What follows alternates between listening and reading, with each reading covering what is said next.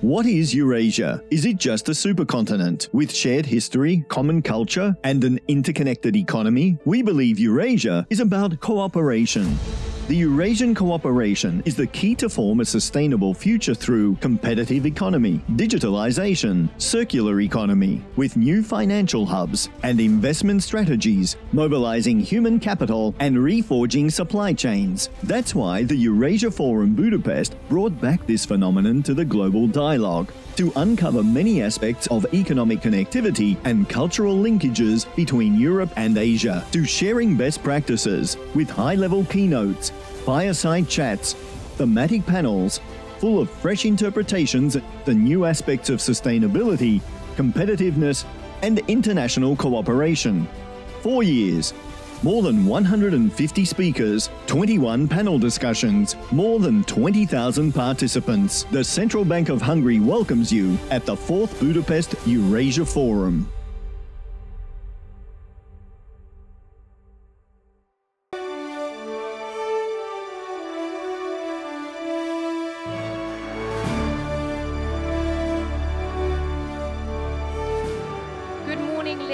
Gentlemen, distinguished speakers, dear guests.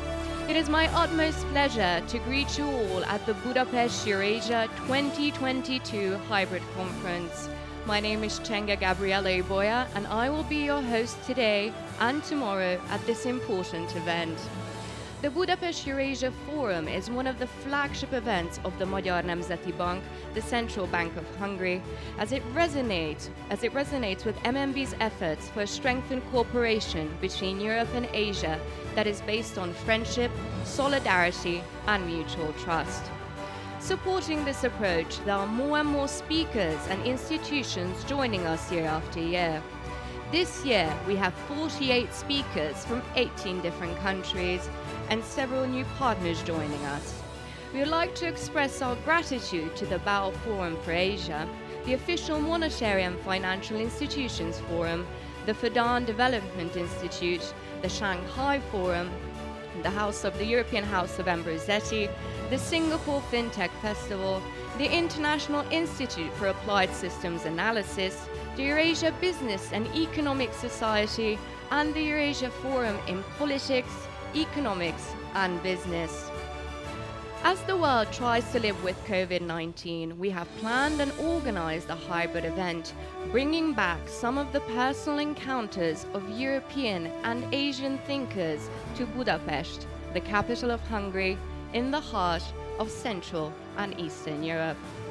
Taking advantage of digital solutions developed during the pandemic, we give participants for whom a personal attendance was not feasible the opportunity to join us online. We hope that in this way, the Budapest Eurasia Forum initiative will be able to reach tens of thousands of people across the continent. This year's forum is held under the theme of sustainable growth and cooperation, how to win at the 21st century. As we aim to examine Eurasian cooperation from a sustainability point of view. The forum's program starts with a high-level opening session where senior decision makers and top professionals will share their visions on international affairs and the importance of the Budapest Eurasia Forum initiative.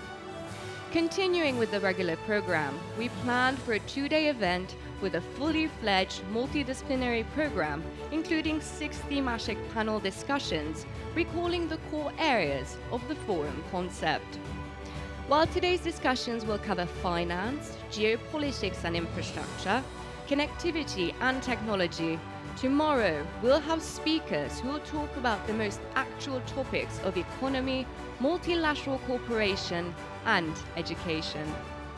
This year, we are proud that this building, MNB's headquarters, serves as the next venue for the new Silk Road, Time, Space, and Existence exhibition, for which the official opening will be held after the opening ceremony in the framework of the Budapest Eurasia Forum. Now, I am proud to announce the first speaker of the high-level session, Mr. György Matolcsy, Governor of the Magyar Nemzeti Bank, the Central Bank of Hungary. Please help me welcome his opening address.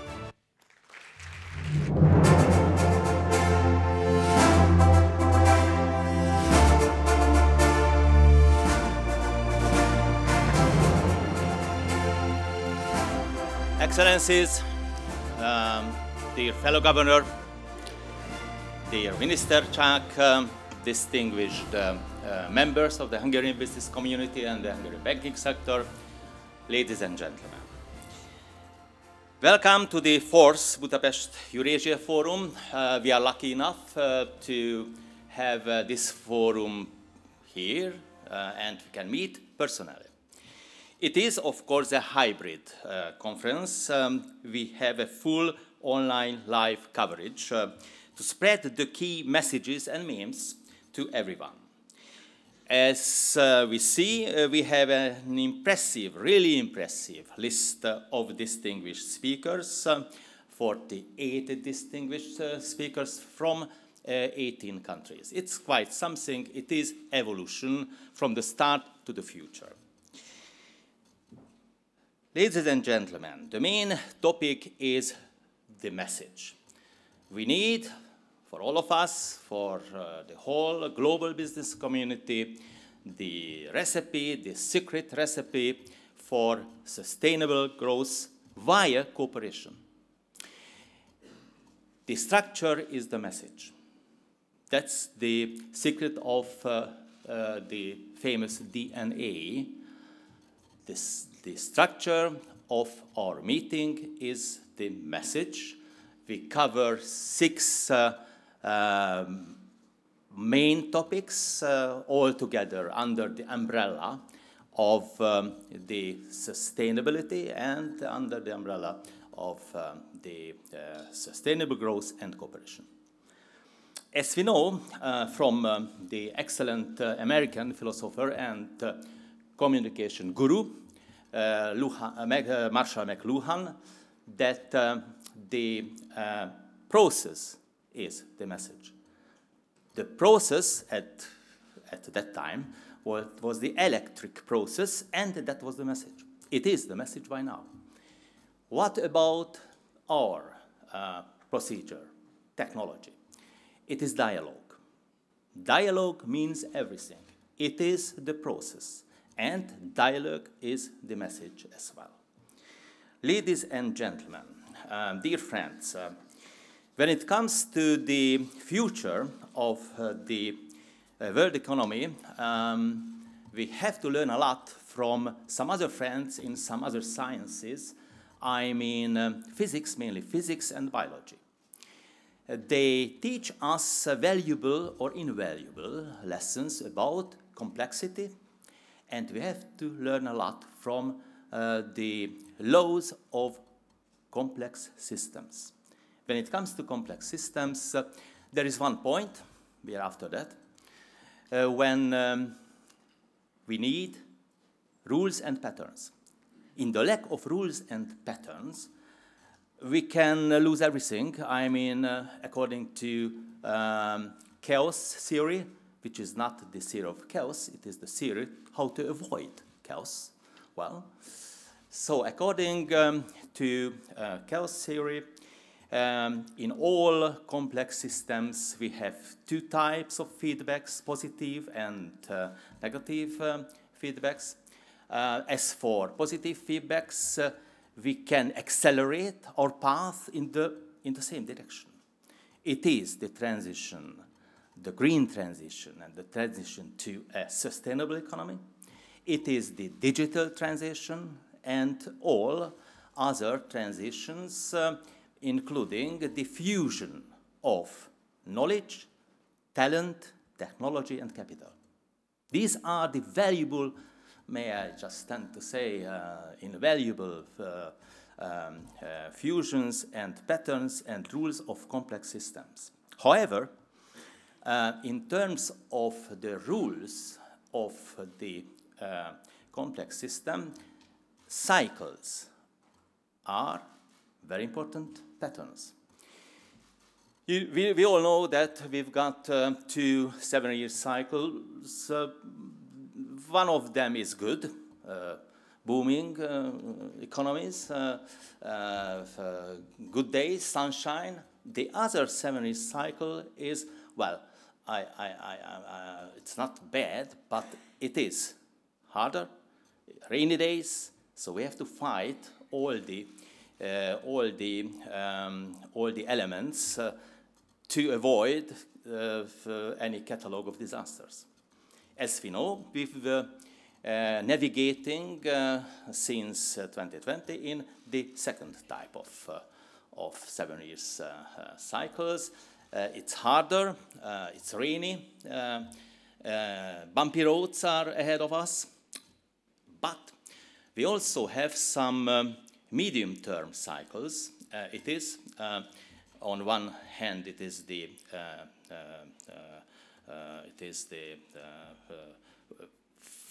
50-year cycle. According to that cycle, we relieve some patterns of the 1970s. Means everything: high inflation, low growth, and so on. And we also tend to relieve according to the 80-year cycle, the 1940s. We are just in the first part of it, but there is war in Europe, there are calamities, there are catalog of disasters are coming. So when it comes to complex systems, yes, we need we need to know all the rules and patterns. There is one good news, or there are many good news, but I would like to share one good news with you. It is that, yes, patterns tend to repeat itself, yes. But all patterns are fractals, and fractals are the same but different. So we have the chance to reshape the systems. We have the chance to avoid the extremely disasters of the 70s and the 40s via sustainability, via sustainable growth, with the help of cooperation. I wish you a pleasant stay in Hungary and a very fruitful and efficient conference here in Budapest. Thank you very much for coming.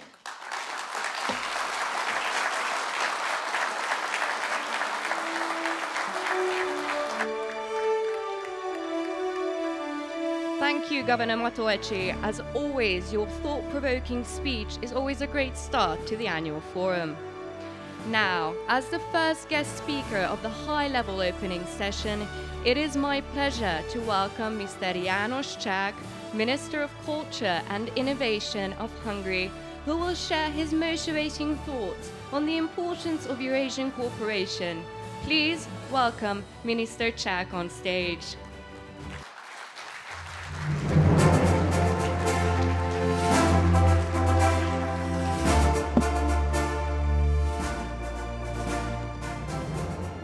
Ladies and gentlemen, Governor, distinguished guests, it's really a privilege to be here today at this very important conference. My ministry is Culture and Innovation, called Culture and Innovation, and I traveled the world and looked up the websites of different governments. I couldn't find one anywhere else in the world. Hungarians are really innovative. And this is why I think it's right and proper that we discuss culture innovation in the light of sustainability and cooperation.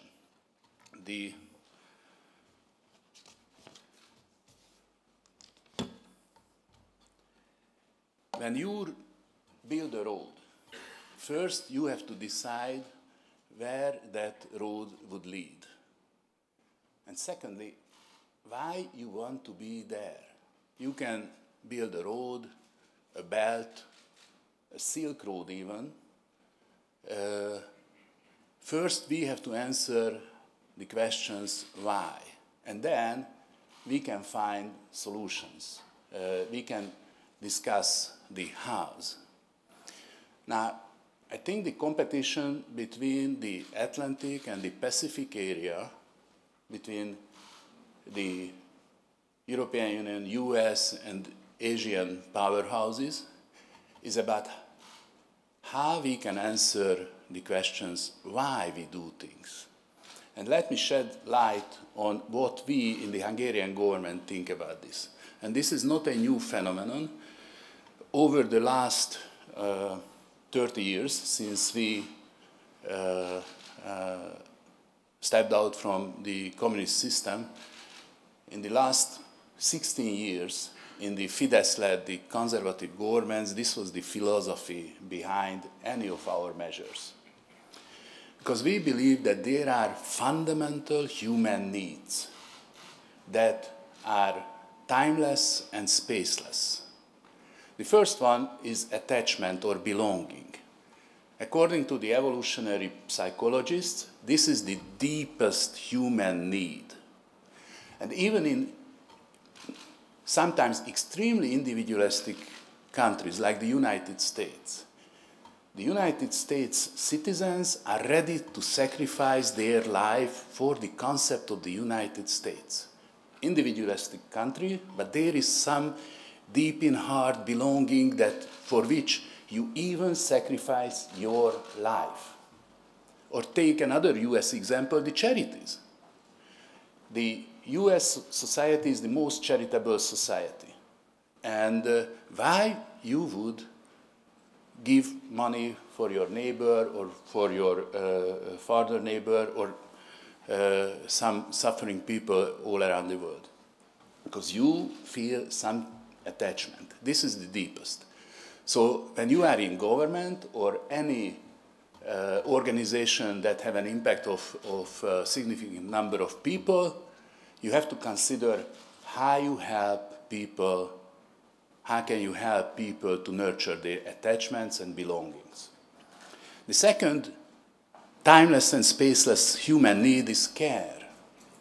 Care not in a paternalistic way, but care as freedom to care about ourselves, to care about our loved ones and our community. Now, what a government can do, then help people to care about themselves. Then the government's job is less and less. Let me quote one of my champions, Ronald Reagan, who said that if someone knocking on the door, you open and they say that I am from the government, I am here to help, then shut the door. The government role is to help individuals and families to care about themselves, and that is a good society, where people can rely on their own abilities, resources, and luck.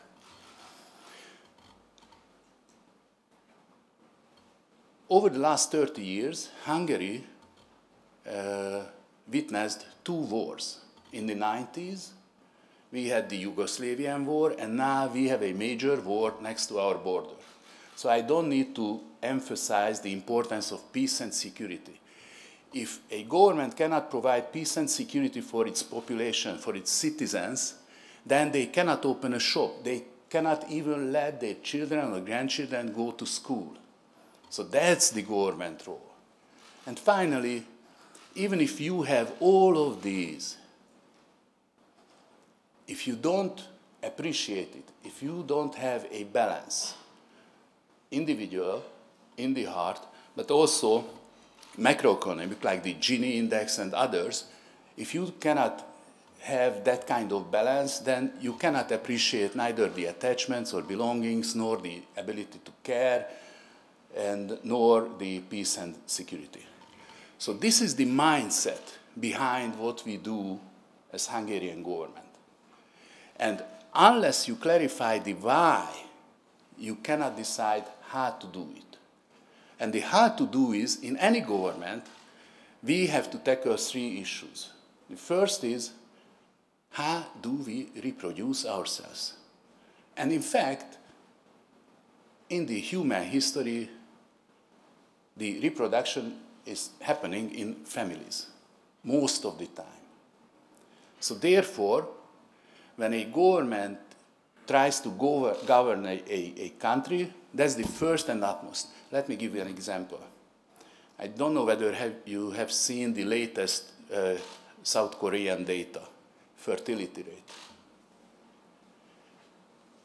A country or a nation to reproduce itself, you need 2.1 kids per fertile woman. women. You know what is that number in South Korea today? One of the most successful countries in the world, financially and otherwise, 0.8. Something is happening. How come that the Koreans don't want to share their fortune with the next generation? So this is why family and family policies are important. Second one, we talk about technology, sustainability, and these things. But these things are not things by themselves. They are just things to make life easier. In my portfolio, I have innovation, enterprise development, vocational training. That's where we try to make life easier, try to find solutions. And finally, and this is interconnected with the fertility, we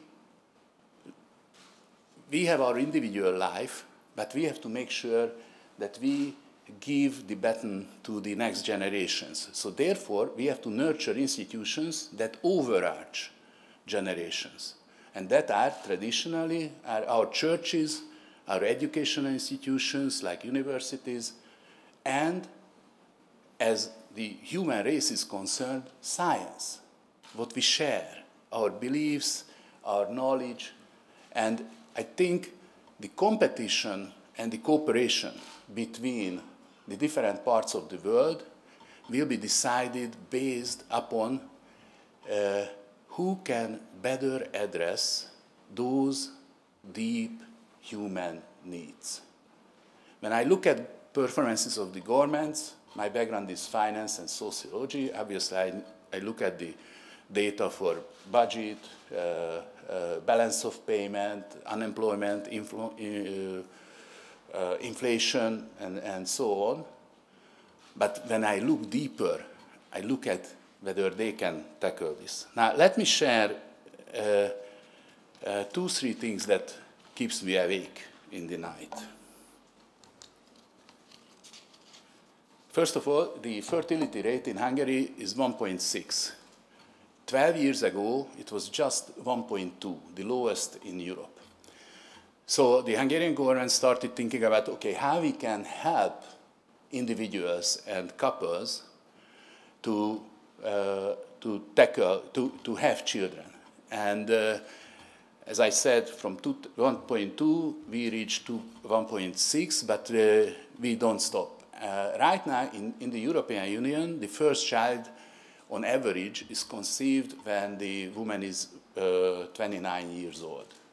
Now, as this age pushed further in the 30s, the chance to have a second child or third child is less and less. So therefore, our measures are directed into the direction to help young people to decide earlier.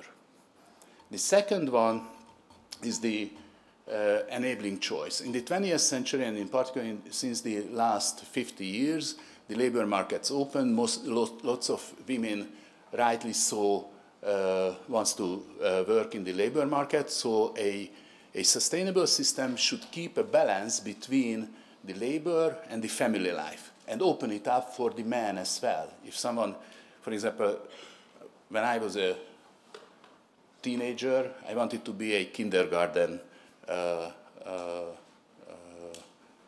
supporter. And unfortunately, I couldn't make it because at that time, man was not really allowed into that job. So I nurture a ministry now. But anyway, so the second is enabling choice. And the third is the financial adjustment through the family taxation system and other tools. And this is important because if you look at your own country's data, and this was the same here in Hungary before 2010, if you had a family and children, your average unit revenue or income in the household was much lower than in single families. So I'm not saying that it should be the same, because there is a scale of economy, obviously, but having children shouldn't be a penalty in life. Otherwise, we cannot give forward the baton to the next generations. And I'm not talking about only Korea, but look at the Japanese numbers, or look at the Western European numbers. Now, what keeps me awake is there is this economic concept of middle income trap. Middle income trap is coming from the fact that the domestic economy, the domestic companies, don't integrate into the whole economy. There is a dual economy. Therefore, there is a smaller part of the GDP that is domestic value added. Now, how can you have a strong middle class that support the education and the healthcare system if you don't have a strong SME, small and medium-sized part of the economy that is domestic? So when I look at other countries, I always look at the GDP data, but I look at the GNI, and I look at the domestic value added. And as you can see in Hungary, we have a real dual economy. And our ambitious goal is to increase the domestic part of our GDP, GNI, and going forward. Unless we won't be able to support our family policy. There is no family policy without a vibrant and robust domestic economy. Family, enterprise, innovation, and science. I talked about scale of economies. We have to create critical mass. Right now, this is a statistics from the European Union. In Hungary, we have some 6,231 research and developers by million inhabitants. If you look at the best countries in Europe, it's around 9,000. And we need that. This is why I'm responsible for the higher education as well, to enable to have more research and developers, both in life sciences and in natural sciences, that are spread not only in the multinational companies, the GEs, the Bosches, the Huawei's of the world, but also in the SME sector. It's a must. Again, if you don't have innovation, you cannot have a robust economy, you cannot support your public services and families. Then you got the demographic autumn.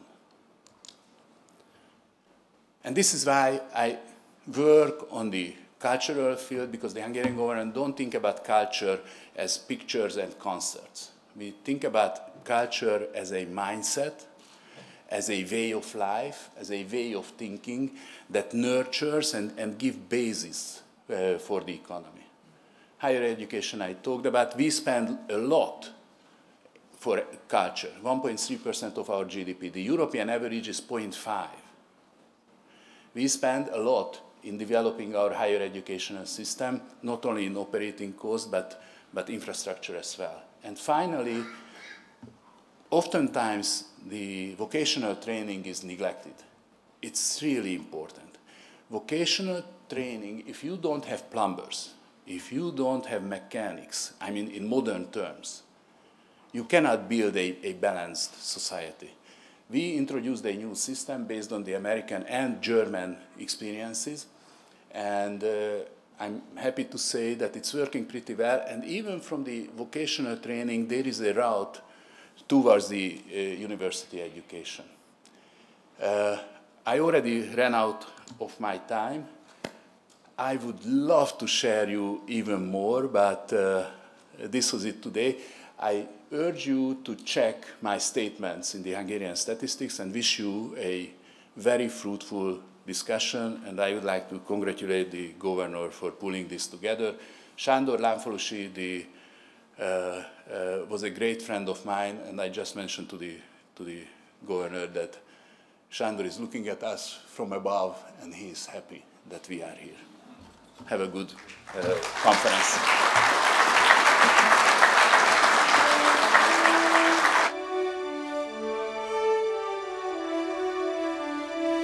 Thank you so much, Minister Chairwoman, for an eye-opening presentation. And now, as the next speaker, I am glad to announce Mr. Sethaput SUTHIWARTNARUEPUT, Governor of the Bank of Thailand. Governor Sethaput has extensive experience in economics, policy and financial markets. He has held senior positions with the Siam Commercial Bank Group, the Stock Exchange of Thailand and the Ministry of Finance. Please help me welcome Governor Sethaput with a warm applause on stage.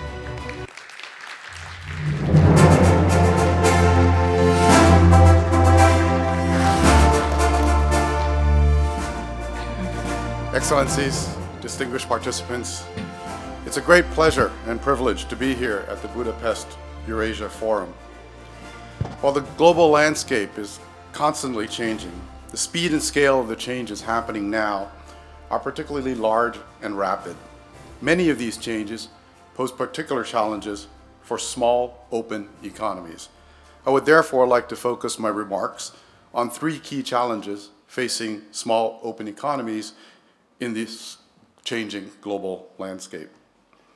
The first challenge is rapid and synchronized monetary policy tightening. We are going through one of the most rapid and concerted monetary policy tightening cycles in recent memory. About this time last year, the Fed funds rate expected for the end of the year was under 0.5%. Today, markets now expect it to be around 4%.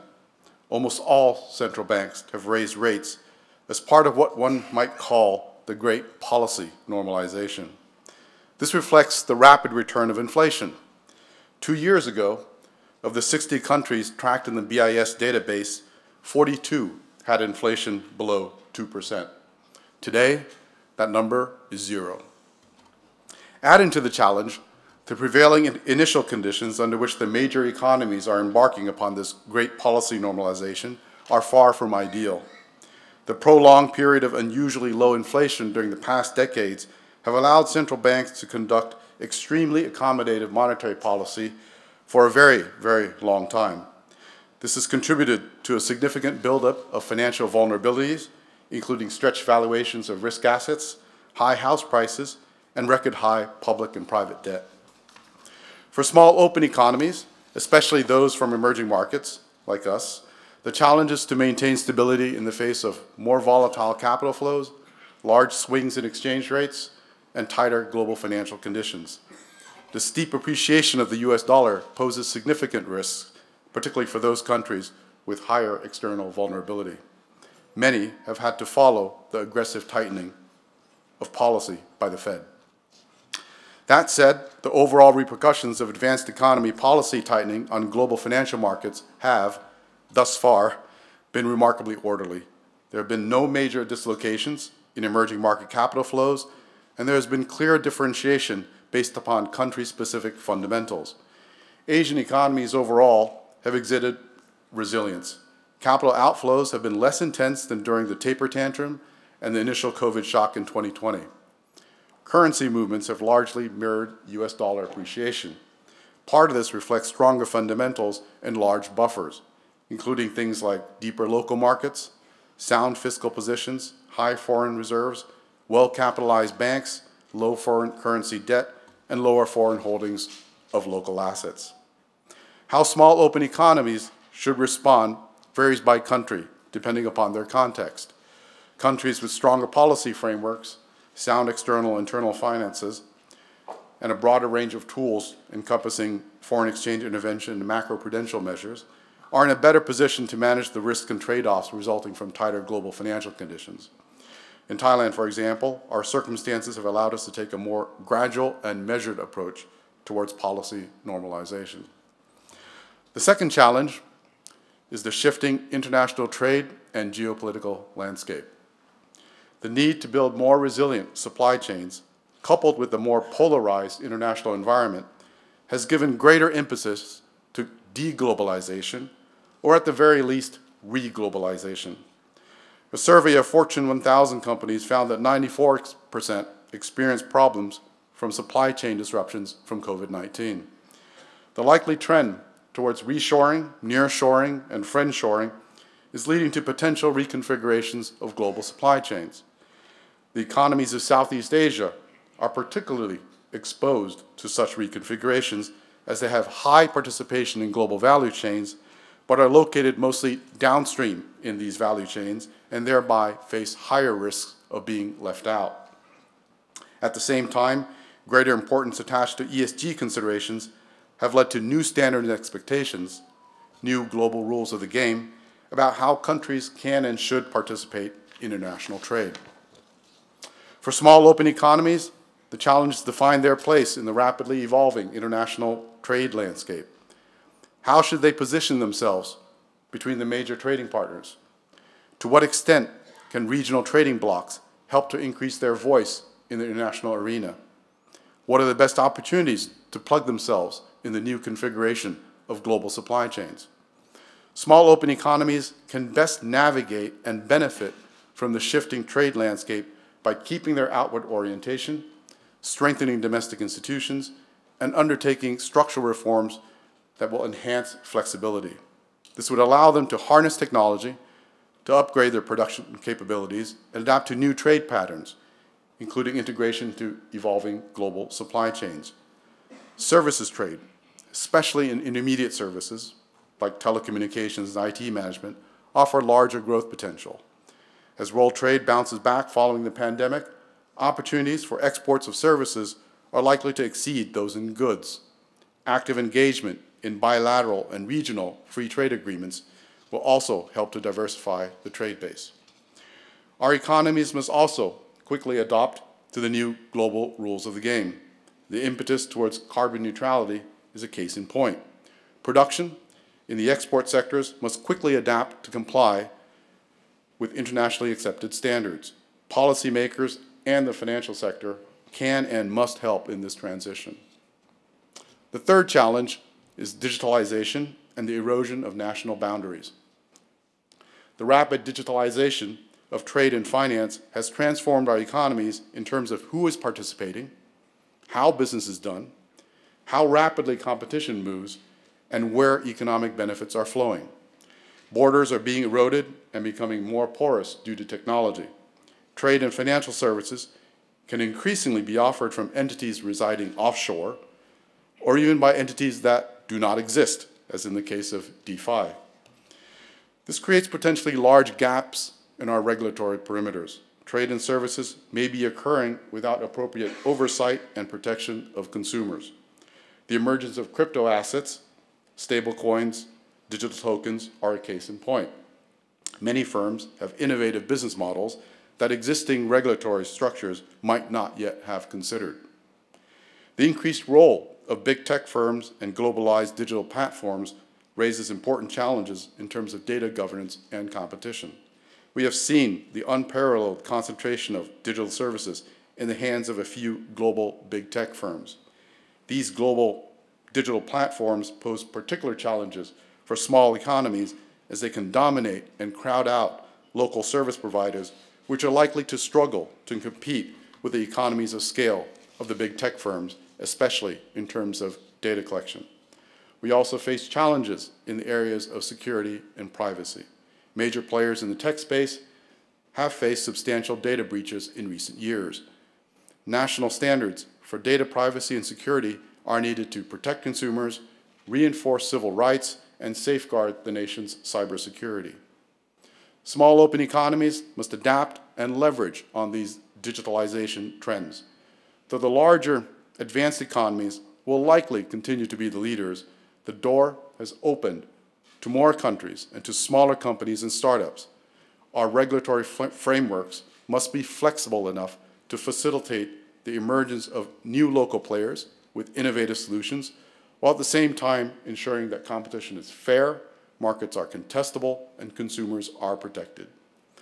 Excellencies, distinguished participants, the above are only some of the many challenges facing small open economies in the changing global landscape. While each of our circumstances and the solutions we adopt to address those challenges will differ, the spirit of cooperation and exchange represented by the topics to be discussed at the Eurasia Forum will be essential in helping us to navigate the narrow and difficult path ahead. Thank you very much. Thank you so much, Governor Sethaput, for giving us such a comprehensive and inspiring speech. Now, as the next speaker of the high-level session, please welcome Ms. Jun Zhu, Chairwoman of the Silk Road Fund. Before joining the fund, Ms. Zhu worked for the People's Bank of China as Director General of its international department and gained extensive experience in financial sector openness, global economic and financial governance, international financial cooperation and regulation, as well as international economics and finance. Please welcome Ms. Zhu's video speech. Distinguished Governor, ladies and gentlemen, it is a pleasure to address the Budapest Eurasia Forum. On behalf of the Silk Road Fund, I would like to share with you some of my thoughts on sustainable investment and green development. Much has changed since the launch of the forum in 2019. The world economy is facing greater uncertainty due to COVID and the Russian-Ukraine crisis. The risk of stagflation has increased, and the processes of deglobalization, supply chain adjustment, and energy transition have sped up. Moreover, extreme weather events are taking their toll around the world. The heat waves, droughts, and floods have highlighted our common challenge for sustainable development and the urgency of fulfilling the Sustainable Development Goals. But gaps remain. By UN estimation, to achieve SDGs, the annual financing gap between 2020 and 2030 is about $5.6 trillion. To fill the gap, funds from multilateral organizations, governments, private capital, and all relevant parties need to be mobilized. Fortunately, the strategy of sustainable investment is evolving and better understood by investors. In the early stage, sustainable investment simply excludes unsustainable companies or sectors from a portfolio. As for now, it has been integrated into the entire investment process, seeking to produce positive effects rather than merely averting negative impacts. Meanwhile, more investors recognize that with sustainable investment, they could help build a better future without compromising better returns. In 2021, more than 1,000 institutional investors signed the UNPRI, 33% more than 2020, demonstrating greater private sector alignment. The Silk Road Fund is a practitioner and promoter of sustainable investment. By definition, equity investment could improve projects' financing structure and mobilize more funds from the private sector and commercial banks alike. Therefore, equity investors could play a more important role in filling the financing gap for sustainable development. The Silk Road Fund has always honored the philosophy of openness, cooperation, sustainability, and innovation since its establishment. We mainly focus on medium to long-term direct equity investment among a variety of investment instruments. To build a green Silk Road, the fund has integrated sustainable principles into corporate governance, investment decision-making, and the management system. This year, under the Board of Directors, we established a Sustainable Investment Committee responsible for mapping sustainable investment policies and guidelines. Guided by the committee, we've already formulated our sustainable investment policy, aligning our governance, investment, and operation with UN SDGs. Meanwhile, we've started measuring the carbon footprint of our operations and investment portfolios, and we plan to disclose more relevant information in the near future. Eurasia is a crucial economic region along the Belt and Road Corridor and also an important partner for our investment. In 2017, we set up the China-EU Co-Investment Fund together with the European Investment Fund. This co-investment fund mainly invests in private equity funds and venture capital funds that support SMEs in Europe. We've also invested in China Central and Eastern Europe Investment Fund II with China Exim Bank and Hungarian Export-Import Bank. This fund mainly invests in infrastructure, agriculture, biopharmaceutical and manufacturing projects in European emerging countries. The Eurasian economies vary in their resource endowments and development stages and complement each other in their industrial advantages. The Silk Road Fund is ready to strengthen dialogue with our current and potential partners in Eurasia and from around the world. Joining hands, we can better explore sustainable investment opportunities and achieve mutually beneficial development. Finally, some observations and recommendations. At present, top-down and bottom-up are the two major approaches to promoting sustainable development. China and the EU adopt the top-down approach, which is government-led, allows regulators to supervise sustainable issues. The regulators offer the carrots of subsidies and tax cuts to encourage sustainable investment, and use the sticks of standards, disclosure, and other requirements to discourage non-compliance. The US adopts the bottom-up approach, which is market-led with the regulator watching closely but without taking any actions. The Fed, for example, stated that it does not make climate change policy. This approach internalizes sustainable factors via market prices signals to achieve a more efficient allocation of resources. To promote sustainable investment, the market should play a key role, such as the carbon emission trading systems in the EU and China, and the natural capital account that the US government is going to introduce. These market mechanisms would encourage firms and investors to consider sustainable issues from a cost-benefit perspective. For example, the well-functioning of the carbon credit market will incentivize enterprises to reduce carbon emissions. However, the caveat is we should not expect profit-driven capital to automatically save the planet. Some sustainable funds still have massive holdings in the carbon-intensive sectors. This is where clear policy signals and guidance have a role to play.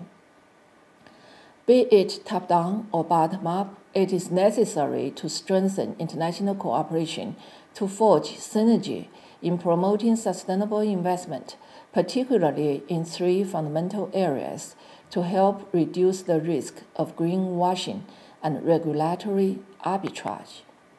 First, on taxonomy, China and Europe are at the forefront.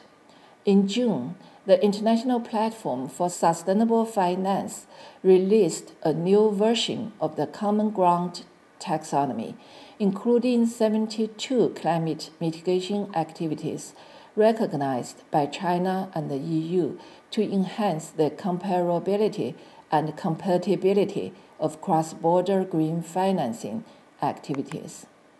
Singapore, the UK, and other IPSF members have expressed intent to join in the work on taxonomy in the next phase. Second, on disclosure, recommendations by the Task Force on Climate-Related Financial Disclosures, TCFD, have gained worldwide influence.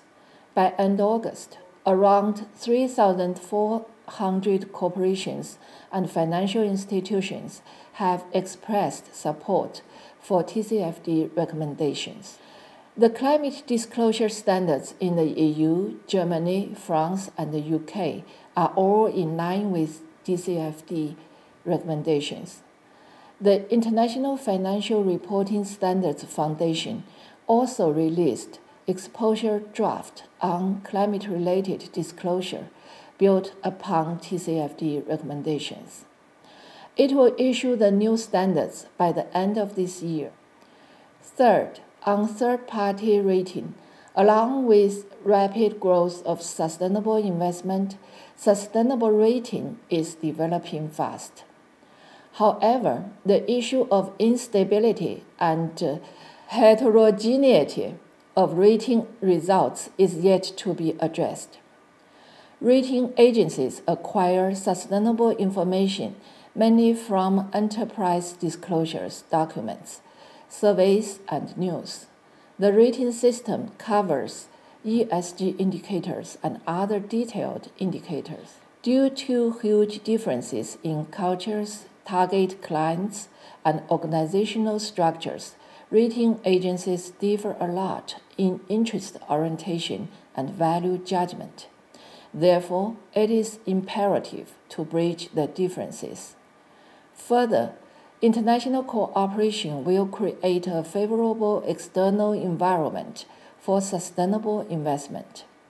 Financial institutions should walk the talk by fully integrating sustainability into operation and management, such as including sustainable issues in the agenda of the board, evaluating sustainability risks both qualitatively and quantitatively, and monitoring and assessing sustainability risks.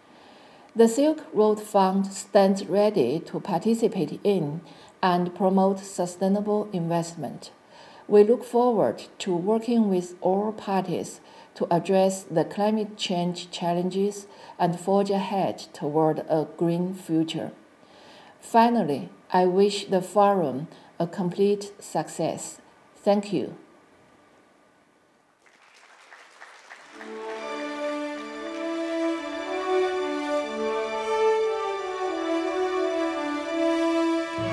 Thank you, Ms. Junsu, for your kind video message. As the final speaker of the opening ceremony, please welcome Professor Ambassador Mr. Simon Tay, Chairman of the Singapore Institute of International Affairs. Mr. Tay is a public intellectual as well as an advisor to major corporations and policymakers. He has been the chairman of the Singapore Institute of International Affairs since 1999 and has held several other positions and a number of public appointments, including nominated Member of Parliament. Please welcome Mr. Tay's speech.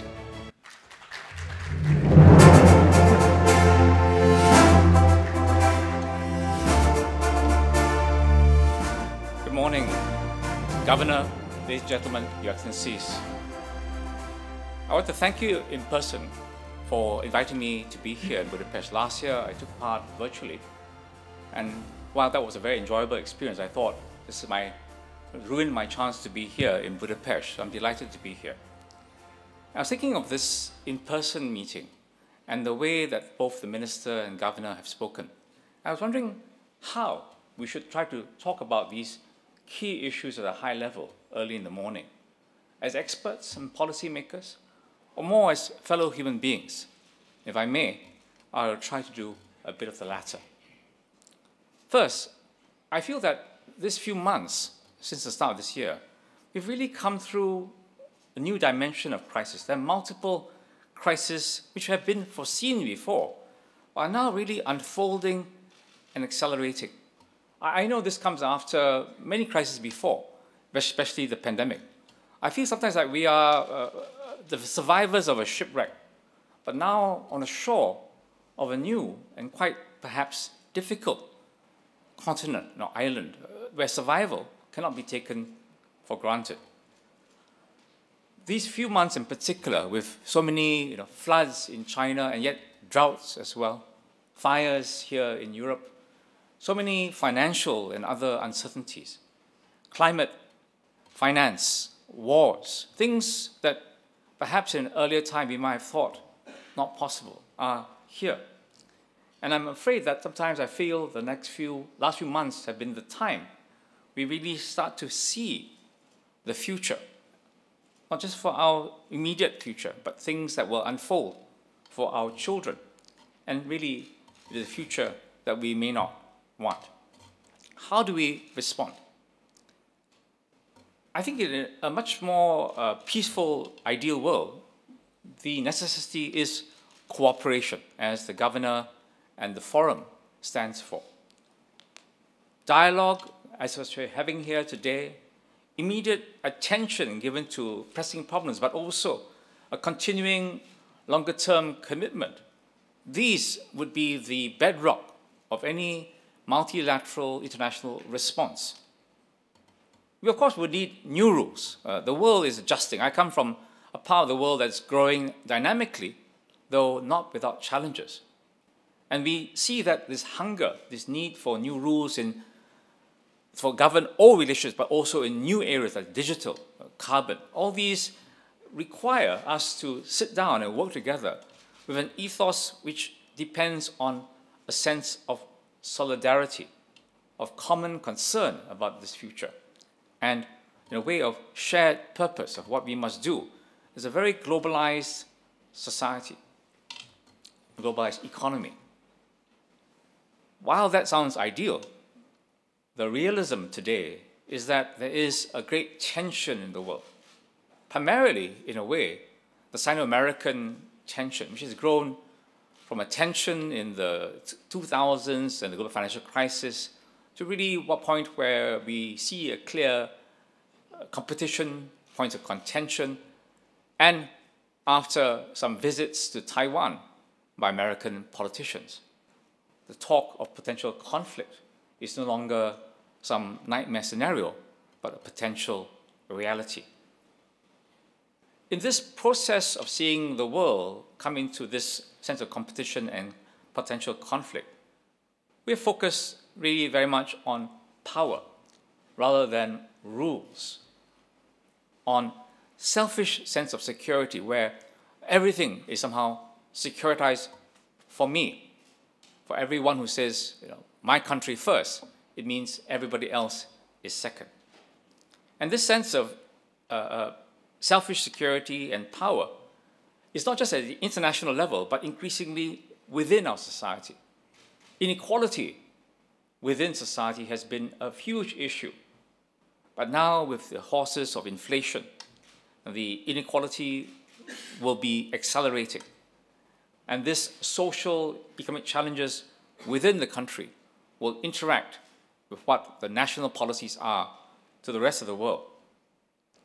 So my concern is that really we are seeing a tremendous shift and change in globalization, with the supply chains being drawn up, not on rational cost basis, but much more in terms of narrow calculations of self-interest. I know it's rather gloomy. What can smaller states do? And I don't mean just my country, Singapore, or Hungary, but so many countries which between the giant major powers all feel somewhat small. I want to be old-fashioned and uphold the international rules-based order. The Compare kindly said I've been chairman of the Institute for 22 years. It's actually Singapore's oldest think tank. When I first became chairman, we were struggling with the Asian financial crisis. And as the central bank governor of Thailand has said, our region in a way has really been a great student of that era of globalization. We've cleaned up the house, strengthened our books at home, our banking systems, signed on to a large number of free trade agreements supported and taken part and received benefit from this type of globalization. And therefore, we feel the tide moving against the pattern we're used to. We have to fight this. I know it sounds foolish to fight the tide, but these are man-made currents. They are not beyond the other countries working together. And running out of time, and in the interest of time, I want to also re-echo the key points raised by the speakers before me about sustainability, because this is something we really need to cooperate on. Sustainability in carbon, factoring not only as moral and green questions, but really at the heart of our key economic and social decision-making. And in this, we need to really allow and engage new voices within our societies and between countries. This will be something that really affects all of us and not just the great powers. The steps ahead of us are not new, but they will be difficult to take given the environment. New rules, higher standards in many areas, including sustainability. New areas such as the digital economy, all these will need some degree of top-down leadership, but also a sensing of what companies, what society wants and are able to deliver. In these steps, I believe strongly in Europe and Asia cooperation. The EU, especially with ASEAN, grouping of 10 countries, of which Singapore and Thailand is part. We really believe that this can be a fulcrum for helping the other major economies take ownership and leadership, at least about our own rules, to diversify, to be open and inclusive, and to form a new kind of non-alignment. Not the old Cold War alignment, non-alignment, but hopefully one that is flexible, functional, and rational to create a new set of rules for what is either going to be a much worse world or perhaps one that will be proud to leave to coming generations. Thank you.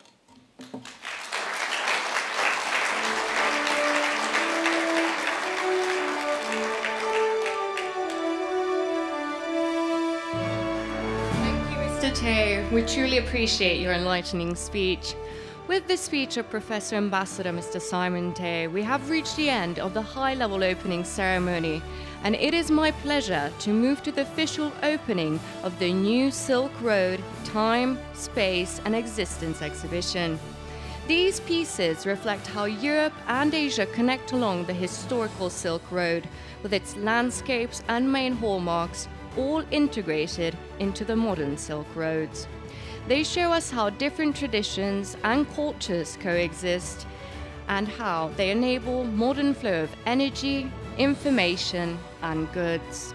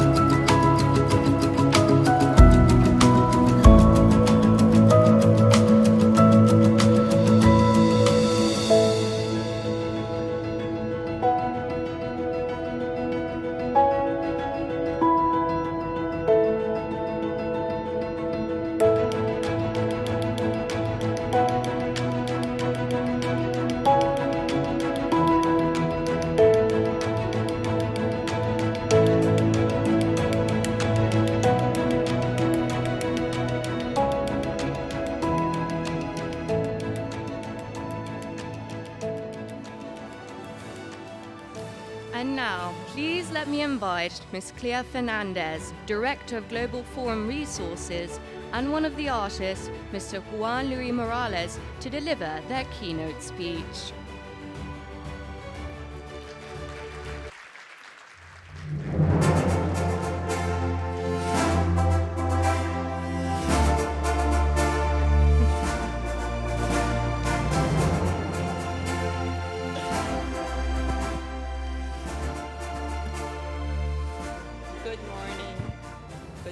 Governor, distinguished panelists, good morning, ladies and gentlemen. It is a great pleasure to be here with you for the opening of the Silk Road exhibition, which my colleagues and I at Global Forum Resources in Paris organized with the goal of providing a broad view of the Silk Road across time, space, and existence. I want to address my sincere and deep appreciation to the Central Bank of Hungary for hosting this exhibition on the occasion of the Budapest Eurasia Forum, which fits so perfectly with the theme of this exhibition. I also want to thank the two artists known as Atelier Morales, who in 2018 made an exhausting land journey across 14,000 kilometers by car through 7 countries, starting in Shanghai and ending in Hamburg, taking thousands of photographs that served as the basis for the exhibition you will see today.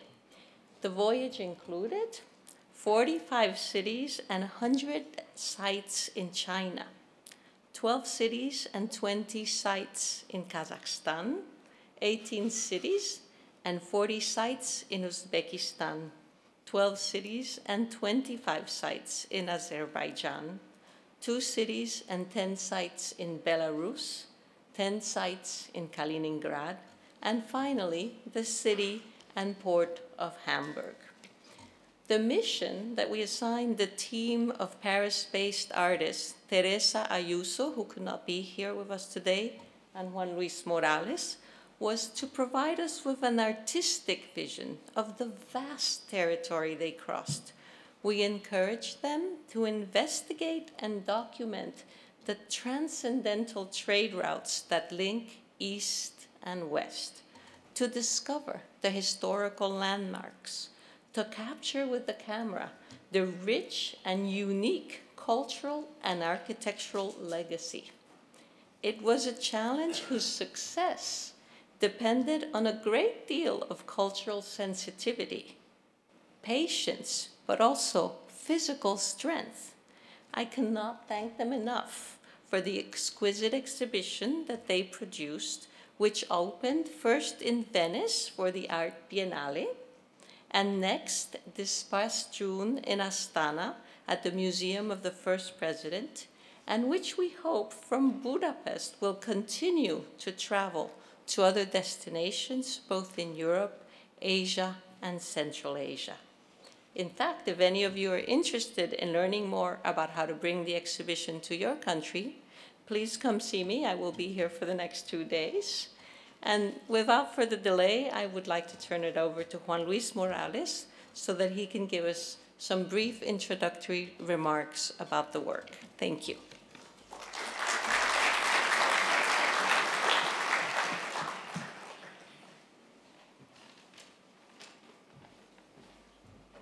Good morning. After returning from this non-stop of 14,000 kilometers by car, described by Clea, we worked for 3 years between 2019 to 2021 in our atelier in Paris, preparing a group of mixed media works in which a horizontal panoramic photo is printed in the center of a bamboo paper. In the empty space of that remain all around the image, we drew with pencil and watercolors certain fragments outside of the frame of the photograph that we wanted to evoke. In every photograph, we try to identify, imagine, and highlight traces of the old Silk Road.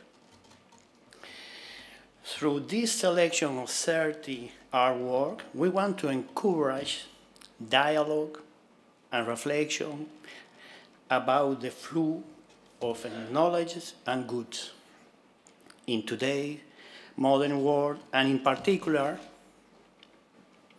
between Europe, Central Asia, and Asia, where commercial and cultural exchange have existed for generations. The very cities, architecture, landscape, people, cultures, religion, and language that we encountered have the potential to give life to the perennial dream of preserving a world heritage. We hope that in doing so, the fragile balance between space, time, and existence achieved across centuries will be preserved. Our itinerary, which followed the road taken by Marco Polo and Baron von Richthofen, revealed many emblems that once seen could not be forgotten. Each new encounter pointed to the legendary caravans while also reflecting new forms of connectivity for current and future transcontinental trade. We saw the permanent traces left by magnificent past and in constant evolution as we move forward. In each spectacular landscape or city photographed, we became aware for us to capture with our camera. You can see and find more information in the brochure of the exposition. Thank you for the Central Bank of Hungary, the Budapest Forum, Eurasia Forum, and all of the local staff who have worked in this project. I sincerely hope that you enjoy this exhibition. After a remarkable opening ceremony, let us start with the first panel today, centered around finance, where our guest speakers will discuss the ingredients to success in the financial sector and how to strengthen new financial hubs in Eurasia.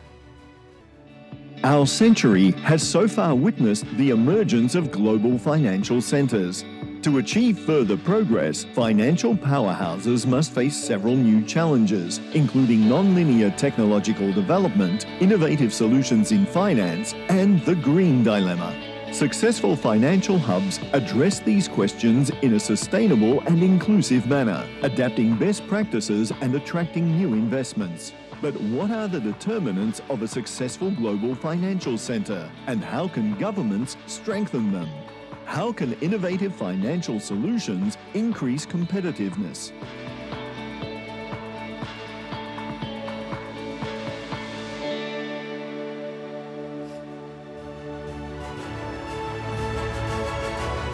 Dear audience, it is my pleasure to greet Mr. Richard Weg, the CEO of the Budapest Stock Exchange. Beside his duties at BSE, Mr. Weg is also the chairman of the sustainability section of the Hungarian Economic Association, while the General Assembly of the Federation of European Securities Exchanges elected him as board member in 2018. Mr. Weg?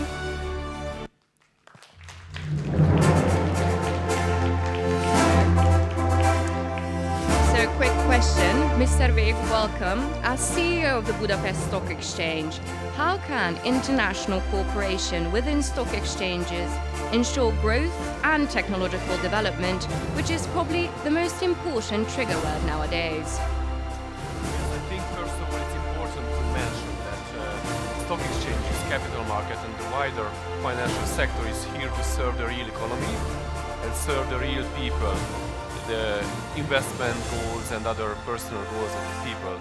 So how international cooperation can facilitate it? I think it's, if we look back like 10-15 years, regulation, technology and international cooperation were the three main topics which formed the area of stock exchanges around the globe. and the ways how exchanges cooperate. One big international stock exchange groups were formed, like in Europe, the Euronext group, which are covering many countries in Europe, or the Nasdaq group or the ICE group.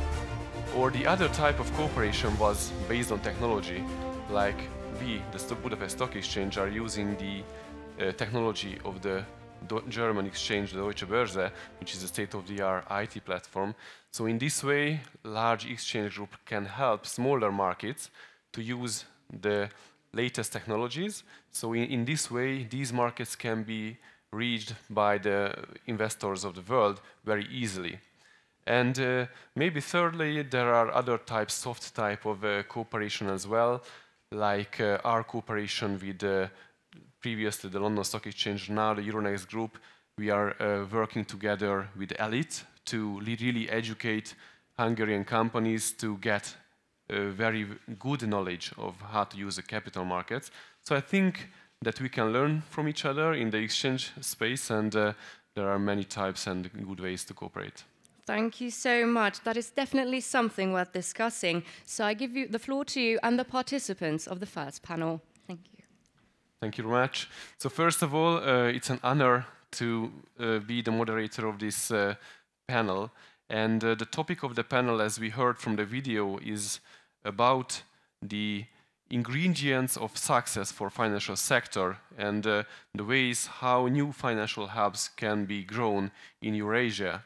So we will explore during this session the different factors that can help countries to develop financial hubs. It can be regulation, it can be technology, or it can be financial stability, and maybe sustainability as well. So we will explore it with our colleagues in the panel. But first of all, let me first start with the keynote presentation. That is the opening of this financial panel, which will be delivered by Mr. Ali Hassan. Mr. Hassan is a senior representative for the Dubai International Financial Center, DIFC authority, in Europe and North America, and senior vice president of business development for the center. In his current role, Mr. Hassan supports the CEO in developing and promoting the innovation, insurance, banks, and capital markets, and also the wealth management sector in line with the center's future for finance strategy, and plays an active role in managing client developments. Mr. Hassan cannot be here with us in person today, so he recorded his video keynote. So please, together we listen to Mr. Hassan's keynote. Thank you. Thank you everyone for joining this session, and thank you to our hosts, the Central Bank of Hungary, for the invitation to speak at this auspicious forum. I regret I cannot join you in person today in the fair city of Budapest. I have a previous commitment to be in Switzerland today, so whilst you listen to me today virtually, I will be speaking in person there. Technology is really changing how we can engage and operate for the better, I think. By way of background, I have been with the Dubai International Financial Center, or DIFC, for 17 of its 18-year history. 8 years in Dubai as a senior director with the DFSA, the financial regulator of the DIFC, and the last 9 years on the market development side, leading our international coverage, assisting firms to export their expertise, products and solutions to the growth markets of MEASA.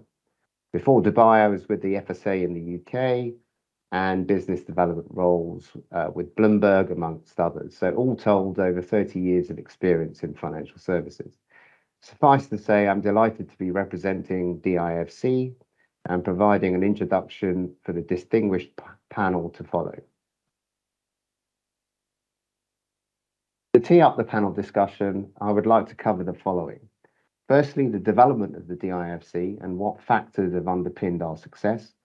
Secondly, how we are further evolving to nurture the future of finance and support innovation and sustainability. And thirdly, how we involve private and public sector and funding to help drive business growth for our firms in our community and innovation at the same time. So turning to the development of the DIFC, we were established in 2004 as part of Dubai government's long-term economic strategy. And we are now the largest and deepest financial market in the GCC. We are ranked #1 in the Middle East, Africa, South Asia region, and in the top 20 global financial centers. We have attracted the who's who in finance, professional services, corporations, and innovation from Europe, North America, and Asia, with close to 4,000 companies and over 32,000 people now based in the center. And the factors that have underpinned our success, I'd highlight 3. Firstly, the economic rationale or market opportunity. If you take a step back and look at the global landscape of financial centers, you can see a mix of global international hubs coupled with more domestic, smaller focused locations. Financial centers arise as natural clusters of capital, talent, and expertise in support of economic activity, trade, and demand. So one of the key things that Dubai and DIFC has done well is successfully position itself as a hub for the GCC, a region with significant sovereign and private wealth pools, driven by hydrocarbons, but now heavily diversifying, and for the wider Miaza region, which captures growth economies such as India. Ultimately, therefore, there must be an economic rationale, market demand that a financial center is addressing. Secondly, Dubai and UAE government economic strategy. So the DIFC has been active close to 2 decades, but Dubai's economic strategy, which underpins the center's attractiveness, has been in place for over 50 years. So Jebel Ali Port in the 1970s provided a crucial global trade hub, linking trade flows from Asia to the Middle East, Europe, and beyond. Over $400 billion of global trade now flows through Dubai. Emirates Airline, created in the 1980s, provides the great global connectivity essential for an economy and a financial center. And the 1990s saw an expansion of various economic sectors, including travel and tourism, construction, education, and healthcare, all giving rise to inward investment opportunities, but at the same time providing the hard and soft infrastructure required to support business and to attract global talent, as well as nurture and grow domestic talent. So the long-term wider economic strategy of Dubai and the UAE has been fundamental to the success of the DIFC. Thirdly, innovation and the power of international standards. So to attract international and regional market participants, the adoption of international standards of law and regulation has been key. DIFC was the first in the region to adopt a common law-based legal system and put in place a financial regulator operating to international norms. In effect, we are a jurisdiction in our own right, a physical area in Dubai, very much part of the UAE, but providing those international standards for financial firms, businesses, and innovation companies that create a familiar and certain business environment from which to access the market opportunities of the region. And because we legislate our own laws, we can keep in step with international developments. So we have data protection, insolvency, netting, and intellectual property laws, for example. International linkages are very important in giving credibility to local regulations. So the DFSA has over 100 MOUs in place with other regulators, and DIFC courts that administer our legal system also has agreements in place internationally to ensure the enforceability of judgments of our courts. And we have indeed acted as an agent for change in the region, giving rise to aspiring financial centers in Bahrain, Abu Dhabi, Doha, and Saudi, which is a good thing, growing the pie for all. So adoption of international standards was a key innovation and success factor, and it was amplified by providing a supportive business environment with free flow of capital, welcoming international talent through ease of visas, competitive taxation, and employment flexibility. So how are we further evolving to nurture the future of finance and support innovation and sustainability? So our laws and regulations, as I've mentioned, were an innovation at the time in 2004. In 2017, we saw the potential for technology to transform financial services and indeed the wider economy.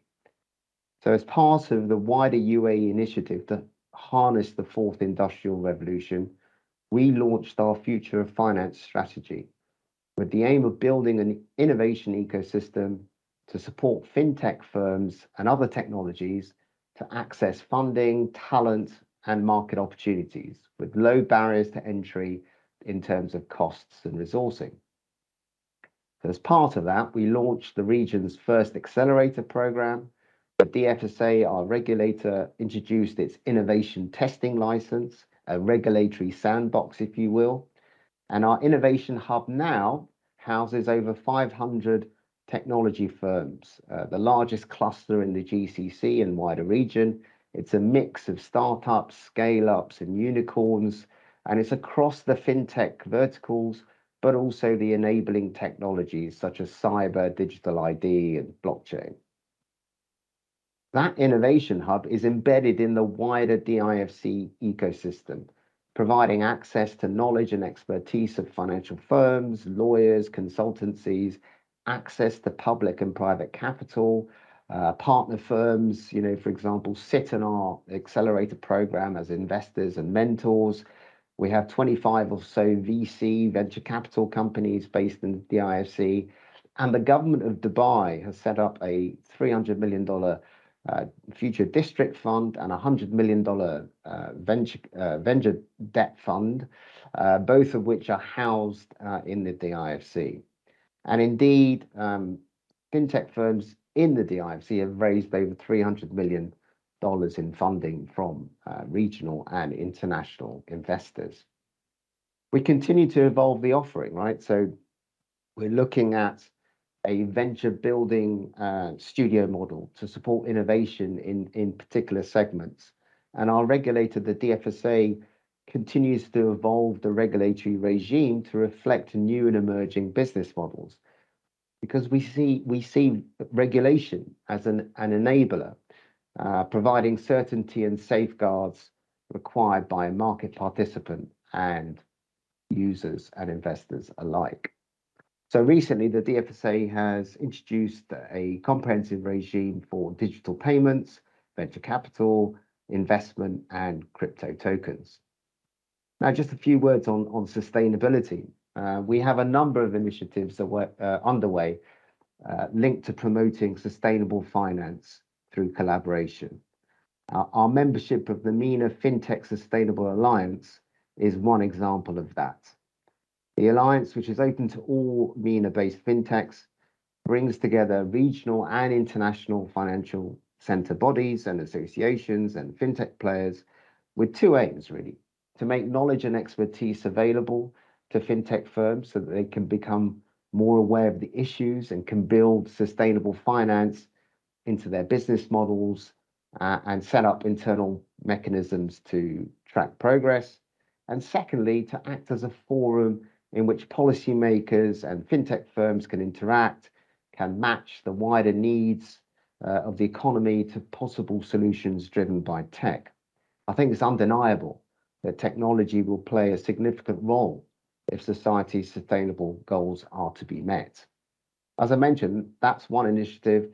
We are also members of the wider Dubai Sustainable Finance Working Group, looking to embed sustainable best practice in capital markets, addressing issuers and investors alike.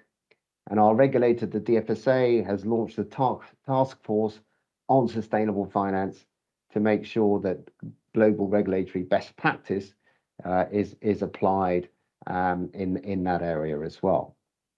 Ultimately, our standing as a leading global financial hub means we are in a position to bring about the change that's needed in the region. ESG initiatives are a component of our future of finance growth strategy, and really this continues the IFC's track record as an agent for change. Now, just turning specifically as to how we involve the private and public sectors to drive business growth for our firms and innovation in the community.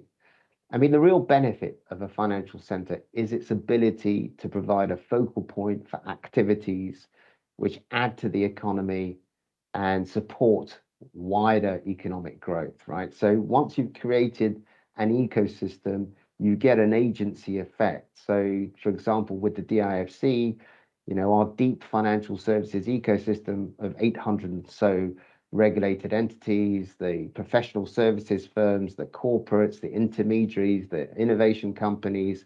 In effect, we have over 32,000 people actively sourcing, engaging, transacting investments and investment opportunities, actually generating two-way investment flows in and out of the region.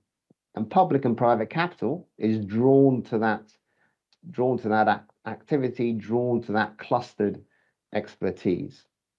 Secondly, it's an ideal platform for investors, right? So DIFC's infrastructure of laws and regs and expertise that's in place provides an ideal platform for investors to structure their investments, to arrange their investments, to hold investments. And indeed, we have a whole range of structures which are utilized by corporates, institutions and private investors across different economic sectors. Yeah, financial services and wealth management, but also construction, logistics, education, healthcare and technology. And for private investors, of course, you know, DIFC again leverages the attractions of the city of Dubai as one that's conducive to attracting individuals, entrepreneurs, families, you know, both regionally and internationally. And then some final remarks, just leave you with some pointers for budding financial centres in Eurasia. I think firstly, you need to have a clear vision. There needs to be a explicit market proposition. So, you know, what is that opportunity for investors and financial market participants? You know, the financial market participants are key conduits for attracting economic activity and investment flows. Secondly, that adherence to international standards. I mean, you could weave together the existing with new frameworks, you know, to provide that cohesive environment. I mean, it's quite easy to set up new laws and ecosystems, but it takes commitment and persistence to deliver. Then you combine that with the business-friendly incentives around taxation, around attracting talent, just to facilitate the ease and drop and go of business models from elsewhere, you know, into your particular environment. And think about those, you know, the wider economic sectors to support inward movement of talent and capital, you know, education, healthcare, leisure, connectivity, all of it very important. A financial centre cannot operate in isolation. And then finally, you know, look to overcome existing interests which may display initial resistance at least. I mean, the pie will grow for everyone. And the change may be gradual and incremental for sure. Okay, I will leave it there. Thank you for your time, and I wish you an insightful and productive forum. Thank you very much.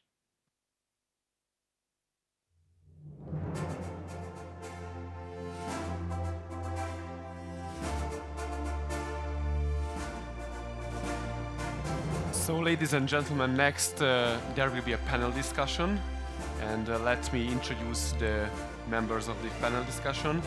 And I'm sure you will agree with me that how great is such a forum, that individually these panel members represent vast experience in the financial sector, but combined together, I think it creates such an opportunity to bring out something more even.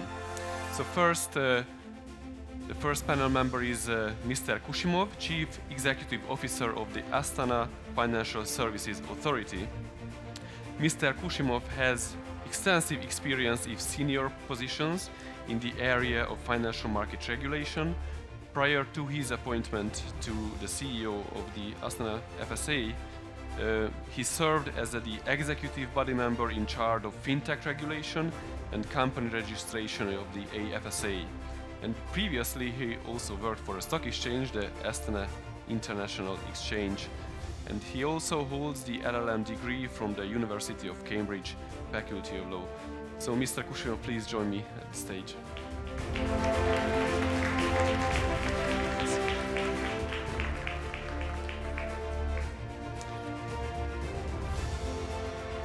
Professor Michael MAINELLI, Executive Chairman of ZN Group. Michael is a qualified accountant, a securities professional, a computer specialist, and a management consultant educated at the Harvard University and the Trinity College, Dublin, with his PhD from the London School of Economics. He is the co-founder of the ZN Group, the leading think tank of the City of London. He is also an author of a book, The Price of Fish, a new approach to wicked economics and better decision, and this book won the Independent Publishers Book Award Finance, Investment and Economic World Prize. And he's also the alderman of the City of London. Please, Michael, join us at the stage.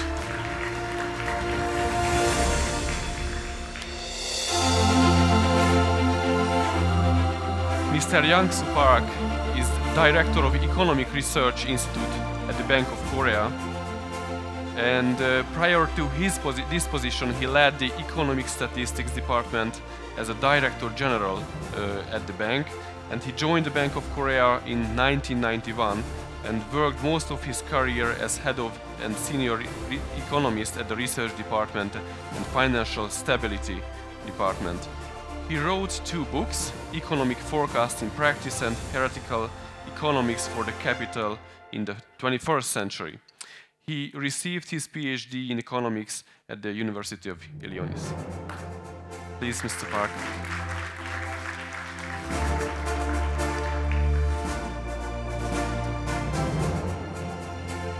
Professor Kyun Chien is Executive Dean and Professor at the Fanhai International School of Finance at the Fudan University.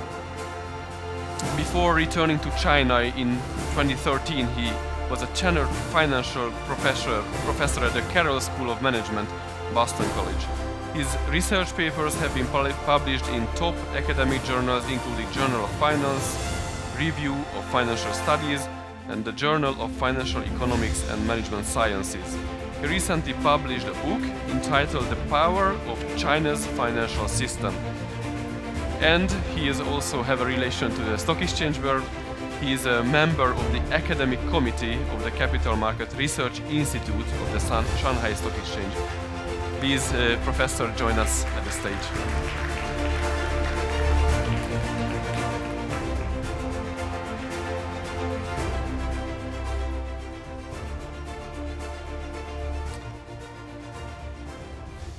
So I think you all agree that Mr. Ali Hassan's keynote was an excellent sum up what financial hubs, financial centers are about, and what benefits they can bring to the economy, real economy and people's life. And also he mentioned a lot of important factors that help them to really reach a very, very successful development of a financial hub in Dubai. So maybe we can continue on a general level after this keynote presentation.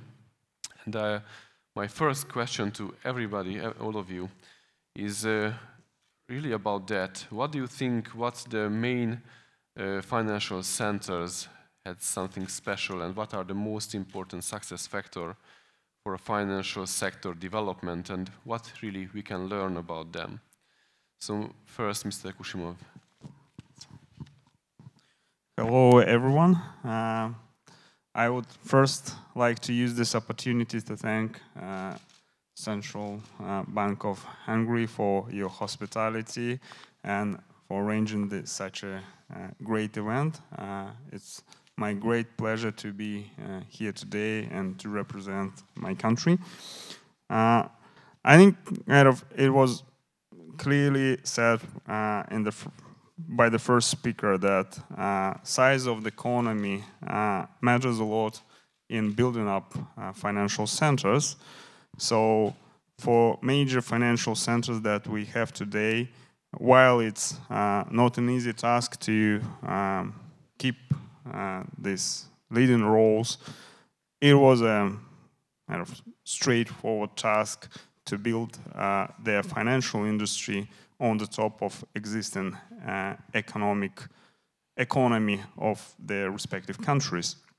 I think for us it's a bit different task, and I think for me as a regulator, we need clearly understand our strengths and our competitive advantages and leverage them to build different financial centers with different perspectives and attract people which will be attracted by such advantages. And just there are maybe many of them, but being here in Budapest today, I would like to kind of mention two of them. First, it's international and regional cooperation, and I think two countries and two cities are very well placed to harness our unique location and unique position. For Budapest being a member of European Union and with great historic roots with Asia, gives a very kind of unique opportunity, as well for Astana. So being a member of wider Eurasia region, Eurasian Economic Union, with very close links with neighboring Central Asian, Caucasian and other countries, but also having a new financial infrastructure built in our region and in our country, also places us in a unique position to foster building the financial center. And I want to use this opportunity also kind of to focus on that point that building this international regional cooperation is one of the main parts of bringing up these successful financial centers. Secondly, also was mentioned by previous speakers, this is technology. And I think technology could provide us with the opportunity to leapfrog what other financial centers already achieved. And I think we clearly need to seize this opportunity and, as a regulator, be able to understand and to be a very real enablers for businesses to harness what the new technologies could bring for them and for our respective countries. Thank you very much. Thank you very much for your answer. Mr. MAINELLI, can you continue? Well, Richard, thank you very much, and it is a real delight to be here and talk about a subject that's dear to my heart. I think both Mr. Hassan and you, Richard, both mentioned the importance of connecting to the real economy. We often focus on capital, but I believe it really begins with trade. There's no surprise there that railways and ports are the places that become financial centers over time. I could regale you with statistics because we compile the Global Financial Centers Index. We look at 151 variables. We cover 129 centers. But people often say at the end of an hour with me, or sometimes even at the end of 10 minutes, could you get to the point? You know, what is the most important element? And I would argue that the most important element is to treat all comers fairly. If you look back at London in 1982, when the Big Bang legislation was announced, and Big Bang came out in 1986, the Japanese were mystified in the late 80s at why London had been successful. They've just opened themselves up. They've allowed their native businesses to be purchased. What's going on here? Why are they doing so well? And they coined a term, the Wimbledon effect. And the Wimbledon effect was basically that whilst London could host the great tennis championship, it was unlikely to ever have a winner. We'll leave Andy Murray to one side, but it was unlikely to have a winner, but it would still make money out of running the event, selling the strawberries, handling the referee. And this treating all comers fairly, to me, is really probably the most important single element after you cut through the macroeconomics and the local economics. And I think there's a little test for that. And the test is, do people conduct business in your financial center when there is no local component? So I have seen many deals occur in Beijing or New York or Tokyo, but there's always been a Chinese, an American or a Japanese component to it. So it's not uncommon, though, particularly in London, or I would say in Singapore, to see businesses conducting deals with each other and having no native domestic interest or presence. I see that happening a little bit, to be honest, in Astana, very much in Seoul, and even in Busan in Korea. And I think that, to me, would be the test, because if people are doing that, then you are local everywhere. Thank you very much. Mr. Park, can you continue? All right. Thank you very much, Chair, and I'm really honored to be here, and thanks for inviting me here. Let me focus on a little bit Korean experience. As our speaker and panel discussants mentioned, there are lots of factors to be a global financial center. In Korea, Korea initiated a plan to turn into be a Northeast Asian financial hub in 2003. And then first basic plan in which Seoul and Busan was designated as the financial center was established in 2008. And then it has been upgraded from time to time. The latest one was in 2020. Korea has been implementing financial center policy steadily. Thanks to those efforts, Korea's environment as a financial center has improved quite a lot. Based on GFCI by GN Group, Seoul ranked 41st in 2006 and jumped to 6th in 2016. Now, as of 2020, is ranking around 20. So ranking is volatile, but we can interpret Korea's attractiveness as a financial center remain a little bit stagnant, right? So as time goes on, the ranking might be changed, but stagnant ranking of Seoul makes our policymakers a little bit alert, right? So, recent research and some experts, even you mentioned that culture is that's very important, one of the important factors. K-pop or K-stars, it helps to just like make our Seoul or Busan or the World Finance Center. But many researchers and experts identify some negative attributes, such as Korea financial authorities' inflexibility, excess regulation or lack of tax incentive, even language barriers and difficult in children's education kind of thing. Therefore, Korea government keep trying to correct this type of identified needs. Also, we are trying to strengthen advantage in IT infrastructure, fintech technology business, and demand for asset management services. Yeah, thank you. Thank you very much. Professor, please. First of all, great to be here in person. So I would like to summarize, to be a financial center, you run the exchange, so you need companies. You need companies to be listed on exchanges. Of course, you need money. You need wealth. Without money, you cannot do wealth management. You need people. You need to finance professionals. I train students to be bankers and so forth. You need technology, and you also need a very good regulatory environment. I want to say that if you look at the financial centers of the world, maybe there are two types or two phases of development. Take the example of London. Even though the size of the UK economy is no longer the largest, but at one time it was the largest. Take the example of China.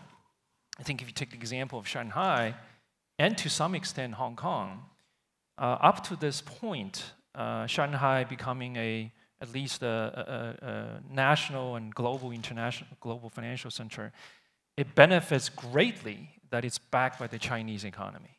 So for Shanghai, there are many, many companies to be chosen to be listed. For Shanghai, if you want to do wealth management, if you look at the stats on the number of billionaires, it's going up very quickly. So I think that's the advantage of a financial center like Shanghai, because it can draw within China. But on the other hand, if you really want to be a truly international financial center, Singapore is a very good example, London. So I agree wholeheartedly with Mr. MAINELLI said. You have to be able to attract global companies to go to your exchange rather than other exchanges. You have to be able to attract people, especially people with a lot of wealth, so that they want to spend, they want to do their wealth management in one particular center than the others. So in that regard, I think the business environment is very, very important. I think from this first round, we already see that it is a very, very complex system, and it's a complex ecosystem that should work with all the elements that you mentioned during this first question. So let us focus now on some of the particulars of this complex ecosystem. So, Mr. KUSHIMOV, you have a personal experience in regulating fintechs. So technology is key to today's financial system. Fintechs are disrupting some of the services, sometimes helping the incumbents, sometimes disrupting it. So what is your experience, how prudential regulation can help facilitate the activities of fintech companies?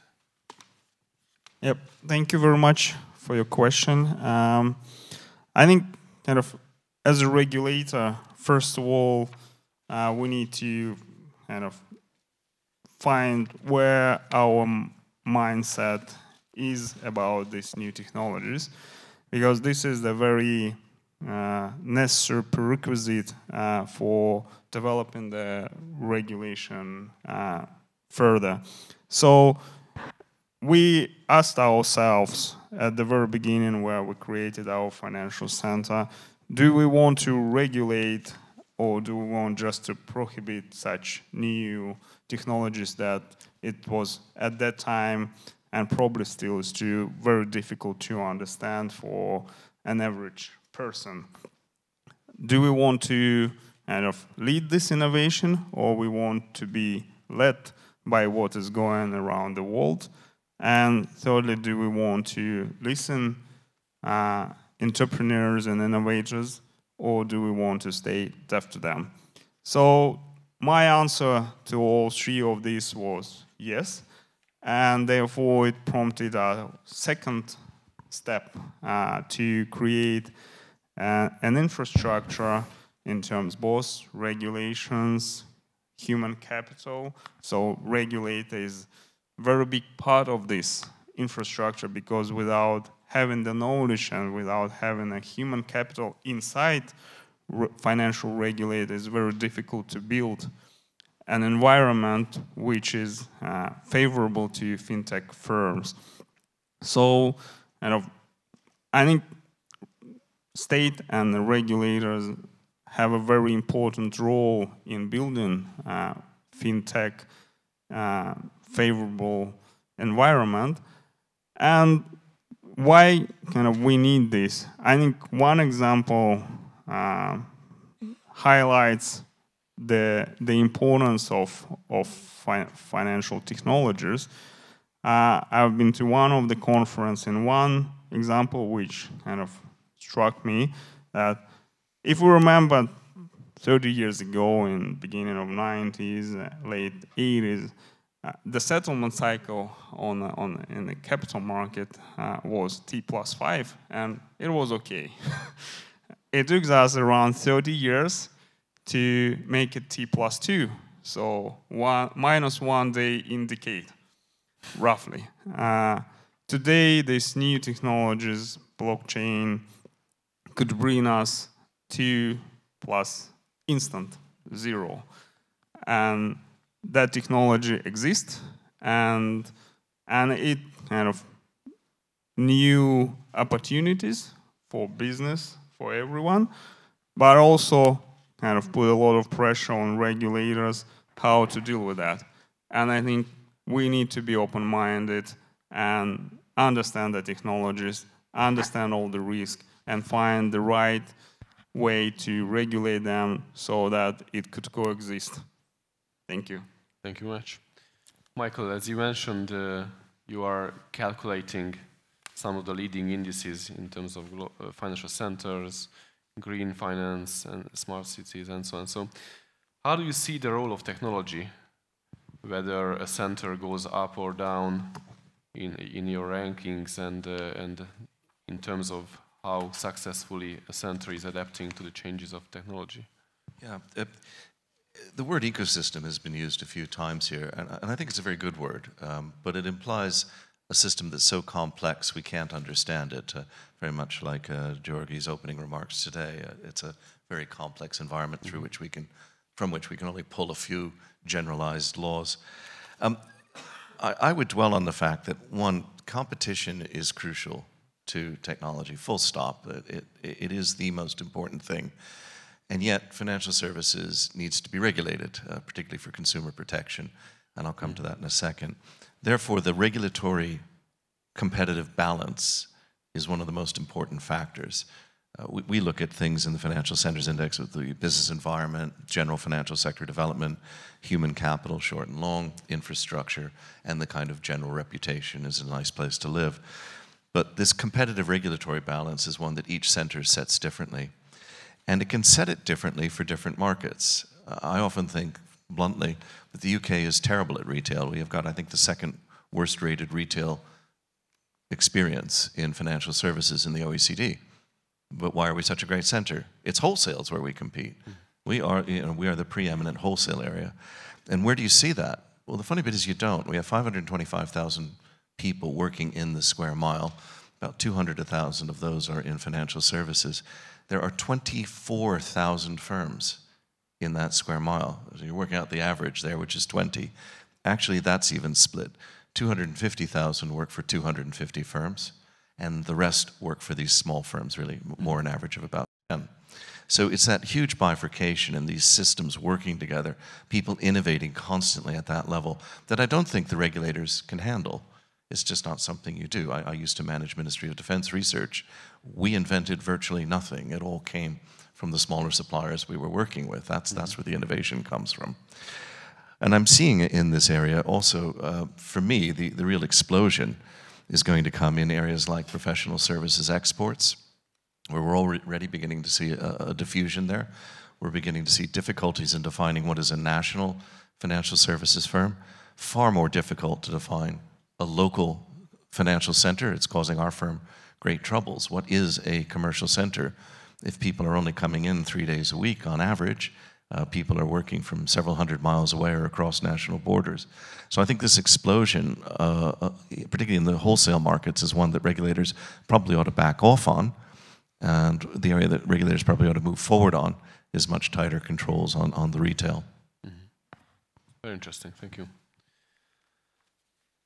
So, Mr. Park, the next question is about financial stability. So whether it can be an important factor in terms of competitiveness of an economy and also a financial center. And as Bank of Korea, I guess, is also responsible for financial stability in Korea, what are your experiences around that? Yeah. You know, that we don't really miss when it just like figured out what's the main factor for as a global financial center. One of them is a financial stability kind of thing. Right? So in order to be a financial center, stability of financial market and institutions is very important. And generally central bank is a body of a lender of last resort and is responsible for making finance stable and function well. That's why we monitor the supervised financial sector with response to financial stability in addition to monetary policy. In order to cope with the COVID-19 pandemic, Bank of Korea and our government take effective containment measures and aggressive monetary and fiscal policy. But there were unintended consequences or side effects. Those were financial imbalances and high inflation. So last year, Bank of Korea raised our base rate from 0.5% to 2.5% between August 2021 and August 2022. Last year, our policy mainly focusing on on addressing accumulation of household debt. This year, we emphasize tackling high inflation at this moment. In fact, early move in raising policy rate turns out to be right choice to help lessening inflation pressure compared to other countries like the US. At this moment, we evaluate Korea's financial system has remained stable overall. However, the buildup in the household debt level is potential major vulnerability, and raising interest rate will give big burden to big household debtor.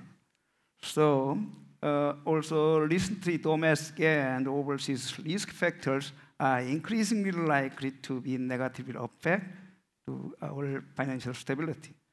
Therefore, preventing any accumulation of financial imbalances and working on enhancing resilience of financial institutions are our top priority in our policy. Thank you very much. Professor Jian, China is one of the leading countries in the world in terms of technology, also in finance. You have the second largest number of unicorns in the field of fintechs. So what do you think, what were the steps that made these fantastic results possible? So that's a great question. So I'd like to take the example of one branch of fintech, that is payment system, right? So as you know, 10, 15 years ago, China was very much lagging behind. We didn't even have a lot of credit card users. At the same time, there was huge demand from individuals and from micro businesses. They want convenience, they want low fees. So I guess one important factor for this is demand-driven. And second thing is that you need entrepreneurs to be creative. And here we come in China and in the world, we know we have two horses, right? The Alipay and the Tencent Pay. Mm-hmm. So what they figure out ways to do is, they establish this so-called third-party system. What they do is they facilitate a payment, especially a small payment, between an individual and an institution, a bank. This is called the third-party payment system. Actually, there are more companies than those two, but those two are obviously very dominant in sort of the consumer payment system. As Michael mentioned, competition is very important. In this type of business, as long as you have two dominant players, I think there's actually enough competition. So you can look at all the fees within China, especially for consumers. The fees are very low. I mean, I stayed in, we both spent a lot of time in the US. The bank credit card fees are quite high for a number of reasons. The other factor that's very important, we talked about regulatory environment. The central bank, the governor was Governor Zhou Xiaochuan. In a lot of people's view, in my view, he's one of the greatest central bankers in China. His attitude and the central bank attitude at that time was to give them a chance. Give these individual entrepreneurs a chance and see how quick they can grow. And even when they grow very fast, there weren't a lot of restrictions for them to grow until these companies become so dominant, and the fact that they possess a lot of important data, data on consumer spending and so forth. So obviously in recent years, China also rolled out these data issues, data privacy issues to regulate them.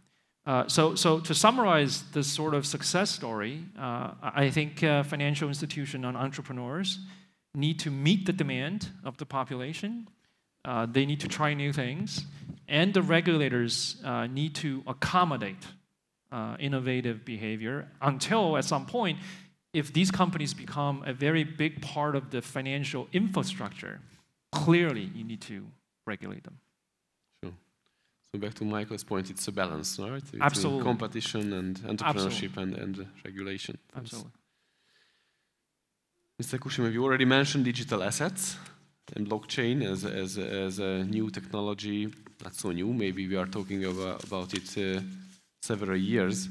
So as a regulator, what kind of opportunities and risks do you see in different application of blockchain technology and digital assets? Yep. I think, for me personally, and I have I agree with previous speakers that this is a great technologies which provide us with opportunity to leapfrog, but we need to have a very delicate balancing exercise. First, on one hand, we need to foster competition. Otherwise, if there is no competition, I'm 100% sure there will be no innovation. So competition is a prerequisite for any innovations, and as a country, as a regulator, we want to have innovations happen in our country. So, and if we do want this, we need to be very open-minded to these new technologies. I understand that blockchain technology is very different to crypto assets and digital assets. I'm 100% sure that as a technology, it will stay with us for the longer future. With this new type of assets as digital assets, while they are very volatile and do possess a lot of risk to end consumers, it's still I think there needs to have an attitude to give them a chance to develop something first. So I think we took this approach, and we allowed to operate digital assets trading facility, VASPs, and intermediaries in a highly regulated environment. So on one hand, we want to protect consumers. We want to regulate especially the risky sides of this technology like AML, client identification, P2P transactions. So we don't want that happen, any breaches of or any wrongdoing happens with using such technologies. So we try to be risk aversive here, but on the other hand, we want them to try these new technologies. We want entrepreneurs to come under our regulations and build something. So this is our approach. This is a very delicate, I would say, balancing exercise. But I think that something that could help us achieve what we want, and we want to achieve a very successful financial center. Can I add some comment related to that? Let me address that issue with respect to central bank digital currency issuance kind of thing.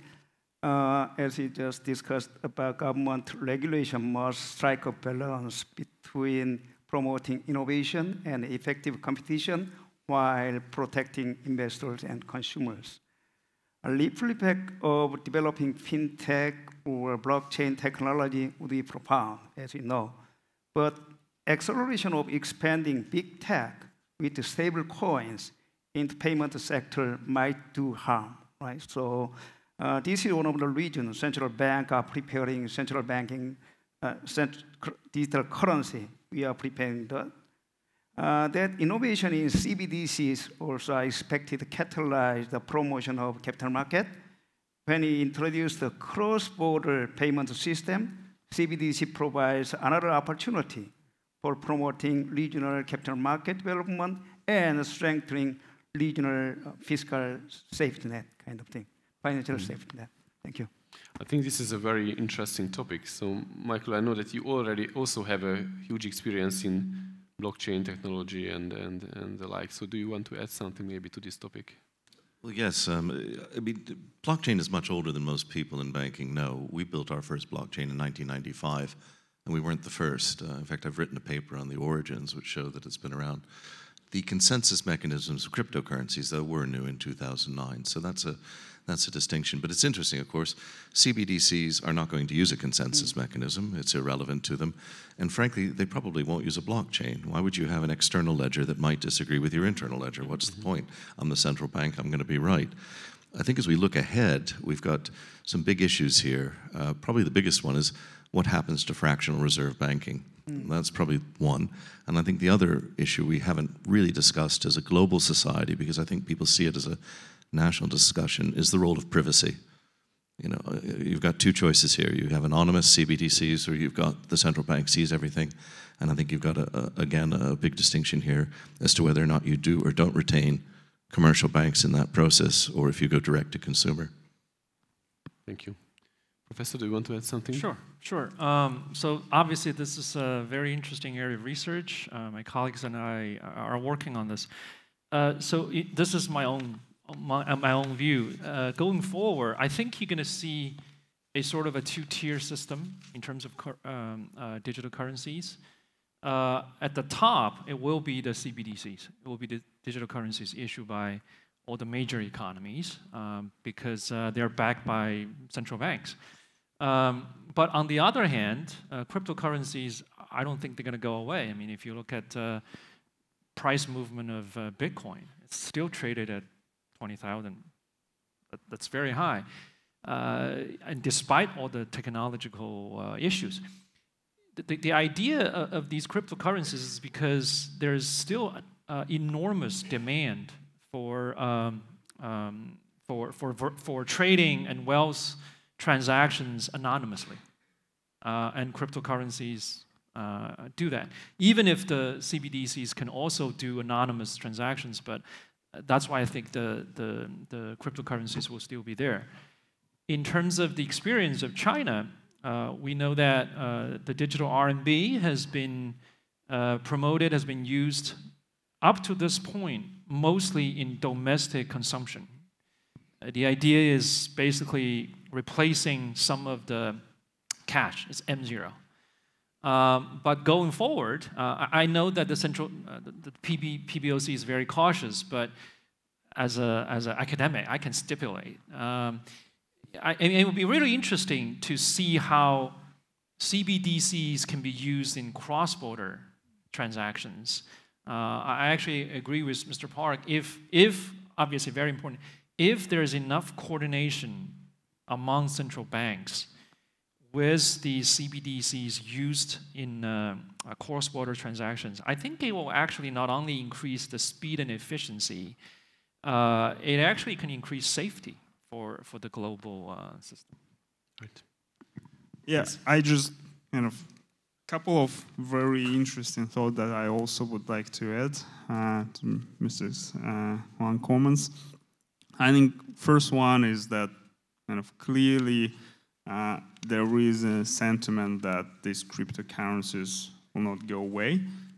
We don't know for sure, but my view that technology will definitely stay with us. Probably the shape and format of cryptocurrencies, whether it will be Bitcoin or Ether or something else, but kind of there will be something of this type of assets. And secondly, because kind of there is also demand for anonymity and kind of using this type of assets for illegal transactions or for hiding some of transactions, it is kind of very important, and I'm bringing kind of you to my very first point that it's very necessary for a regulator to have enough human and technological capacity to actually address these issues, first of all, you need to have people who are actually kind of techy enough to see this risk and issues and work together with the industry and then speak their language. And secondly, to embrace the kind of also new technologies which helps regulators to look at these risks, to analyze them properly. And then a couple of years ago, for kind of when I speak with regulators all kind of around the globe, and then the topic of KYT, know your transaction, or blockchain analytics wasn't there. So we didn't discuss it. If we speak today, that will be one of the topics we would discuss with our peers, that which type of KYT system do you use, what the benefits of this and that system. Do you have any examples where it help you to find illicit transactions, or to kind of engage one of the customers which try to make anonymous transactions? So that's now part of regulatory day-to-day operation, which was not here just a couple of years ago. And I think this is a very important part of for any regulator if they want to kind of foster innovations. Regulator itself need to be very innovative inside. Thank you very much. Definitely, it's a hot topic. So maybe to the last round of questions, I will raise two topics simultaneously. One is SME and SME financing through capital markets and financial instruments. And the second one is, if I can ask an advice from you, how Budapest should develop further its status as a regional financial center. So, Ms. Park, if you can start, because Korea has extensive experience in SME financing and helping them to come to capital markets. Okay. As you all might know, Korea's SME is a significant share of domestic economy, especially is 84% among all enterprises in Korea. When you compare it with the United States, 73, Japan, 63, German, 80%. Even SMEs plays a crucial role in the economy, covering lion's share of the employment. And their access to capital market is limited. That is due to the well-known problem of information asymmetry. In fact, SMEs in Korea received heavily on bank lending to finance their operation, around 80%, resulting in the lack of credit supply for many of those without any collateral kind of thing. Over the past several years, Korean government continued to address that issue, this imbalance, by boosting SMEs financing in capital market. We create the Korean new exchange that is called CONNEX in 2013 to exclusively facilitate the early stage of SMEs to startups to raise funds. As a result, the number of listed companies in CONNEX market capital has increased significantly. So, and also we have some credit guarantee program. Korea government has those kind of operate the credit guarantee programs for small business to issue corporate bond and CPs, etc. Yeah, let me stop here and move on to the Budapest thing. Yeah. I know just like one of my colleagues recommended when I went there, then what you can recommend to the Budapest or Central Bank of Hungary. They suggest that the benchmarking specific case might not the best strategy for being a successful financial hub. Actually, in Korea, or before that, even successful financial hubs or financial center its own history, like London or New York has their own. Especially in Korea, 1970s, 80s, banks were guided by the government to help manufacturing sector more like depending on the government-led growth strategy, right? But leading, just like was said, development in other financial hubs, New York or London, was not driven by enterprise or government, but by themselves as a financial service provider kind of thing. So Budapest could consider those kind of focused approach that fit its case. Thank you very much. Yeah. Thank you. Mr. KUSHIMOV, please. Yep. In terms of your question on SMEs financing, I think kind of our kind of regulatory approach, first of all, kind of similar to many other countries in terms of current situation with inflation, high inflation, and other to ease the kind of the requirement to have bigger pool for financing available for small and medium firms. But on the other hand, we also try to leverage this new type of fintech firms like crowdfunding, payment solutions to first lower down the cost of operation for them and also the cost of funding. This is, I think, one of the approach regulator could foster. In terms of the kind of Budapest, what I would like to suggest, this is something that I would like to suggest to myself, and I would like to share it with you, which I already mentioned. Now, being here today and then arriving yesterday, I saw that the mixture of, even in architecture, is the mixture of European and Asian style.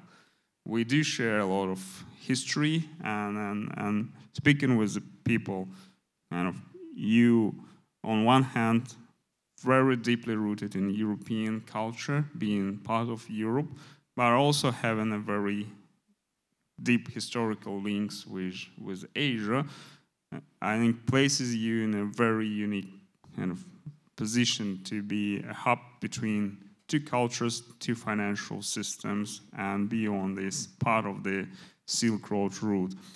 And I think kind of for us, it definitely is something we need to clearly see, that one of the kind of potential ways to establish financial hub, financial services hub, is to support and foster regional and global cooperation, and to use the access to our markets from a prospective players. So that's one of kind of ways to develop a financial hub. Second, I think we need clearly understand what are our competitive advantages, what are our strengths. They are very different to other financial centers because most of them have a very big local context, either they're backed by big size economy or governmental programs or trade routes which were historical there.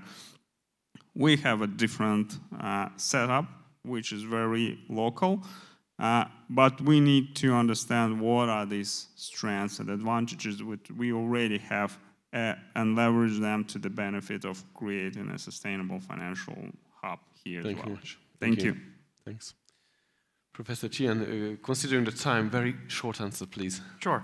On the first question, SME, the Chinese experienced two things. One is before IPO, as I already said, there are these platforms, Alipay and WeChat Pay. They have a lot of payment and consumption data of all the consumers. Some of them are entrepreneurs. So the key is, as mentioned, banks are not willing to lend to SMEs because they don't have a lot of collateral. These platforms, because they have the payment data, they can assess SMEs' risk and give them loans without collateral. The other example, the other thing is that the Shanghai Exchange established this Star Board for technology startups, and they use a registration system which is very similar to New York, NASDAQ, and London. And very, very quickly for Budapest, you know, we live in a world at the times it's very uncertain. I already mentioned, to be a financial hub, you need to be able to attract money, companies, and talent. So I actually think Budapest is in a very unique position. to attract companies. I know that this Chinese company, Ningde Shidai, one of the biggest batteries producers, they already signed a huge investment. And on my plane here, the gentleman sat next to me. He's also with them, and he's going to do R&D with batteries in Hungary. So if that continues in a world where, you know, Ori mentioned that when a lot of cities and countries were forced to take sides, if you can attract companies from all over the world to be here, I think you will see a lot of success. Thank you very much for the positive words. And final, Michael, please. I'll try and be quick. I think one of the things I'd like to emphasize is Tip O'Neill, a U.S. politician from Massachusetts, once said, all politics is local. And I think all SME development is local. There are always peculiar local circumstances. Extrapolating, though, perhaps across Europe, we in London see ourselves as an SME engine. That's why I have those figures. For us, the most important thing is generating SMEs, not financial SMEs, just SMEs in general. Remember, all the major names you see in Canary Wharf and in the city were not there 36 years ago. Morgan Stanley, Goldman Sachs, they were not in London, believe it or not. So it matters. Those were our small businesses 36 years back. When you do look at SMEs across Europe, one of the interesting problems is credit. I can actually go out and gamble my entire mortgage, but I can't invest in my neighbor a few £1,000s. And in fact, if he or she tells me that they're working on a business I might be able to invest in certain circumstances, they can get fined, which sounds a bit perverse when I can go out and bet everything. I think what SMEs really have across the world and across Europe and related to, it's actually more of a credit issue. If you look at the balance sheets of the larger global firms, sort of 50-50 debt, as you move down, it becomes more and more equity or credit card equity in many cases, so false debt where they're lying about what they've actually got the credit cards for. When it comes to Budapest, well, obviously the first thing is develop SMEs. I think the second thing is, as you're doing here with this, and it was mentioned by Ali, develop a hub. You are developing a hub. This event is all about that. I have had a look at your numbers, a little weak in Latin America, a little weak in Africa, but very strong in Asia and Europe, so that's superb. Develop a green finance option that's distinctive, not yet another green bond. I would point you, I think Astana has been promoting with others a Eurasia Renewable Energy Internet, that's one option.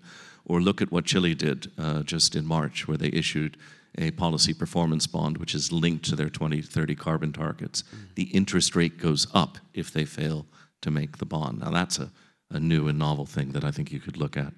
And the final thing I'd close on is, personally, when I was getting into finance in the 80s, we had a program in London, Capital City, and it was a great soap opera. And Richard needed to get some derivatives, some CDOs. I don't know what a CDO is, but he needed them, and if he got the derivatives before the end of the program, he got the girl in the car, and everything was okay. Finance was exciting. Finance today is very much a utility. Do you want to come and see my computers? You know, it's really not sexy. The sexy bit is in the SMEs and these new businesses. It is going to be in the metaverse. And we in finance in the future, I think, have got to recognize we're going to be down there at that low level. We're the utilities that plug in and make these businesses happen. And that's a good role. It's a very useful role. But the idea that we are masters of the universe is long gone. Thank you. Thank you very much. So, gentlemen, I think it was very, very interesting. And thank you very much for your valuable contribution. I hope the audience enjoyed it at least as much as I enjoyed it moderating this panel. So please help me giving a hand to the panelists.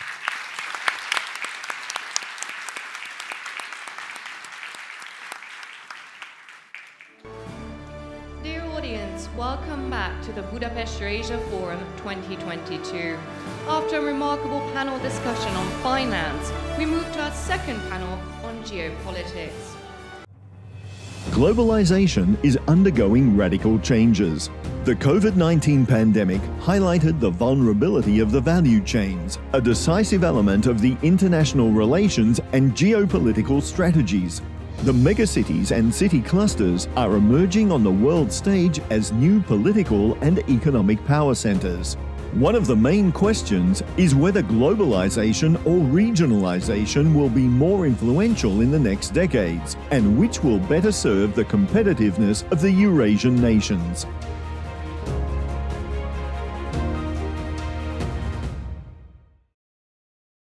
we are going to have a keynote speech from Mr. Xuetong Zhen, Dean of the Institute of International Relations at Tsinghua University.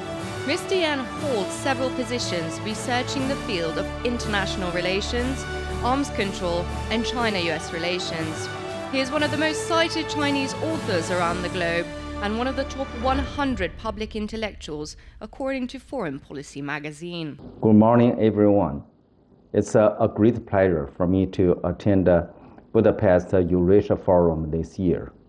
I'm very grateful to Governor György Matolcsy for his nice invitation, providing me this opportunity to share my view with the distinguished guests. And here, I want to deal with the three issues. First is the counter-globalization. Second is about the weakened regionalization. And third is about the weakened One Belt, One Road program. And nowadays, and people all agree with that, counter-globalization becomes very dominating. It's gaining momentum. And in the early period of the post-Cold War, and the globalization is gaining momentum.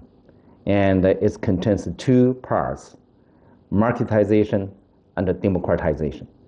And this globalization in that period and mainly was headed by the United States. That's because US take the leadership to pushing the globalization forward. And from 2016, and when the UK withdraw from the Europe, the Brexit, and started the trend of counter-globalization. Counter-globalization is a result of a government deglobalization policy. So when the EU withdrew from when the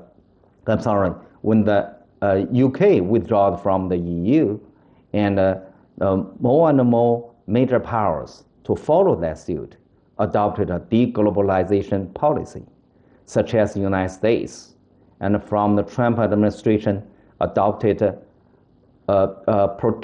protectionism and initiated the trade war with China. After that, followed by the COVID-19 pandemic. And because of this pandemic, and most of the major powers, almost I think every major powers, adopt a policy to cut off international trade, not trips, and the international business, international aviation, and the international transportation all faced with many, many difficulties.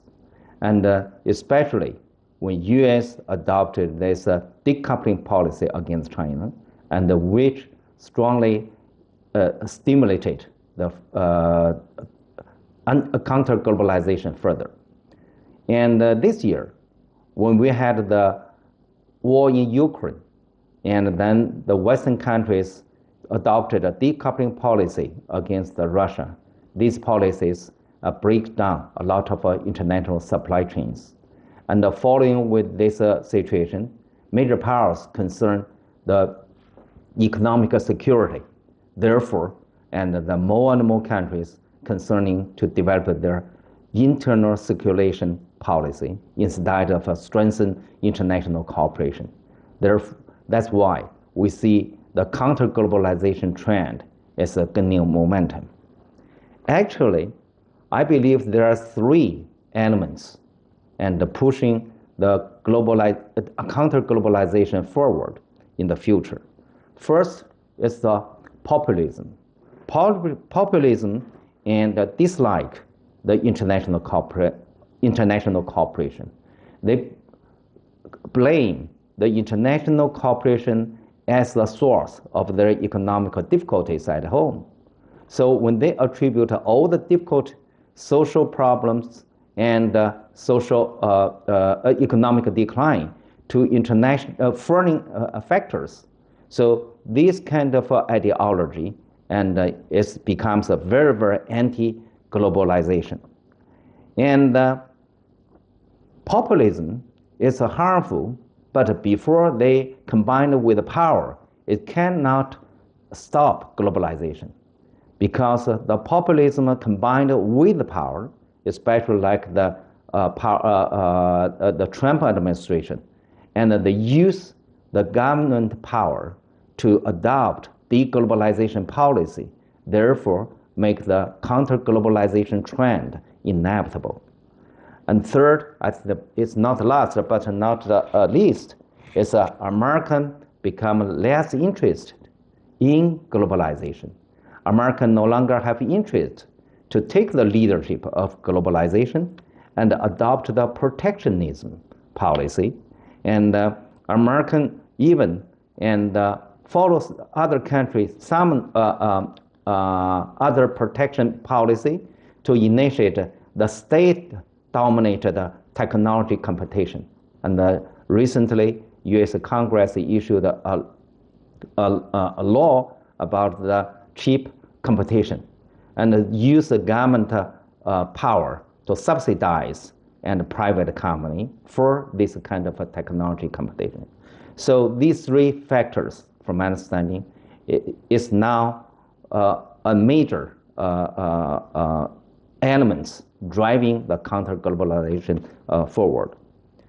And along with the counter-globalization is that we see the regionalization becomes weaker.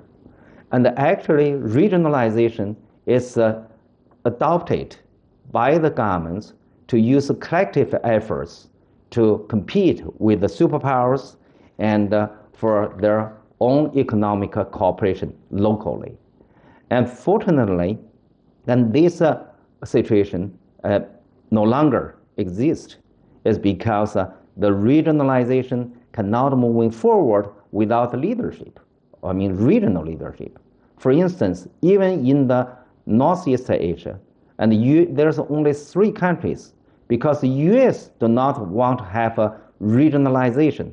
So there's no regionalization in this region.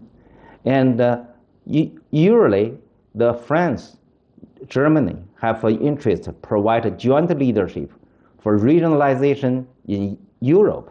So we see the EU make the largest and progress in the regionalization in the world. Unfortunately, and now the France and the Germany no longer have that kind of interest to pushing forward the regionalization in Europe. I think nowadays there are also 3 factors and prevent regionalization to moving forward. First is because the globalization and the enlarged the polarization at both international level and the domestic level. Therefore, the populism is gaining momentum in all over the world, not only in US, in Europe, but also in other major powers. And so this populism, populism becomes a driving factor and to prevent regionalization. They want to obtain more sovereignty for controlling their own security. Second factor is very directly have impacted the regionalization is the COVID-19 pandemic. This pandemic cannot be prevented by international organizations or by international corporations. And all of the work anti-COVID-19 actually organized by government. The national government can carry out this kind of policies counter pandemic. It's just because they hold the sovereignty. Without sovereignty, you cannot organize any approaches to counter the COVID-19. Therefore, nowadays more and more people, and including governments, and want to hold their own sovereignty and to use sovereignty to deal with all kinds of difficulties. So in that way, and they become the less willing to pass some of their sovereignty to regional organizations. The last one is the economic crisis. And when the economy increases smoothly, and it's relatively easier to advance regionalization, because the regionalization combined with and economic improvement. But during the economic crisis, and you find that they require the leading powers to sacrifice their own interests to save these members of the regionalization body. For instance, for Europe, and after the financial crisis occurred in 2008, and many European countries and cannot get out of this crisis quickly, so they require the Germany and France to help them. And at this moment, the Germany and France become feel the cost is too high for them to save these the EU member countries.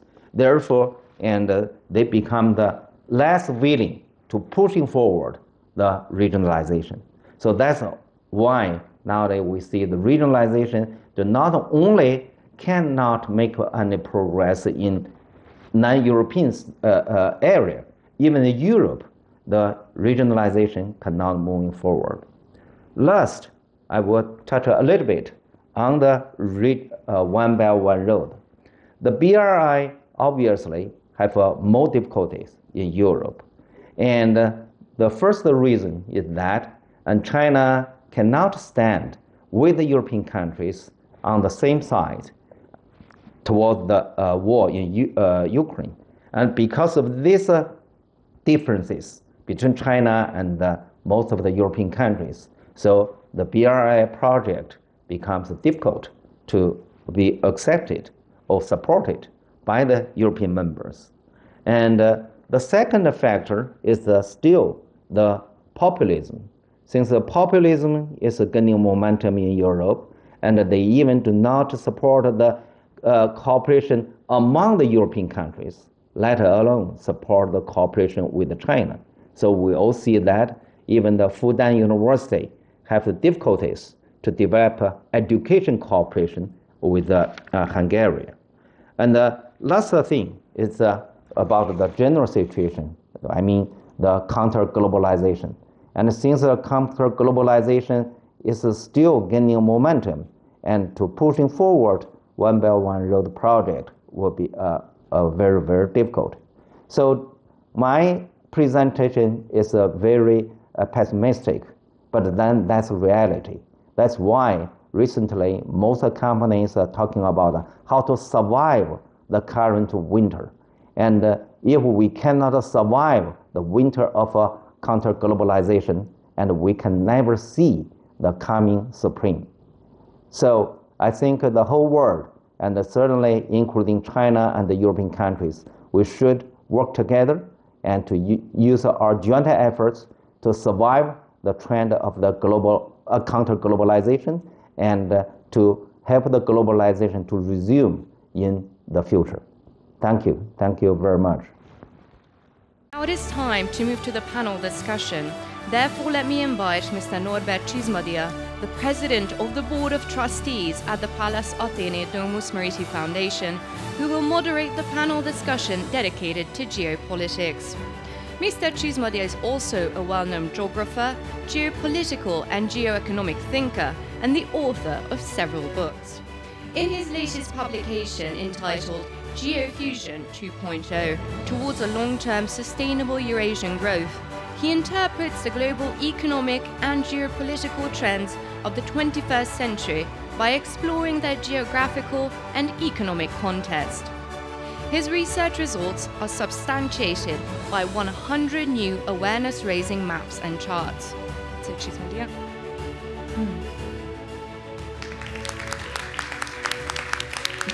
Mr. Csizmadia, welcome. As a geographer, an expert in economic strategy, regional and urban development, as well as geopolitics, I am sure that you are aware of the consequences that the changing world order implies on Central and Eastern European region. How is the region managing these challenges? Thank you for a question. Welcome to everybody. I try to answer very shortly. So three answers. The first is geography, location, location, location. Because I think is the Europe, and even the Central and Eastern Europe, the Hungary, is not the part of the eastern part of the European Union, but is a main gateway region of the Western Eurasia in the connecting Eurasian region. The secondly, about the vision, strategy, and action.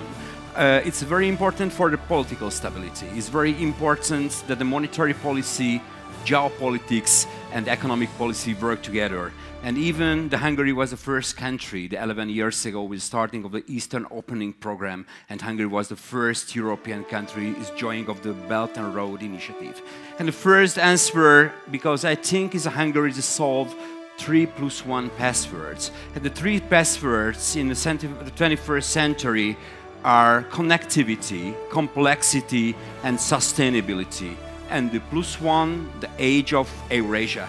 So if they combine the code is getting for the result, we are living of the sustainable complexity, sustainable connectivity in the complex Eurasian age. Okay, thank you. That was a very nice answer. I'm sure we'll hear very similar thought-provoking remarks from our distinguished guests. Mr. Csizmadia, the floor is yours. Thank you very much.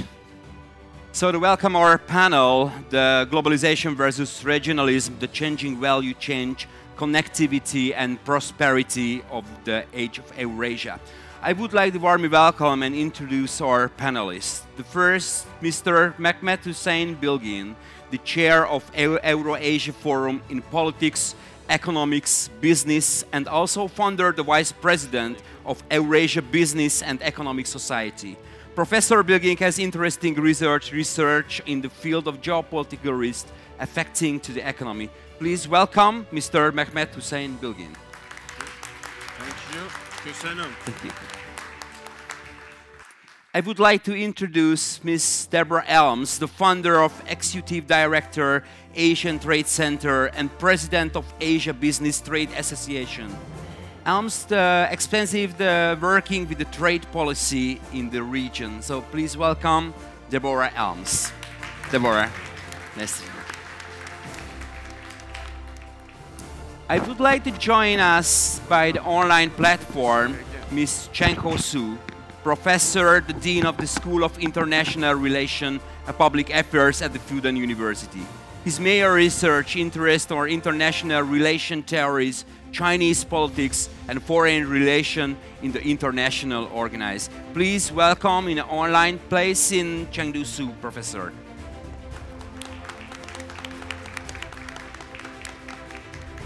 And I would like to introduce Mr. Henry Tillman, the founder of the Grisant Peak Service and China Investment Research. Mr. Tillman is over 35 years international banking experience, and he's advised many Asian companies of the European cross-border matters. Please welcome Mr. Henry Tillman. Henry, please.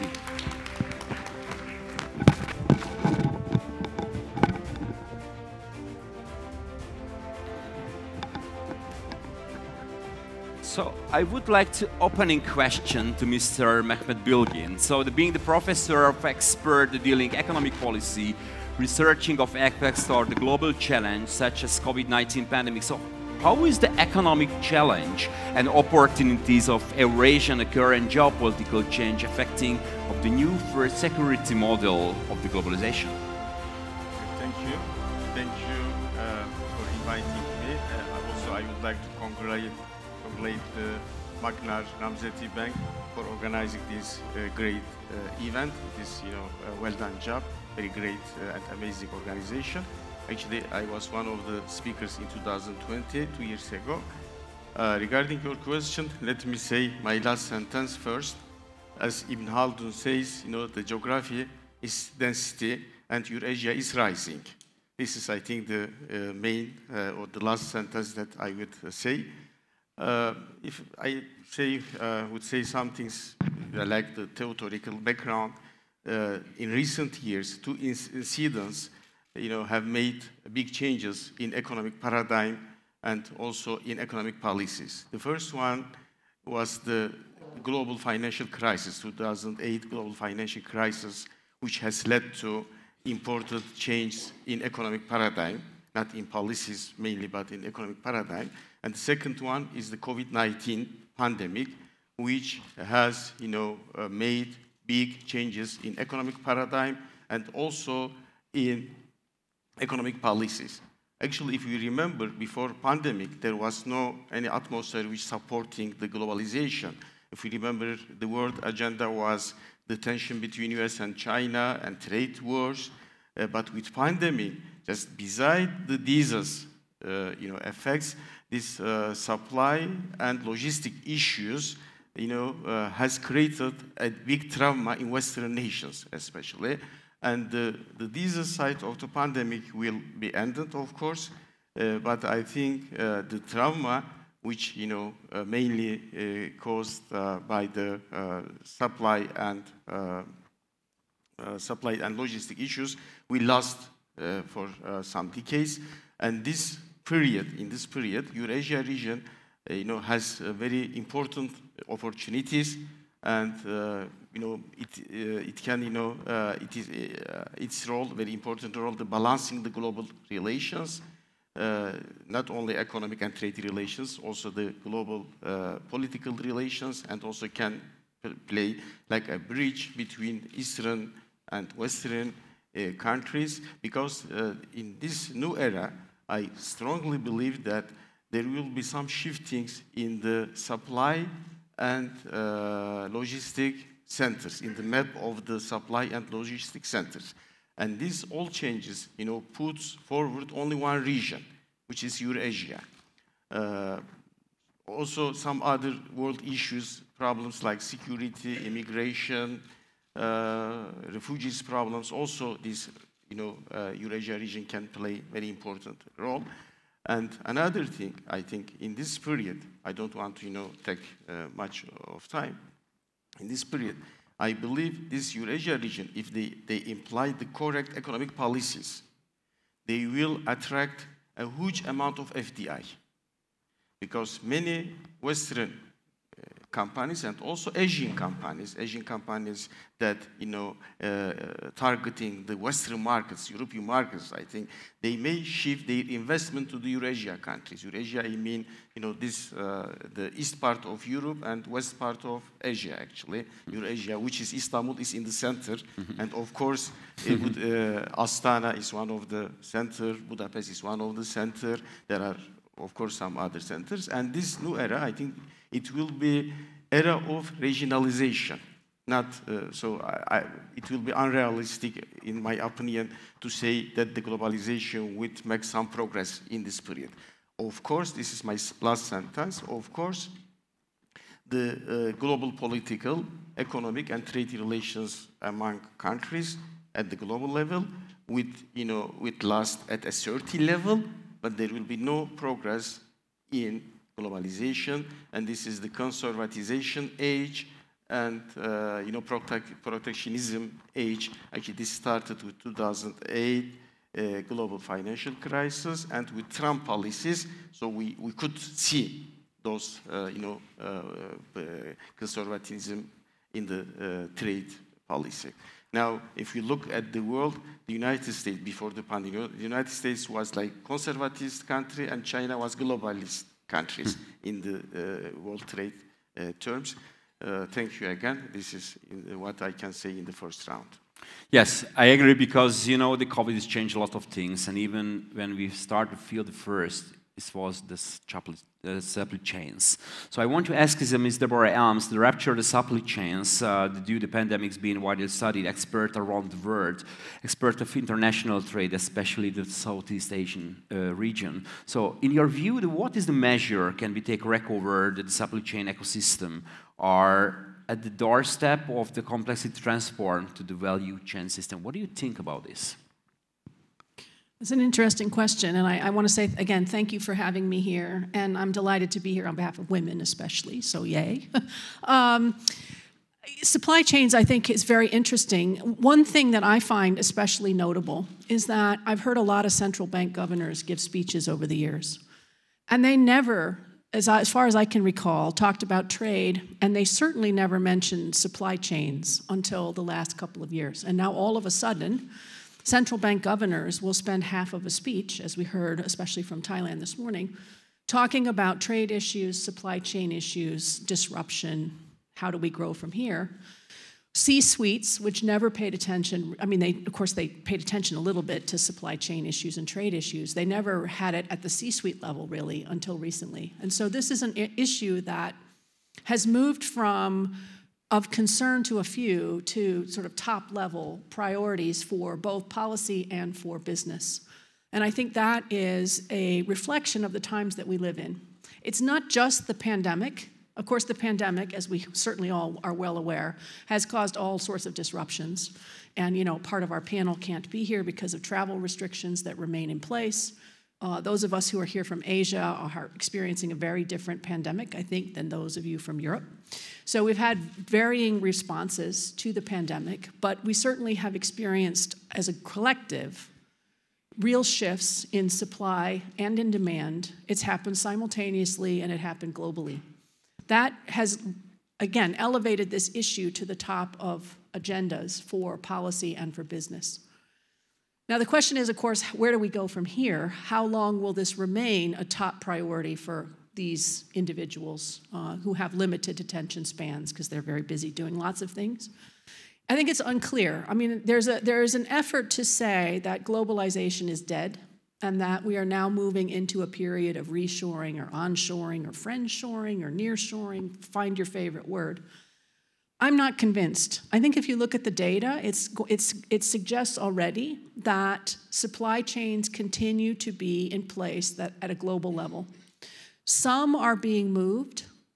Many of them are being strengthened, though. So we have, you know, sort of impulses to pull back. At the same time, we have impulses to diversify. And I don't think at this point in 2022, we can say yet with confidence what we think the final picture will look like. And even if we could, it's a bit out of any one individual's control. So it's very nice for governments, especially, to say, we want a supply chain that looks like this. We want it to be resilient. We want it to be flexible. We want it to be inclusive. Of course you do, right? Like, whoever in their life said, what I want is a brittle, inflexible, rigid, non-inclusive supply chain? No one ever said that. And so, of course, we all want that outcome. But the question is, how do you get there? And I think it's important for policymakers especially to recall it's businesses who make supply chains. It's not government. So business is looking to make supply chains that are resilient and flexible for them, but they also have to be done at a reasonable cost. And especially as we head into real strong economic headwinds, inflation and so forth, it's very hard to decide how to shift your supply chain and what makes sense that's going to be sustainable in the long run. And so I think for policymakers, and I'll just finish up here, for policymakers, what are you trying to do then? The key goal for policy, in my view, is to make sure that the economic conditions for your economy are as supportive as they can be for whatever comes next, to allow supply chains to be flexible, resilient, inclusive, et cetera. If your government does a good job of creating those necessary operating conditions, then you will be part of supply chains. If your government does a terrible job and creates protectionist, backwards, non-open policies, then you will not be part of supply chains. Whether they are regional or whether they are global, you will be out of that game. And I think as we go forward, we need to remember that supply chains make a difference for all of us. None of us would have survived COVID without them. And so we want to make a policy environment that supports that rather than a policy environment that frustrates the development of sensible supply chains for the future. I think it's important for the governance and to the central bank of the different countries. So even for the central bank of Hungary, the Hungarian government make for this decision is good. So thank you for your answer, Mr. Barra. I want to ask Mr. Cheng Su from the Fudan University, the representative for the School of International Relations and Public Affairs of the Fudan University. So very research including emerging role of China in the New World Order. So could you please introduce the focus points of the China's foreign policy in 2022, and how this point influence of the Eurasian cooperation? Thank you very much. Could you hear me? It's okay? Yeah, we can hear you, but... Okay, yeah, it's clear, right? Yeah. So, I think over the last decades, China's foreign policies, one of China's foreign policies is very emphasized about the role of Eurasia continent. Because due to this panel, we talk is about the impacts of geopolitics about the Eurasia collectivity. I think over last decade, there are two phases of the world. One is the trend of anti-globalization or anti-regionalization. The other trend is new globalization and new regionalization, which more or less motivated by Eurasia continent countries. So the former two scholars just mentioned about supply chains. I think as a political scientist, I think the policy change may be very important for current international relations and the Eurasia regionalization. Because I think the last decade we can find an important phenomena which mostly occurred in the United States and EU countries. I called this phenomena is double level confrontation politics. For example, in the United States, we can find a mutual veto system, gridlock politics, polarization against party struggle. It's domestic politics. So when the United States wanted to do something in international relations, it has to be first about its domestic mutual veto system. It means it has to take a non-cooperation policy in international relations. I think this phenomena is also happened in EU countries because in terms of the EU domestic institutional arrangements, it looks like a mutual veto system. So this is a major reason for us to see about the disruption of policy change in the United States and the EU countries. So I think this is one phase of the world we can find that it is difficult for the United States and the EU countries to take cooperative action in international relations. I think it is not useful for a good global governance. But on the other hand, we can find the other phase of the world, which occurred mostly around the Eurasia countries. So we can often we can find more and more countries around the Eurasia continent began to take action to facilitate about. So there's a pause. All right, so it's. I hope it's a technical solves. The problem is solved. I want to continue, so I think it's. Wait a little bit.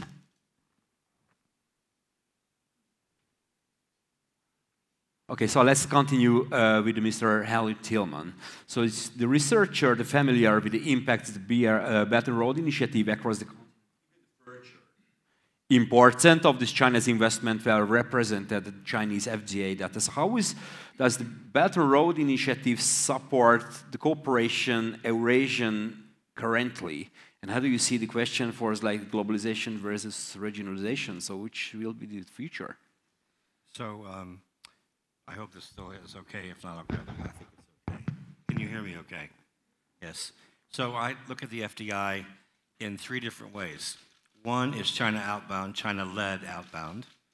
2 is China with a little bit of leading support outbound. And the 3rd is China inbound. The first of those was last weekend with SCO. Now, those of you who haven't followed Shanghai Cooperation Organization, it's now 25 years old. And it now has its 9th member, which is Iran. It represents 60% of the European Eurasian landmass, 40% of the world's population, and 30% of the world's GDP. And for the first time, it's gone from protection, terrorism protection, etc., into proactive working together of 9 countries working together. They have formed an investment fund across all 9 countries. They've launched an agricultural policy across all 9 countries, and they've chosen, led by Iran, to go to a Chinese currency to help facilitate trade. So that was China-led, and before this was, by the way, if you want to learn more about this, it's on CGTN's website. We published it today. So China-led, and even before SCO this year, there were 2 major rails options around Russia led by China. So that was really China-led for the past 25 years. A second, and almost as important, where China played a small role, is something called the Abraham Accords. And those of you that are not aware of them, it was really led by Jared Kushner and Trump, believe it or not, before they left office in 2020. And this originally, is Israel and UAE, and it then involves Bahrain, Morocco, and Sudan. Sudan is certainly currently out because of the change in management of the country of Sudan. And what happened there is there's been a huge flow, cross-border flow of, so 75 years of people killing each other are suddenly piling into technology to grow rapidly. So we provide that data for the Italian government, the UK government, and the Israeli government. It's a really fast-moving exercise, and China's played a very small role in that. In fact, China's been kept more or less outside of that. And the third piece within that is, within that area, you heard from GCC this morning, China's played some role in that, but more importantly, they played a recipient role. That's China inbound. So you've had, within that one, you've seen UAE and Saudi sign up for SCO, which you talked about before. You've seen UAE and Saudi sign up for the Abraham Accords, and now you see UAE and Saudi pouring money into Southeast Asia and our friends in Thailand that were here this morning. China itself, 35 billion from Saudi Arabia into China. Well, they won't even speak to Biden. And also into Morocco. So you've seen a huge flow of Islamic finance coming from the Gulf into Southeast Asia. So very interesting. One role China leads, and it's now 25 years on its own. Yes, and the other roles are much more passive, and they're recipient of it. I think it's important for the gateway regions to start rising for this new decade. So for next round, I want to focus on 3 main questions. The first around the supply chain. So during the COVID-19 pandemic, some areas, even after the pandemic, supply chain disruption caused serious issues such as rising oil price, the energy questions, the increasing inflation. What affecting to the economy at the same time? So can this impact moderated? If it's yes, how? And the second part of the question is, did the Belt and Road Partnership contribute the restoration, this change by the different areas? So I want to start with Deborah. What do you think about this? Okay, so I'm not going to answer the second question. I'll leave that to my panelists. On the first question, you know, what are the challenges now for supply chains? Clearly, a lot of companies recognized, as a result of the pandemic, that they had some challenges in their current supply chain footprints, or their supply chain footprints circa 2020. And in particular, many firms discovered that they were unusually exposed in some areas. And usually, it was not the thing that you imagined was the most urgent. So if you had a supply chain for, I don't know what, a television screen or something, it was not the high-tech parts that often broke in your supply chain. It was the plastic housing, it was the little screws, it was something that was not obvious as a vital component that turned out to be a major problem for you. So a lot of firms have tried to investigate their own supply chain. They know that they're first-tier suppliers, but they don't often know their own third, fourth-tier suppliers, especially the small businesses that feed into many of the more complicated products. And a lot of companies spent a lot of time figuring out what is it that who do we even get things from? And it turns out often there's one critical supplier of screws or plastic components or something. And it may be the case that it's not just you who uses them, it could be all of your competitors actually use the same firm or the same general group of firms, because there aren't very many global suppliers of the thing that you need. So a lot of firms discovered this to their dismay, and then tried to figure out, what do we do about that? So the first part was knowing that it happened, and then the second part is, what do we do about it? And for a lot of firms, there aren't a lot of options. Because there's a reason why you procured, in many cases, the screws, the parts, the plastic holdings, the buttons, the, fill in the blank, what is the thing you're making, from where you did. And you often did it because they're very good at it. The firms you were using were good at whatever it was they were making, and they were very efficient, and they made it at a fairly low cost, and you had procedures in place to procure those products quickly.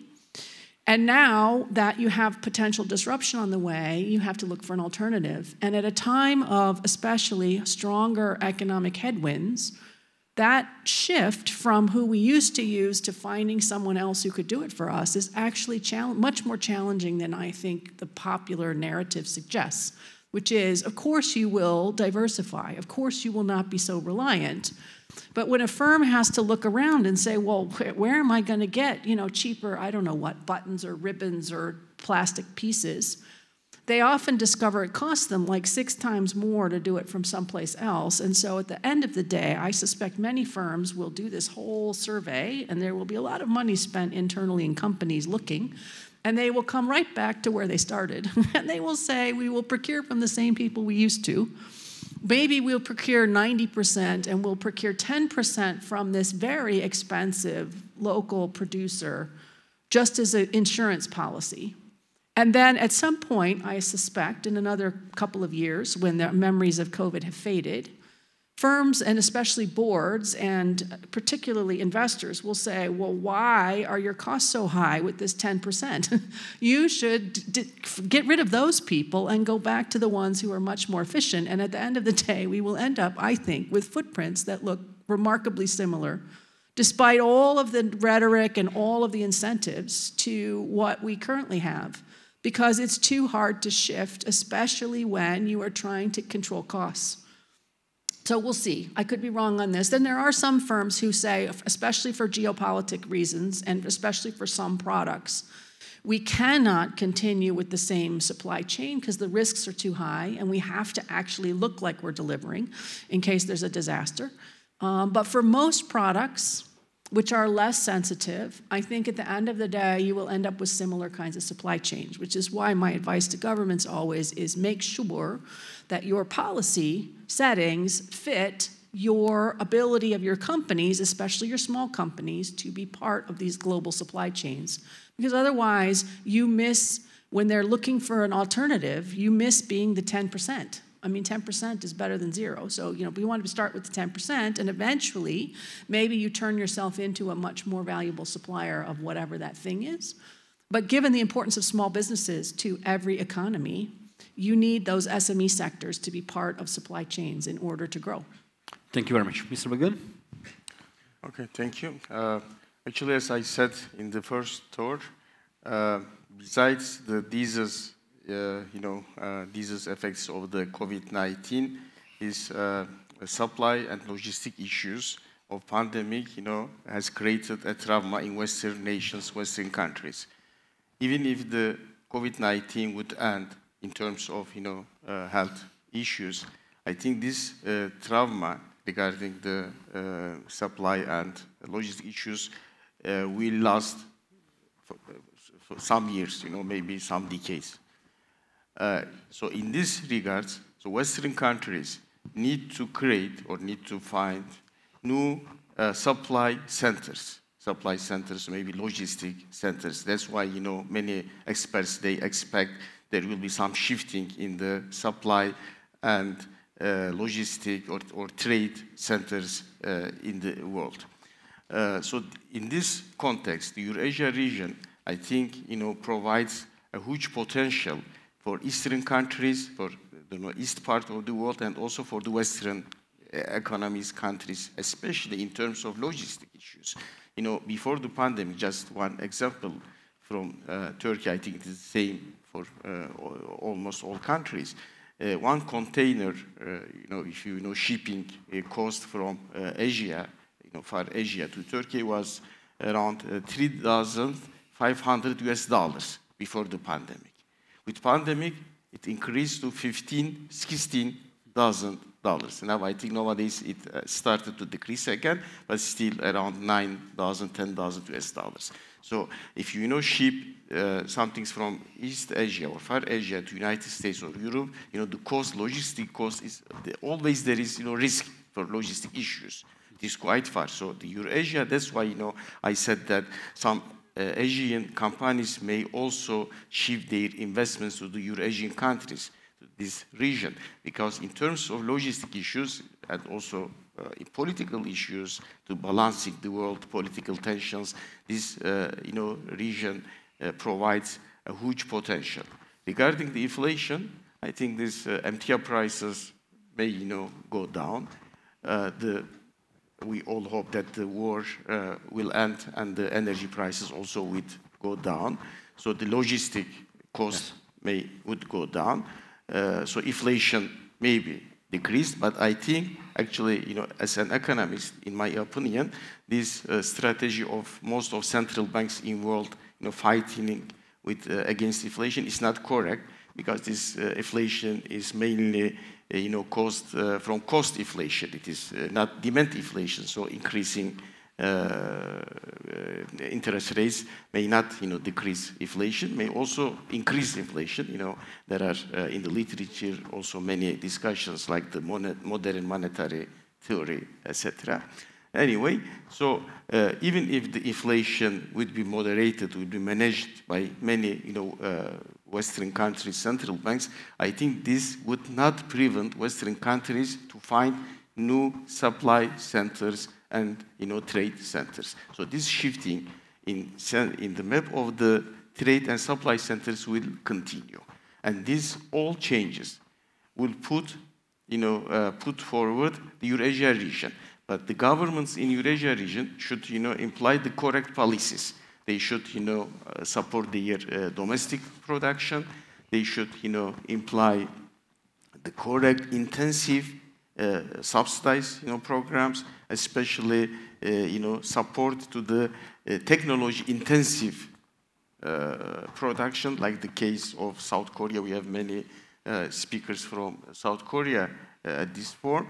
So create, producing new technologies, innovative technologies, and then start to export those. So in these terms, if Asian companies shift their investments to this region and, produce the innovative technological products in this region and export to the Western countries, so this would also support these countries, because this is also a very important factor in the process of the developing of Chinese economy also. Many Western technological firms shifted, their investments to there and produce technological like Apple, for example. So it means it's like logistic and location. Yeah. It's important. So I just want to ask very shortly, how is the Belt and Road partnership contribute the restoration, the chain in different areas? So Mr. Su, just a short question, answer. I think trade and investment between China and Eurasia countries are increasingly over the last years. Because we know since the outbreak of pandemic COVID-19, it do affect international trade and investment over the last 3 years.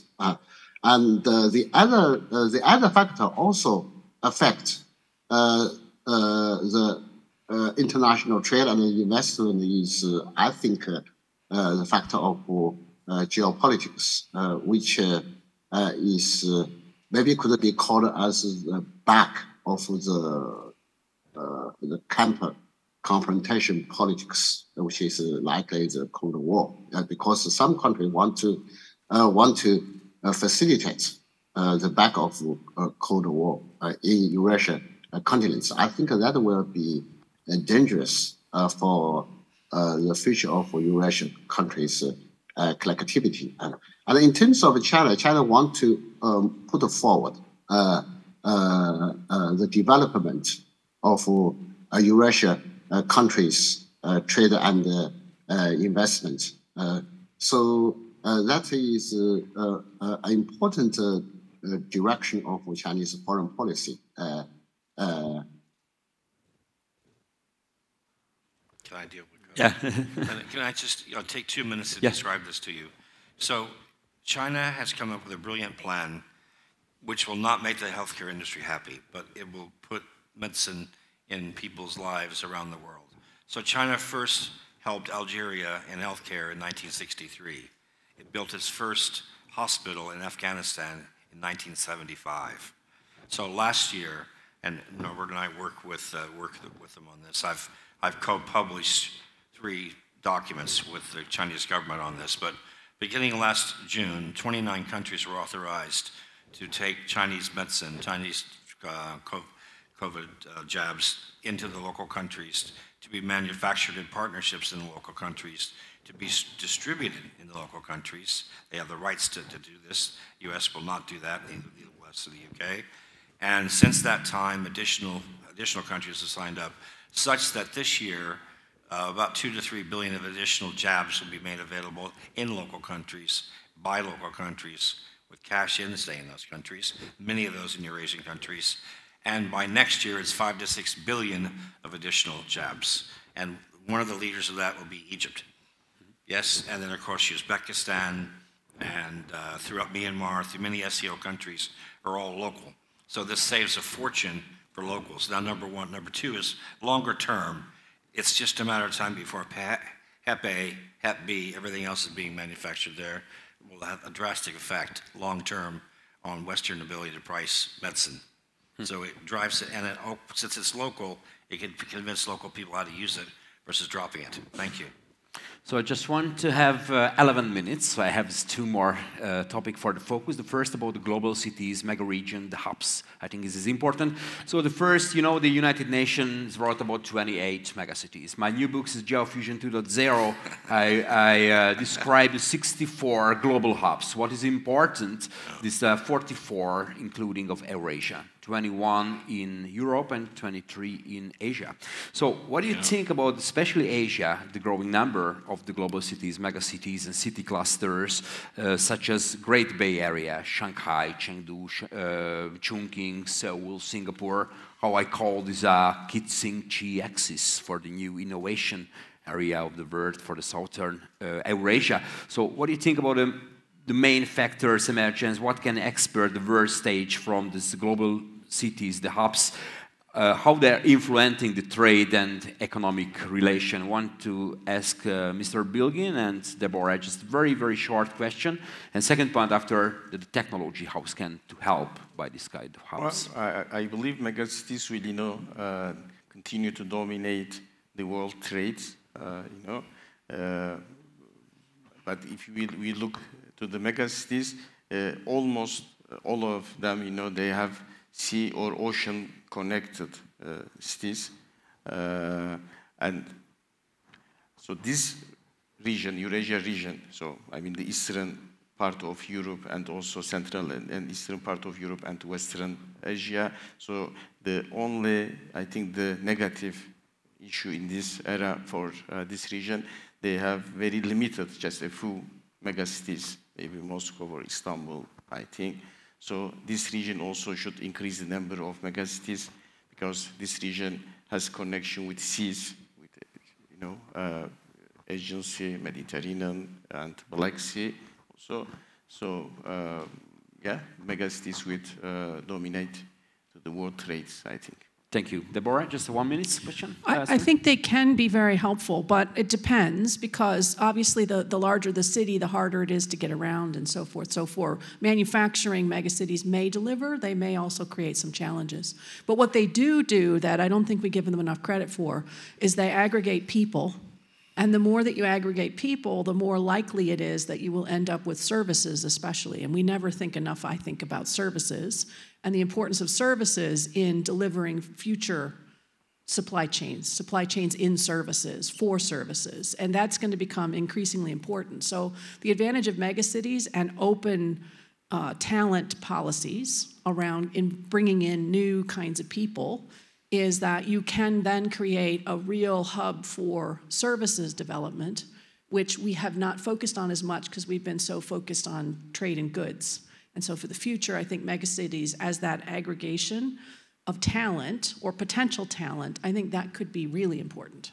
And I think in even the China, for example, the Great Bay Area is a very technological intensive zone. So how did the technology support the global cities, the global hubs, the newest centers, politics and economics? Mr. Tillman and Mr. Su, one minute for a short answer, He's short of time. Mr. Su? I defer. I'll follow. For 1 minute. I'll follow. It's important. I think because when we talk about the mega cities, I think most people emphasize the importance of hardware infrastructure. I think for Shanghai or other mega cities in China, we begin to emphasize the importance of the building of software infrastructure for its link to global cities. Thank you. Mr. Tillman? 5G is the answer, smart city. But I want to also add, back to the importance of Eurasia, there will be a time, probably not in our lives, but our children's lives, but all that rail between Europe and Asia, all the roads, all the lorries, all the cars, will all be digitized, driverless, digitized, nuclear-powered. That's how far China thinks ahead. And that's what's going to happen, I believe. And it's all a function of digitization and data. Thank you very much. For the last question, last round, so speaking about regionalism versus globalization, how is the new trends of the regionalism influence the global markets and the resilience gain from the diversification? So I just want to take... I would say keep an eye on Asia. I think that the Asian integration, which has already been very strong, is getting additional boost from lots of different factors, from geopolitics reasons, from domestic reasons, from integration efforts by Asian governments. I think the in Asia, for Asia phenomenon is likely to grow and continue. And so the challenge for other sectors or other regions, I suspect, is how do they connect to the growth engine that remains Asia? And if you're not attached to that growth engine of Asia, then can you develop some kind of competitiveness in something that makes your region important? Because I think that is, at least for the near term, that's where I think growth will be found, is in Asia. Thank you very much. Mr. Bilgin, what do you think? Regionalism is rising, I think, will be rising. So this new era will be, the time of the regionalism. Of course, the global political, economic, and trade relations will last at a certain level. So it doesn't mean, the globalization will cut tomorrow. So it is, of course, a process. But I don't any progress in the globalization. It will be regionalism, period. And if I'm not wrong, a Chinese saying says, so each crisis creates new opportunities.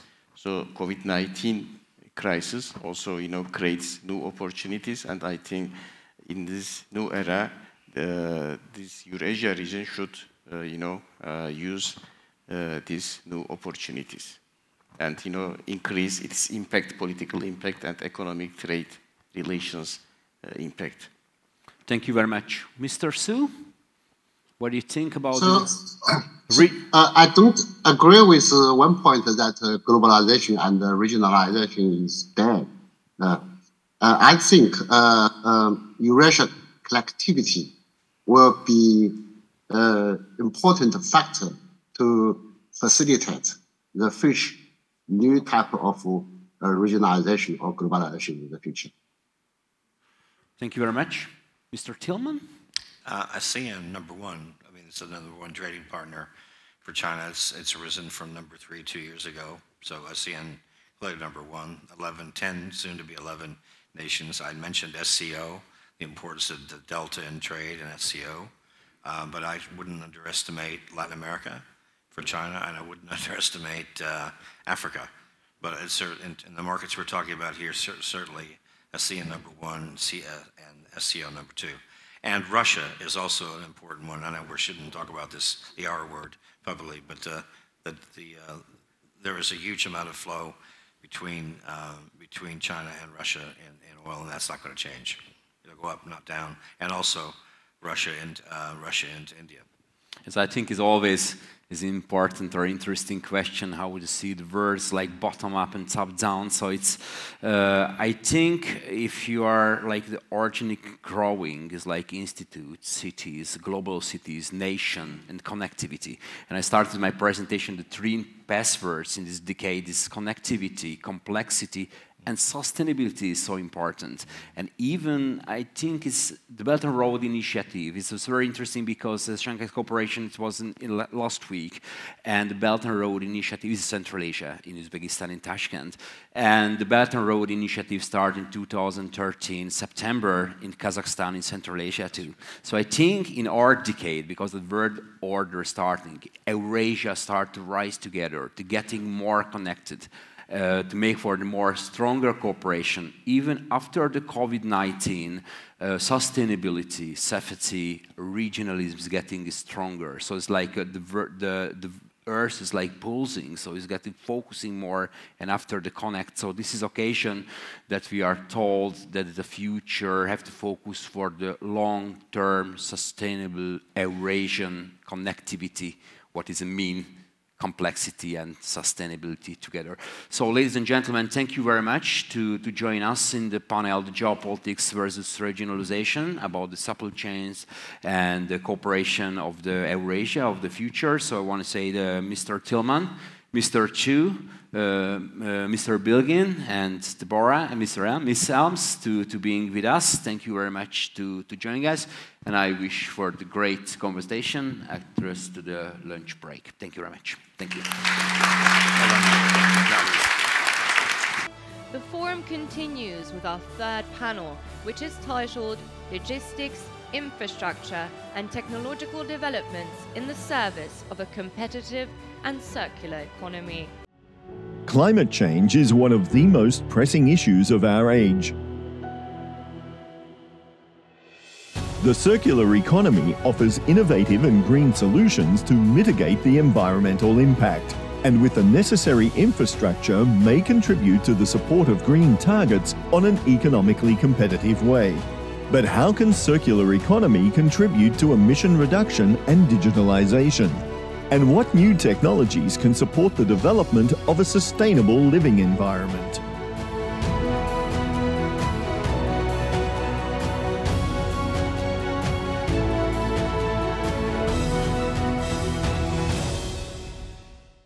It is my great pleasure to welcome Mr. Zoltán Cséfalvai, head of the Center for Next Technological Futures, School of Economics at Matthias Corvinus Collegium. Starting the panel, we'll hear a very interesting fireside chat discussion between Mr. Zoltán Cséfalvai and Mr. Juan Chung, Director of the Ban Ki-moon Foundation for a Better Future and Professor Emeritus at Incheon National University. Mr. Cséfalvai?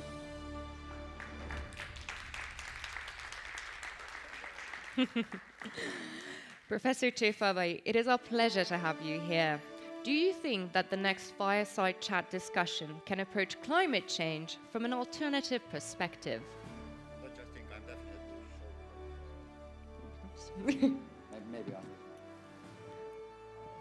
definitely sure that will be a very exciting fireside chat, because Mr. Chung is one of the most prominent thinkers on climate change, but maybe he would say rather on climate crisis, and I think that what we will discuss in detail. Okay, thank you very much. The floor is yours.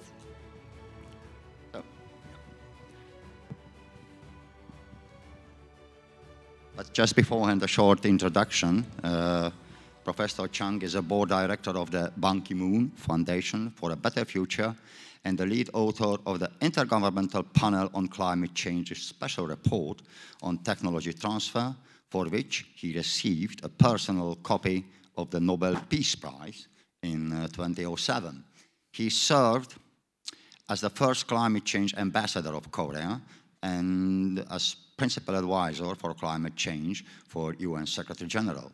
He also pioneered the concept of the green growth since 2005 as a new paradigm to present the climate change as an opportunity for economic growth and job creation. Now, Professor Chung, undoubtedly, one of the biggest issues of our time that concerns, I think, everybody, our daily life, is the climate change. So what do you think are the main reasons for our failure in mitigating climate crisis, though, because the United Nations Framework Convention on Climate Change was adopted in 1992, exactly 3 decades ago. So what are the main reasons for it? What do you think? And second, what are the key areas where we absolutely need urgent changes in this regard, and how could we level up the current initiatives? Thank you very much. First of all, let me express my special thanks for this opportunity to join you. Very interesting forum, and the very important question from Professor Sepalbey that I have been involved personally in climate change negotiations since '91. So I have been spending almost about 3 decades engaged in climate negotiations and promoting a new paradigm to address climate crisis.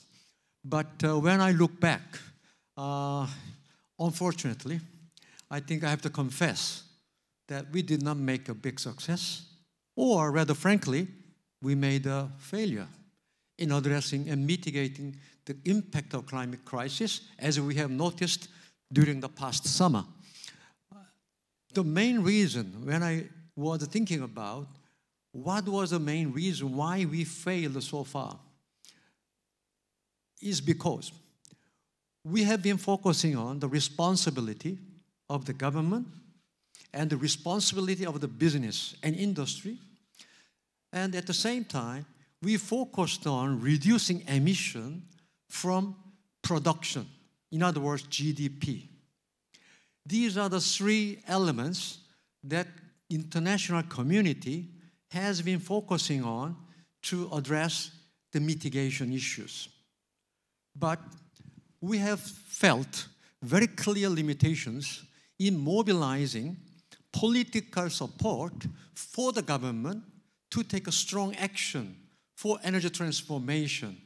As in all democratic society, it's not easy for democratically elected government to push through costly energy transformation. So there's a political limitation. And for the business, also there is a market limitations. All the businesses are competing. The competition is getting intense and intense day by day. And how can we expect the business to absorb all those extra costs of carbon emission reduction into their price? So this is also, there's a clear limitations for the boundary that the business can observe the responsibility. And also the third point of the production side. As all in the government, as all governments, reducing GDP is a disaster, political disaster and social disaster. But if we target GDP as a source of mitigation, then which no government can manage to only reducing and risking the political difficulty of reducing the GDP. So this is the very real fact that the international community failed to come with tangible results. And the clear example, for example, in 1992, UNFCCC, UN Climate Convention, agreed and even ratified, legally ratified, to reduce the CO2 emission of a developed country at the level of 1990 by 2000. But it never been respected. And also in Kyoto Protocol, we agreed and ratified to reduce CO2 emission of developed country around 5.2% by 2012. But it has never been respected as well. And also we agreed in 2009 at the Copenhagen. We agreed to reduce 20 to 40% of CO2 emission reduction by 2020.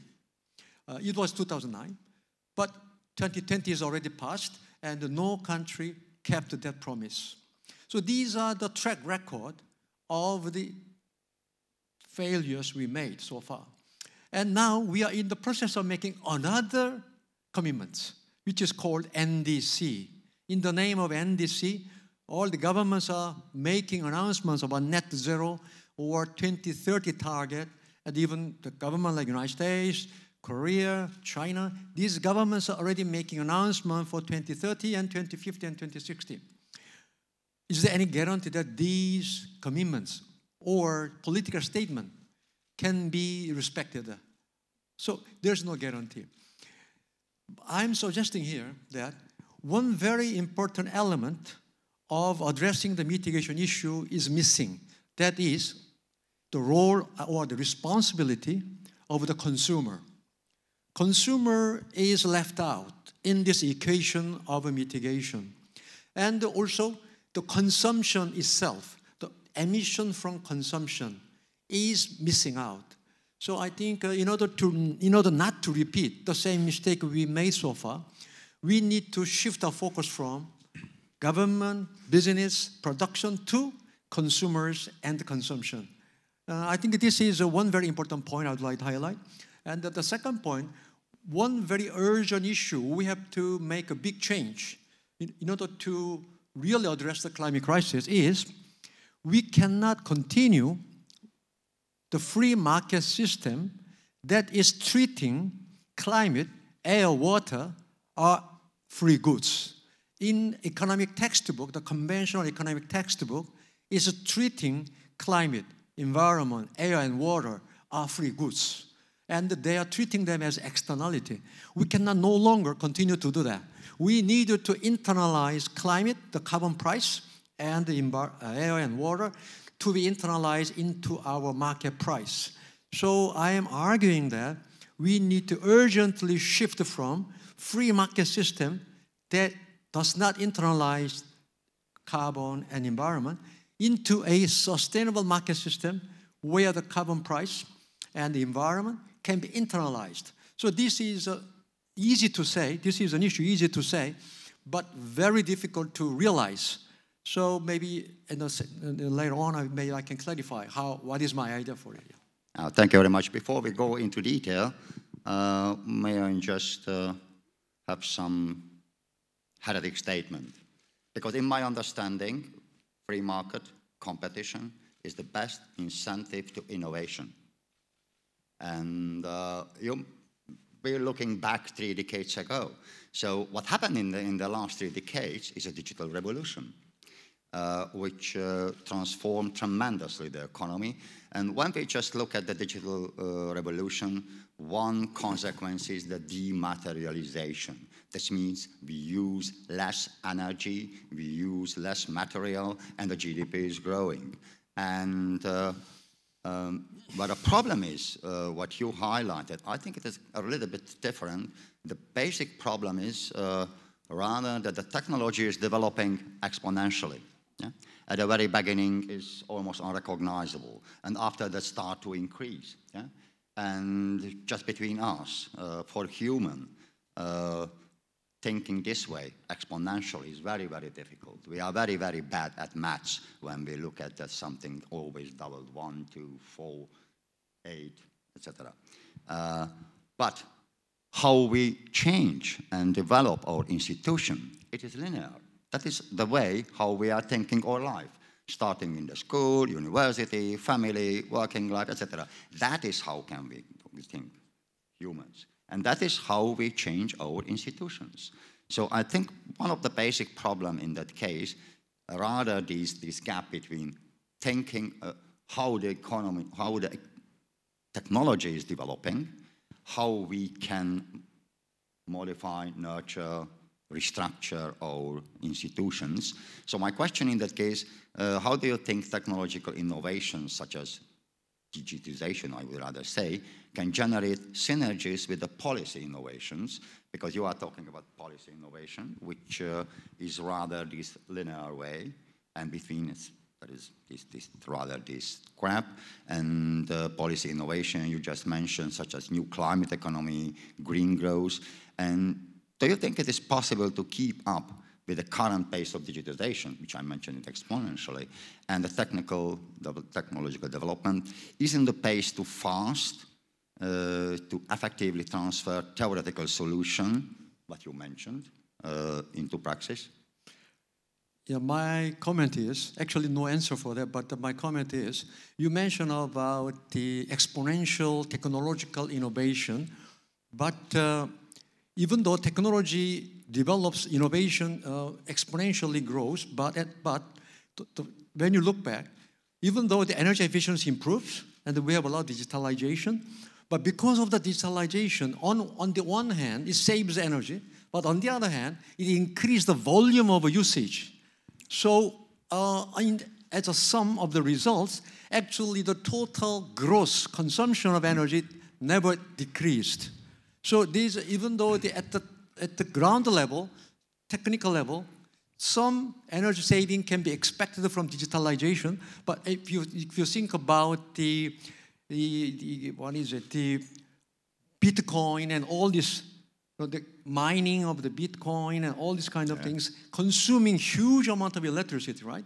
So digitalization is not a kind of a cure-all for energy or climate issues. It needs to be combined with the policy innovations. So the issue is, how can you maximize the synergy between technological innovation and the policy innovation, so the two of them can be combined to accelerate, to produce more deeper impact in the mitigation. So that is a job of the government and society. So it's a very, very huge challenge to find that.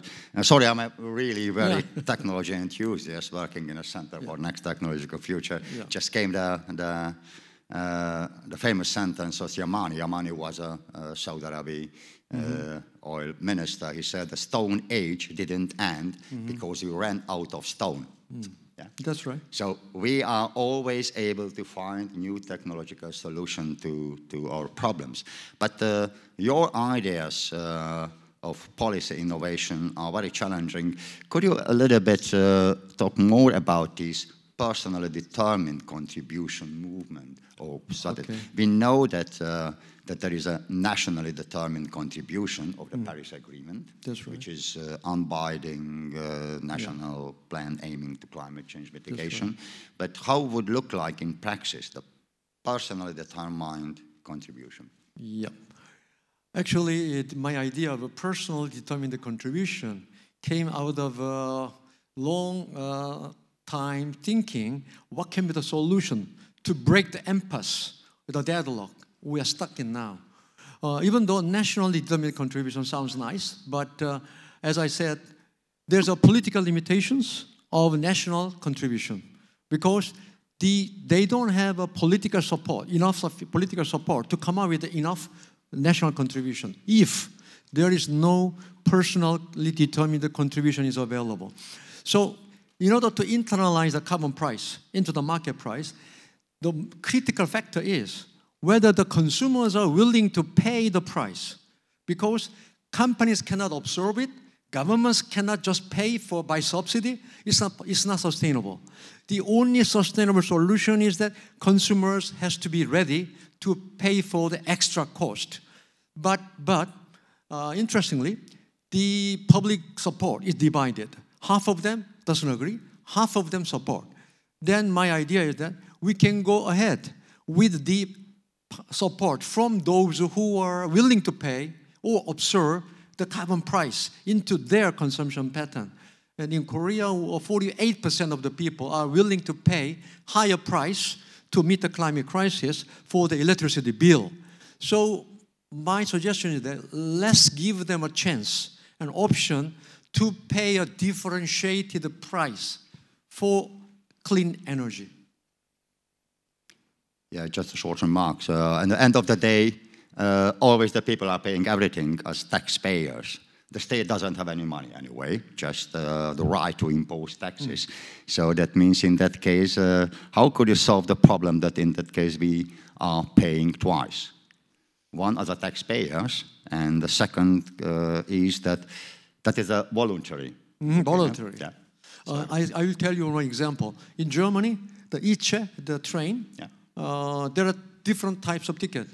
You can buy a green ticket, you're paying extra money. Then this extra money is used to buy a green energy, clean energy, electricity, to run the train. Some people are paying the extra money for the same seat, same travel. So this is giving an option to the consumers to make a voluntary contribution. And I think this kind of a case can be replicated in many countries around the world. Yeah, it's very challenging. What you are saying in that case, some kind of based on the behavioral economics, rather nudging people to have a behavior which is rather directed in this way. And you mentioned the ICE in Germany, that is rather a choice architecture, how we create the choices for people, and they can choose. Yeah, it's a voluntary choice. The very important point is not mandatory. It's just a suggestion and absolutely up to the people to decide. Yeah. Thank you. That's just my final question, because step by step we are running out of, not stones, running out of time. And my final question is relates also to innovation. So what do you think are the most significant reasons for differences in innovation capacity between European and Asian countries? And what advice would you give European governments and companies to bridge these differences? I think it's a very too much a compliment for Korean innovation, but Asian innovation. But I'm not sure whether Asians are better than the Europeans in innovations, I think. But one fact I can mention is that the social pressure in Korean society, because we have a very high population density, so the peer pressure seems to be quite high in Korean society. And that might play a certain role in incentivizing the people to come up with some of the innovations. But for my own personal observation, many of the European countries are also very good at coming up with a individual ingenuity. But in a country like Korea, we come up with some more based on collective comparison and the collective competition. So I think the European style is more oriented based on individual ingenuity, while in my case in Korea, the Korean case seems to be is a collective and the more social peer pressure side. I think that's the difference. But I don't think there's a big difference between the innovation capacity. Yeah. So, thank you very much. I had a possibility to serve Hungary as an ambassador to the OECD, and Korea is at the table. And we discussed always when we picked up the best example for innovation, Korea was always mentioned as the best example. So thank you very much to widen my knowledge in that case, what you think about why Korea is so. So thank you very much again for this fire chat talk. We have 7 seconds, and thank you very much. Thank you very much.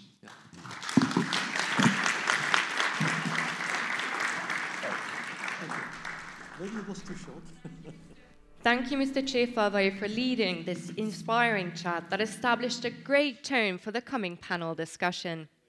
Now, let me invite Mr. Péter Fajkis, Director of Digitalization Directorate at MNB, who will moderate the panel discussion dedicated to infrastructure, connectivity, and technology. Mr. Fajkis, welcome. Thank you. Mr. Chong and Mr. Chefavai had a stimulating and thought-provoking discussion about climate change, and the panel discussion will undoubtedly go into more detail. Mr. Faikish, what do you anticipate will be the main takeaways of this upcoming panel?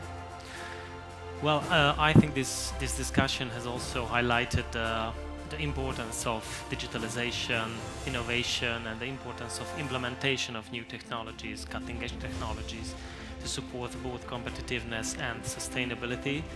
So I'm quite confident that our distinguished panelists could really mention a few examples, real use cases, that which solutions could support us in both ways, which could support competitiveness and also try to help us reach our goal in a sustainable way.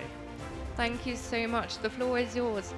Thank you very much. I will sit and ladies and gentlemen, I would like to welcome you all in our panel discussion. It's a hybrid version of the panel discussion. So first, let's introduce our panelists. So first, Mr. Qian Chu is a professor at the School of Civil and Environmental Engineering, Nanyang Technological University. He's also the director of the Center for Urban Solutions. Professor Chu has more than 25 years research and consulting experiences in geotechnical engineering, in particular in the areas of laboratory, in-situ testing, engineering properties of soil improvement, and land reclamation. So please, Mr. Chu, join me to the panel. Our next panelist is actually Mr. Biliang Hu, who is joining us online today. So welcome, Mr. Biliang Hu, who is an executive dean of Beijing Normal University's Belt and Road School, an institution created to cultivate global talent for the Belt and Road Initiative and to build a world-class think tank to support the initiative's rapid growth. He had prior employment in the private sector. Welcome on board. Our next panelist is Mr. Lanvin. Mr. Bruno Lanvin is the president of the Smart City Observatory at IMD since its creation in 2018. During his career, his research activities focused primarily on information technology, innovation, talent, and the role of smart cities, and also he is an expert on indices, smart city indices, and a lot of others. Welcome, Mr. Lanvin, to our panel. And finally, our fourth panelist is Mr. Cheong Lee. Is a professor at the Graduate School of International Studies and the College of International Studies of the Korea University. His research mainly focuses on institutional change in water policy and water management with reference to China, Korea, Southeast Asia, and of course Europe. Welcome on stage. So please join us. It's great to have you here. So thank you very much. So let me start with a question to Mr. Chu. In the case of sustainability, soil and water, all of these basic elements are extremely important, and you have a huge experience in land reclamation, soil improvement, a lot of other areas. So my first question would be that how do you see the future of geotechnology, the current state and maybe the future of geotechnology, and how it could be implemented to the circular economy, actually? Thank you. Firstly, thank you, Mr. Moderator, for the introduction, and also thank you for the invitation to be here.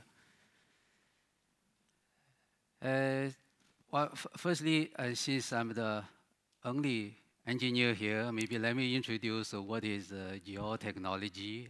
Geo means earth or anything to do with the ground. And of course, you understand technology. So when you come to Budapest, when you land on the airport, so the pavement is built by geotechnical engineers. So when you come to the terminal building, the foundation is built by geotechnical engineers. When you travel to the city center, so the road is built by geotechnical engineers. So with increasing importance for climate change, higher demand for sustainability, and the role of geotechnical engineers has ever been so important or so vital to our economy, to the development of sustainable solutions.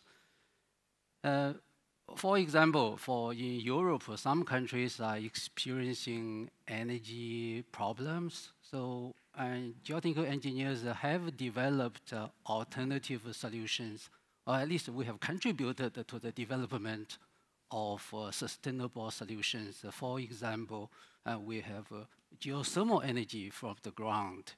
So instead of building a special system, whenever we build foundation, we build our underground tube, we build our deep excavation, and some of the geothermal system can be incorporated. So in this way, you will be more cost effective for harvest the energy. Another form of energy is wind energy.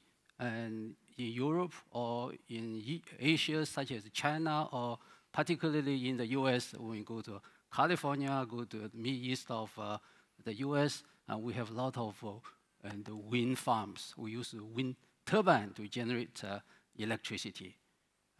What you need the foundation to ensure the stability of the wind turbines, particularly in the middle of the sea. For example, North Sea, we have big development for energy. So those are the tasks of geotechnical engineers. We actually have developed the solutions for us to build offshore wind turbines to generate electricity. I can give you another example, which is sea level rise.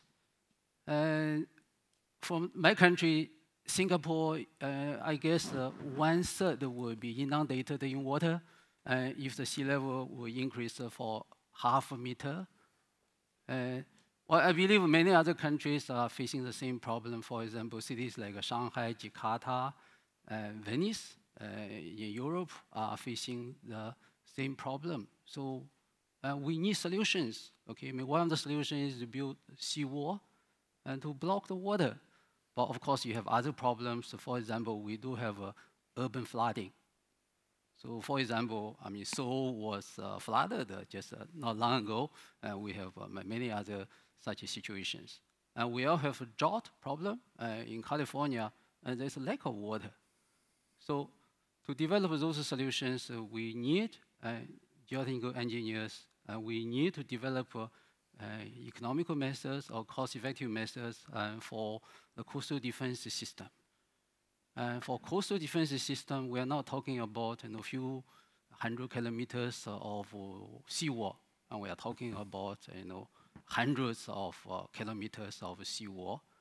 So it is a huge invest. Although my prime minister has announced that they're going to put in $100 billion for coastal defense and to tackle sea level rise, I'm not sure $100 billion is sufficient for building the complete coastal defense system for Singapore. So one of the solutions is actually to have an integrated solution to combine the construction of seawall with other functions. For example, when we build a seawall, we can build a coastal reservoir at the same time. So for coastal cities like Singapore, we also have a flooding. Like Venice, you have a flooding, but some problems with the flooding is whenever there's a heavy downpour, it happens to be a high tide, so the water cannot be discharged into the sea. So for this reason, we will need a water catchment area to hold the water there first.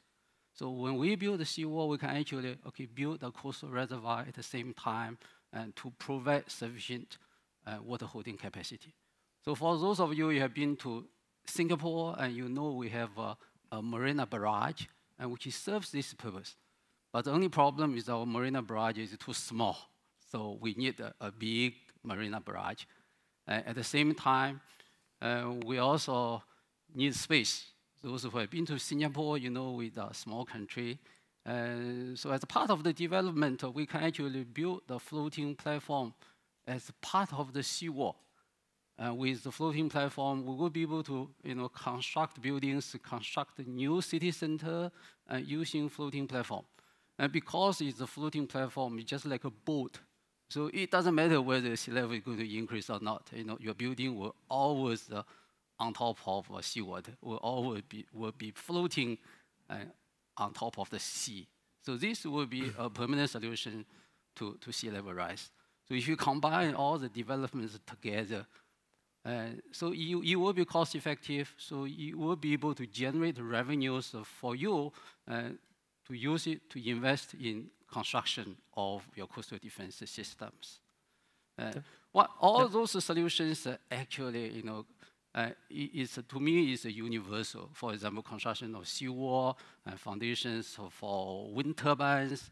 And so if we have a collaboration, have a cooperation between East and West, it's just like this forum, useful, and we will be able to join force, we will be able to share some of the R&D developments and to benefit more countries, then to make the whole R&D system to be more efficient. Yeah. Thank you. Actually, speaking about water, Mr. Lee, I would turn to you that you are also an expert in water policy and water management. So how do you see that? How can we eliminate the potential drinking problem or the drinking water shortage actually in the future? It's also a part of a very important question of the sustainable water management. How do you see this question? And maybe if you could share with us a few examples of how public and private sector cooperate in this field. Yes, thank you very much. The water issues are very all kinds of problems are combined.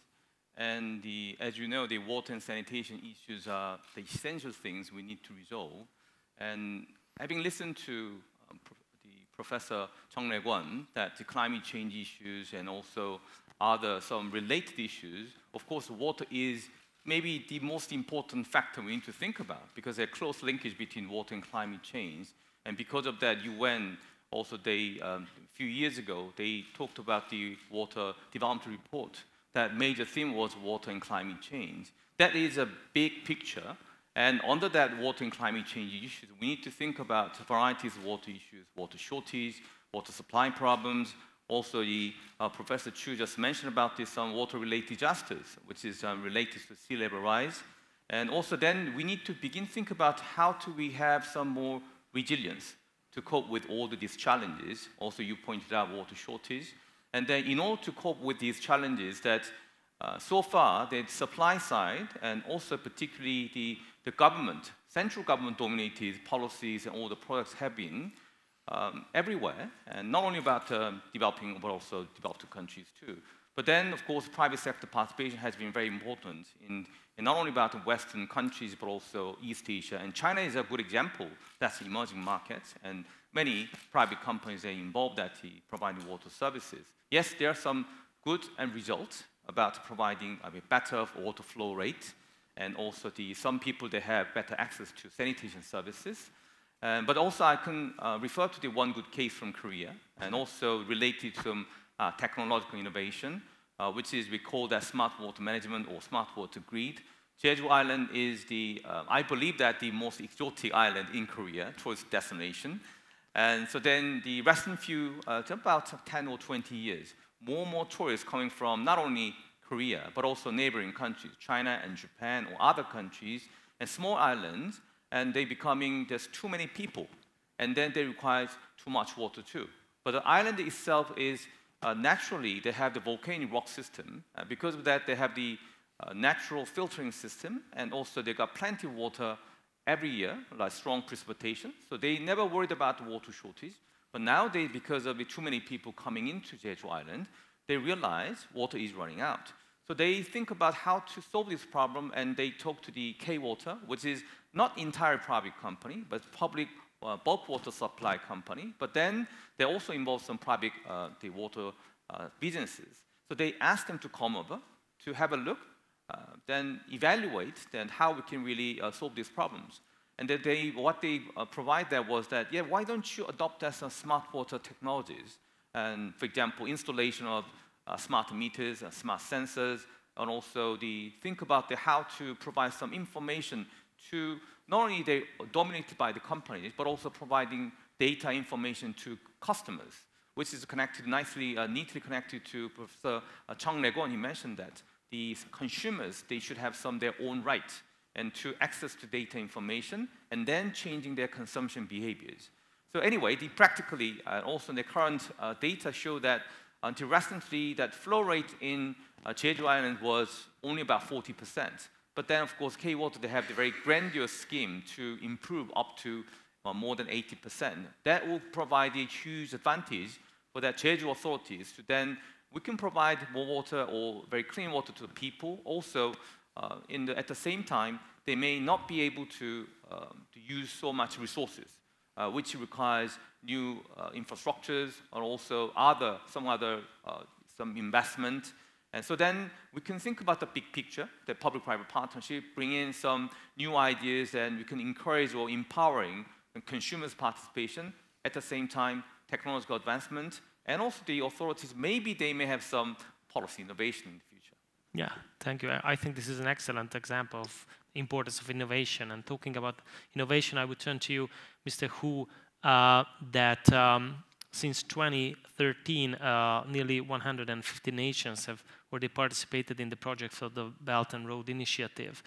And how do you see that? How does the BRI contribute to the expansion of the innovation capacity of the participation nations or countries or even regions? So what typically innovative and green projects have been realized so far? So if you could share with us a few examples, maybe. Okay. Thank you so much, Peter. I think these are very good questions, two questions. I would like to answer your questions by combining the two questions together. They are very much tightly linked with each other. Before I answer your question, I just try to provide some relevant general information about innovation capacity in China. According to one of the very important index, hello, one of the participants, the panelist, Professor Nan Fin, is very good in index research. Please correct me if I'm wrong.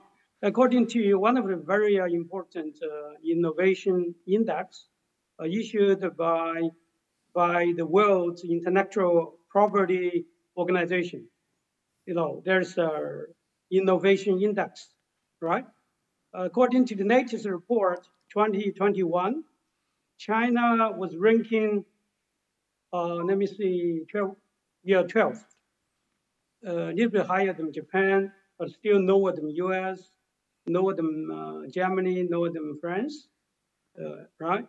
But if we compare with 10 years ago, China's rank at that time, that's 2012, was only 34, okay, 34. But now is 12. So that means China's innovation capacity has been significantly increased over the past 10 years. Actually, if you look at the list of rankings, in the top 20 countries, China was the only one, countries from developing world. All the rest of 19 countries, they're all developed countries. So that means China's capacity, innovation capacity, provides a very good fund, base for other countries, based on the Belt and Road Cooperation. As you mentioned that, now there are 149 countries working with China together. So 150 countries working together on the Belt and Road. So one of the very important, focuses for the cooperation is innovation, cooperation for innovation transfer, innovation expansion through many different ways under the Belt and Road construction cooperation or framework. Number one, for example, if you look at investment, talking about the Belt and Road, of course, we're thinking first about the investment. Huge investment over the past 9 years, as Peter just mentioned that, since 2013. Past 9 years, China invested into the Belt and Road countries, the total roughly about $1 trillion US. So huge investment projects, have been done over the past 9 years, which involve a lot of innovation, transfer, innovation, expansion. For example, China's investment into some of the, power station construction, like hydropower, like wind power, like, new energy, renewable energy related, okay? Solar power, nuclear power in Pakistan. So which involve a lot of innovation. So that means once China building this kind of huge projects together with the countries, that means China's technologies, like new energy technologies and innovation methods has been also transferred to their countries, along with the huge projects building in the countries. I just mentioned the power plant, but also high-speed train is on the way, in Indonesia, for example, from Bandung, Jakarta to Bandung. This is a high-speed train. So we'll also involve the high-tech, right? And then China now railway, there's a lot of railways, and then Mombasa and to Nairobi, as you know that the railway already finished. And also bridge, a lot of bridges have been building up, also involve a lot of innovation, technology innovation, to share with the countries. Okay, this is the one, the innovation transfer through big investment projects.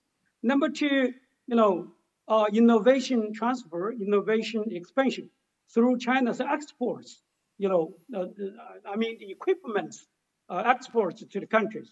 For example, we export a lot of equipment for oil exploration and also for processing of the crude oil. Some of the countries, they have oil, but they don't know how to process. And then China helped them to do it. Okay, it's also involved some technologies and also generate a new value added to share with the country. So that's based on the exported advanced equipment to the countries. Okay, the third example is, as you know that, based on the Belt and Road, a lot of industry park, science park, is building up in different countries in Cambodia. Okay, there's a special zone in the capital, near the capital.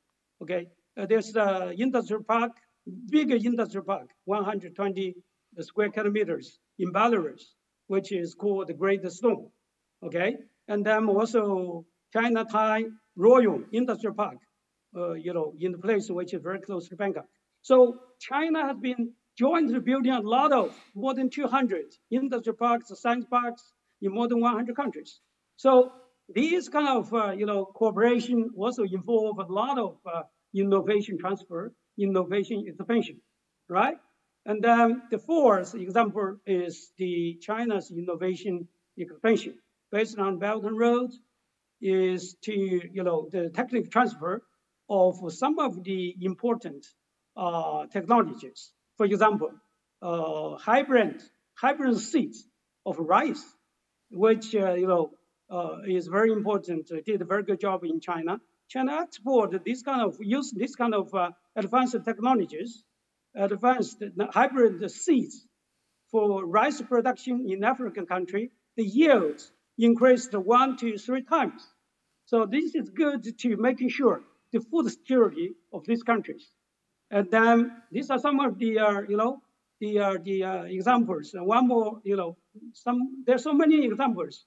And then some special programs under China, for example, Laos, we have started 10 pilot programs on the control of carbon emission. So what are called pilot programs of carbon control with with Pakistan, with Myanmar, with Laos, right? These are some special cooperation programs. And then, of course, China building also jointly building some science lab and technology lab with some countries. So far, 53 joint lab has building up. The typical example, we're building the science lab jointly with Egypt on how to, on smart irrigation, okay? And also building joint lab, science lab with Petroleum, focus on ocean, production, ocean science. Anyway, so these are some of the areas. China has been working with other countries based on the Belt and Road Cooperation, which play very important role to reduce carbon emission, at the same time to increase the productivity in agriculture and also in non-agriculture sectors. These are some of the facts and elements for Peter's question. Thank you. Thank you very much. Mr. Lamvin, you have mentioned actually, and also the expertise in indices. So how do you see that? Will European or Asian countries could come to the forefront of the innovation and the smart city concept? And maybe what factors does this depend on? So what could be, maybe you can see also, you could also mention a few examples which could be interesting for us. Definitely, thank you very much. Let me insist first on how struck I was by the words used by Mr. Chung in the fire chat talk we had just before this panel. Because rarely I've heard someone express so clearly what has been done, why it failed, and what needs to be done. And it does not mean that what was done was wrong. It means that what was done did not take into account all the parameters of the equation. So clearly, and I totally agree with Mr. Chung, what we need now is to add to innovation, which very often is reduced to technological innovation, other kinds of innovation. And that includes political and social innovation. Now, just to give a concrete illustration, if on one hand you have a 17-year-old going to the General Assembly of the UN and say, how do you dare? On the other hand, you have a 60-year-old, I'm talking about me, not Mr. Chung, because he's much younger, of course, who says what we need is internalization of the environmental costs. Who do you think is going to make it to the social networks? Who is going to get an echo in the population? This is part of the problem we face. How can we be concrete with something that requires some degree of analysis, of abstraction to be solved? That's one part. Then I want to express my gratitude to the previous speaker for mentioning the Global Innovation Index. As some of you may know, we will be launching the 2022 edition next week in Geneva, on the 29th, actually. So I cannot disclose the rankings for this year, and I will not do it. But I think that the numbers that have been mentioned for China are indeed very striking. If we look at the rankings of GII since its creation 14 years ago, when we published the first edition, I remember the very first session we had, I said, oh, Switzerland is #1. And everybody will say, of course they are #1. The index is being produced in Geneva. So you had to be grateful to the host country. We'll see next year how the real ranking comes. And after 14 years, Switzerland is still #1, which becomes quite boring. But fortunately, changes are happening in the middle of the ranking. When we see the path taken by China, the path taken by India, which is much lower in the ranking, but also growing very, very fast, we realize that the part of the world where we have the center of gravity of demography is also becoming a center of gravity for innovation. That is changing a lot of things. If, on the other hand, you consider the very strong correlation that exists between GDP growth and innovation, you realize that it is very likely that Asia, the Asian region, will remain the engine of global growth in the coming years and probably coming decades. Then you have an innovation equation which is bound to change the world. If I bring the two together, what we heard about how to deal with the environmental crisis and the landscape of innovation, we end up with a very simple conclusion, which is that innovation has been very much about doing more with less. Now we have to learn to do better with less, which is very different from the innovation equation we had before. It's not about productivity. It's about internalizing externalities. It's about delivering value. It's about fighting inequalities. It's about inclusion. And it's about mitigating climate change. The equation is far from simple. It requires understanding. It requires education. And it requires cooperation. So one area in which I am particularly concerned right now is the collapse of multilateral discipline, the collapse of a number of international agreements, student exchanges, research exchanges. I'm afraid that the world resilience, which we hear more and more often, becomes synonymous with protectionism and with shrinking to national borders. We need to counteract in that area. And to finish, and because you hinted at it, I do believe that cities, whether they are smart or not, maybe we'll come back to that later, cities have an increasing role to play. We've seen during the COVID crisis many governments, and I will not quote any, reluctant to act or late or slow in their action. And we've seen cities taking action, organizing vaccination center, organizing point of distribution for masks, for gel, etc. So we've seen cities coming to the fore because there was a crisis. We are starting to see the same thing regarding the environment. And I do believe that it will not be cities versus nations, but it will be cities playing roles that nations have ceased to play. They are more agile, and central government are becoming very tolerant about letting their cities experiment.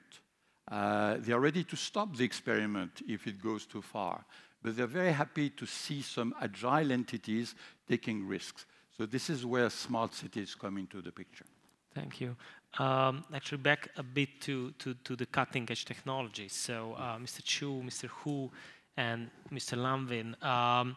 So, how do you see what cutting-edge technologies could help us actually to support us actually to a more sustainable environment, to support the circular economy, or maybe do you see any differences in the short run, and maybe a few examples which could be more potential in the long run? Mr. Chu? Would you start? Well, in the short run, I believe clean water and clean energy will still be the top priority. In the long run, smart, sustainable, green construction materials, as well as the use of AI, use of digitalization, automation for construction, will revolutionize the construction industry and the economy and the whole market related to construction. And if you look at the shares of construction, this is not a small portion.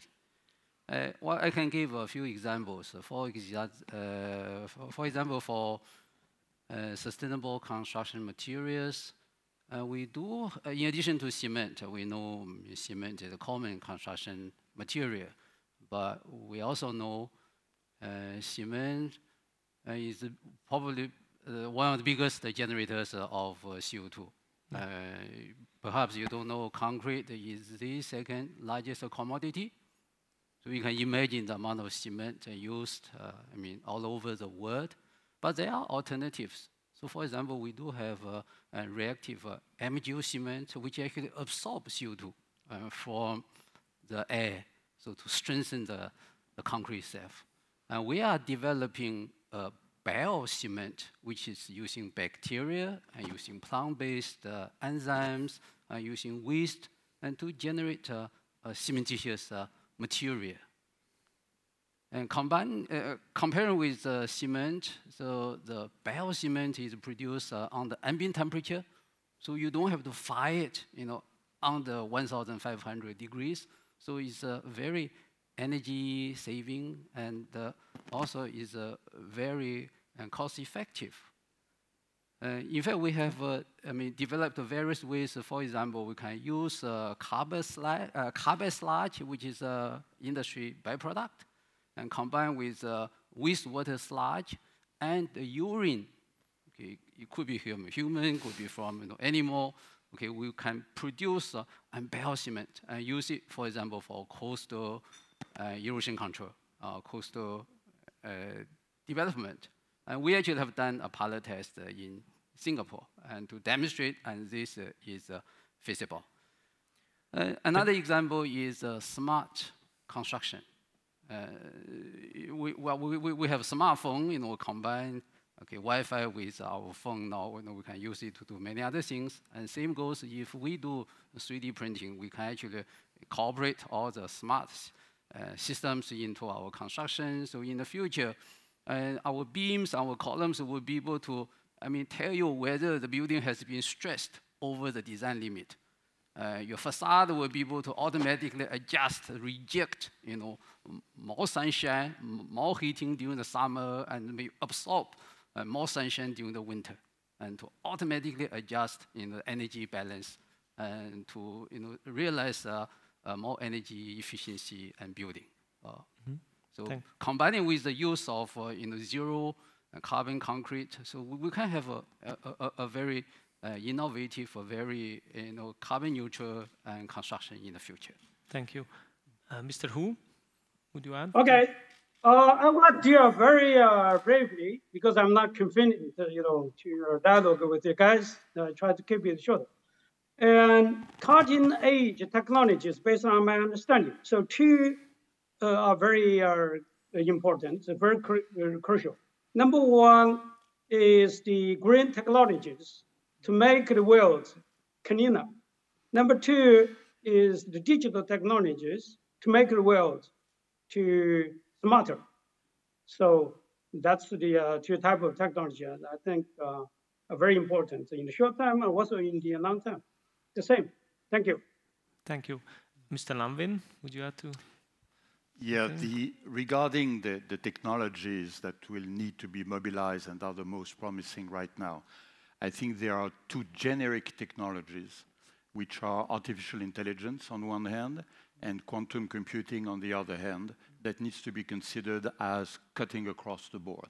That is, whether you look at how you're going to finance innovation, to produce innovation, to disseminate innovation, these two will be called to the fore. So they will help us also transform the way in which we think about engineering, about construction, about irrigation. So all these will be extremely important. Yet, I would like to repeat a point I was making before. It would be a big mistake to reduce innovation to technological innovation. If we look back at the past, there are two things we cannot eliminate from our mind. The first one is that the most disruptive innovation over the last 30 years at least have not been technological innovation. They've been business model innovation.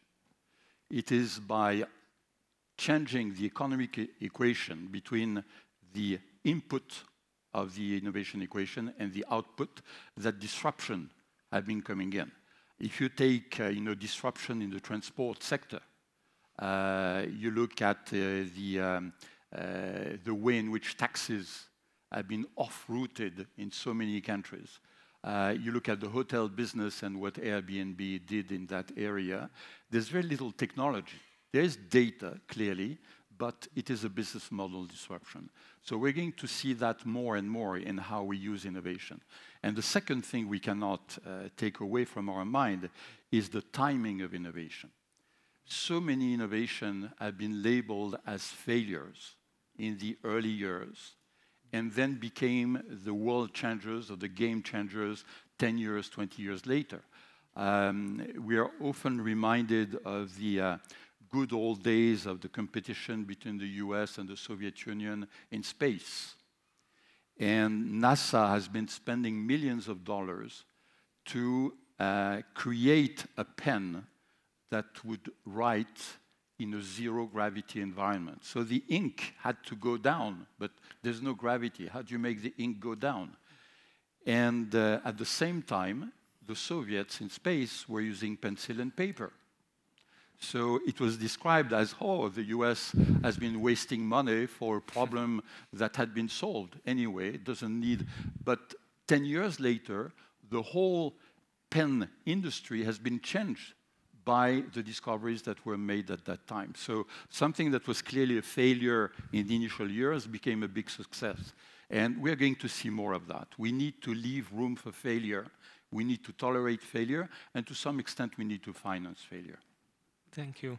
And sustainability is also quite connected to the mitigation of also the inequality, not only the environmental sustainability, but also the social aspects of it. And I would turn to Mr. Chu and Mr. Hu, that how could sustainable living environment could be created in the lower income countries along the RBI, the Road and Belt and Road Initiative. So which sectors would need to be developed actually in the first place in these countries?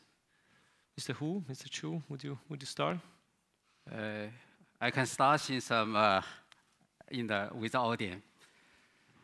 Well, circular economy would be one of the solutions. So I'm very pleased that we are discussing circular economy today.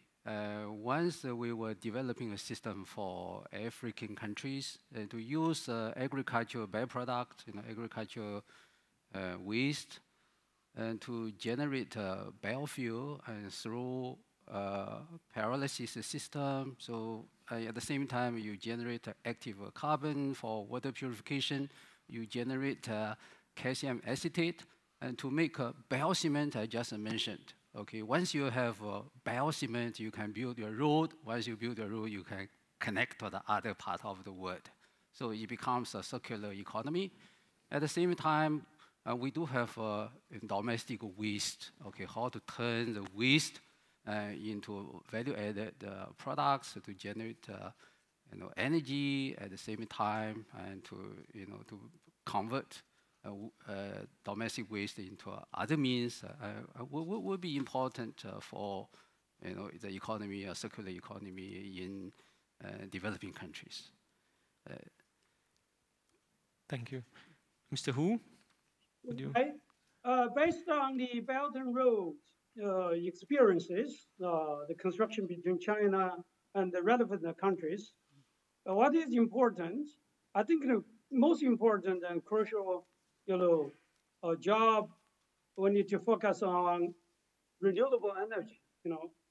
Because some countries, low-income countries, as you mentioned, that they have a great advantage in renewable energies. For example, in Africa, okay, we can easily to develop in solar power stations. China has been building a lot of solar power stations in Egypt, in South Africa. For Middle East countries, they have a great advantage to building like wind power, stations.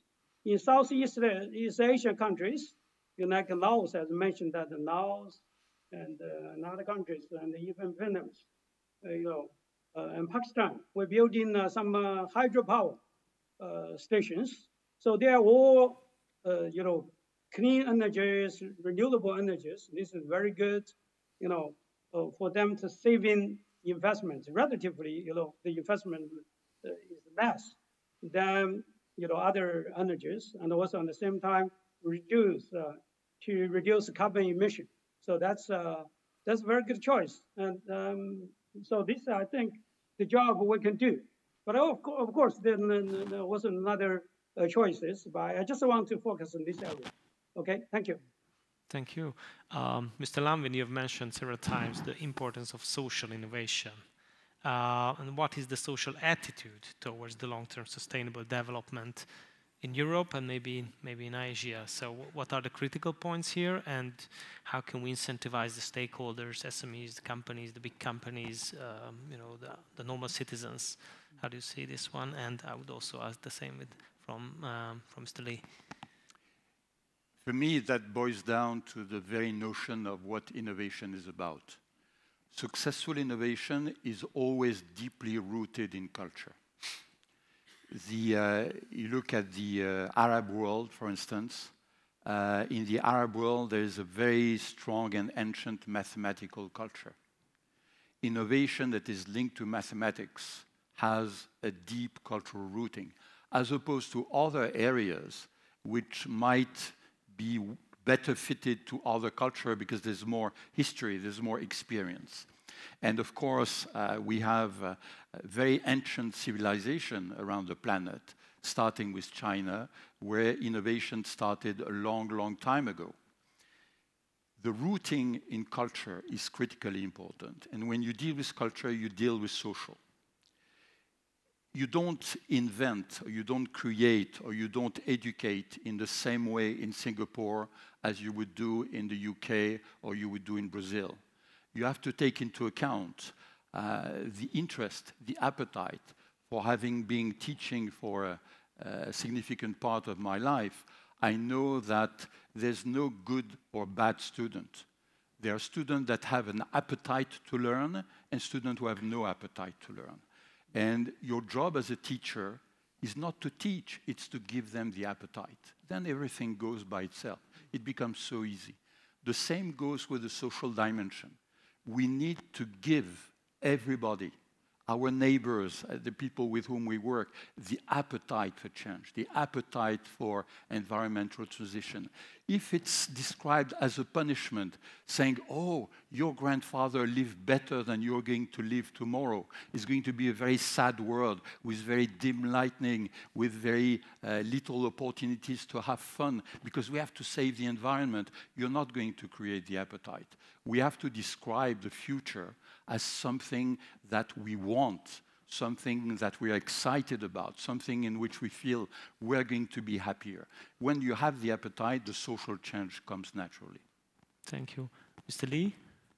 Thank you. Mr. Langban just mentioned about the original, some of our common future, 1987, the definition of sustainable development, because there's sometimes some leaders and also some other people, they misleading the public that in order to make our environment better, you need to give up all the convenience, anything you can really enjoy at this moment. But that's completely misleading because the development that means the current generation without compromise the future generation.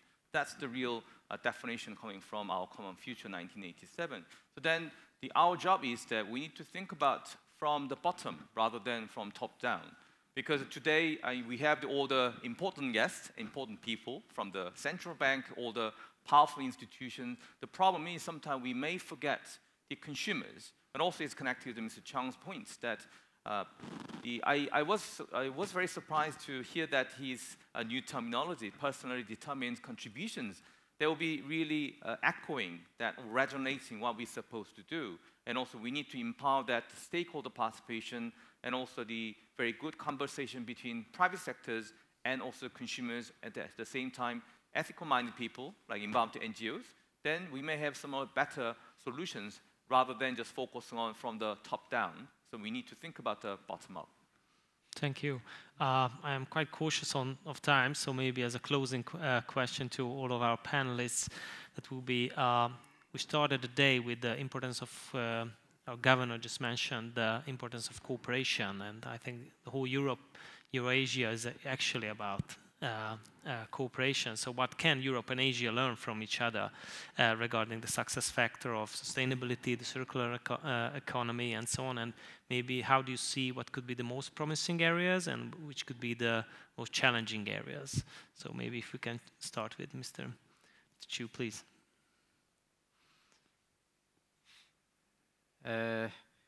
Well, for Singapore, I think the biggest challenge is the sea level rise. So I believe we will be able to develop mitigation methods to tackle sea level rise. Mr. Lanvin?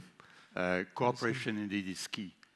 Cooperation is all the more productive that it is diverse. If you bring together people with different experiences, you bring engineers, artists, medical doctors, you bring people from Asia, from Europe, from the Americas, from Africa, you have a much better chance to be innovative. Diversity is key. I consider that we are part of what is known as a manel, that is a panel where you have only one gender. And I think diversity also includes some of that.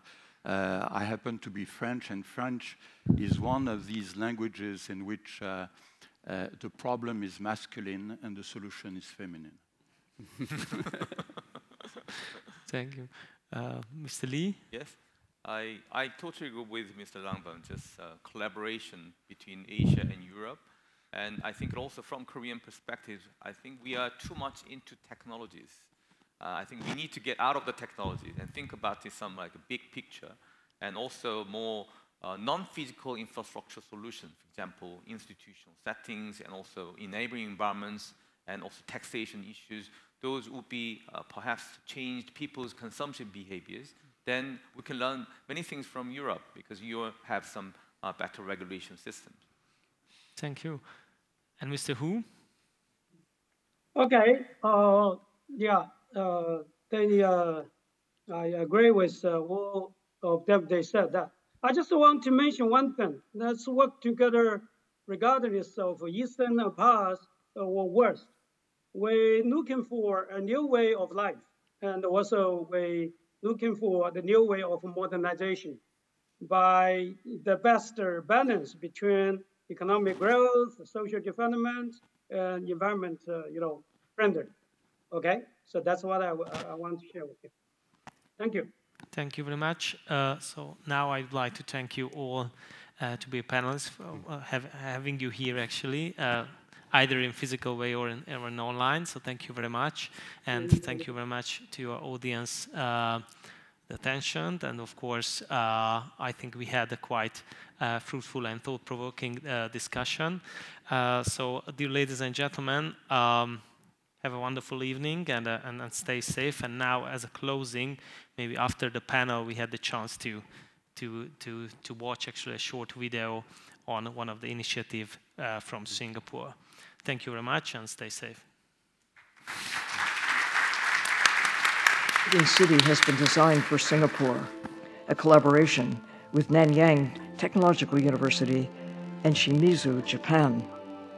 A 10-kilometer seawall sits across the coast and forms a protective barrier and water catchment area. The seawall also acts as a transport system with an expressway and metropolitan rail transit system connecting East and West Singapore. Using the seawall as anchor, a high-rise waterfront city comprising of commercial and residential buildings floats on a series of platforms connected to the main island.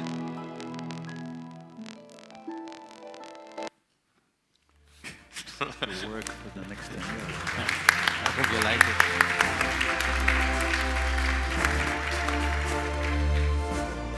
Thank you very much. Thank you, Mr. Fajkic, for guiding us through this session, and I also thank the participants for their valuable insight. And now, ladies and gentlemen, by closing our third panel, we have reached the end of today's professional program. I hope you all agree with me when I say we had a successful and rewarding day. Our speakers have guided us through the most topical and intriguing questions of our time in the field of finance, geopolitics and infrastructure, connectivity and technology. I wish you all a great rest of the day, and I hope to see you tomorrow at 9 a.m. on the second day of the Budapest Eurasia Forum 2022.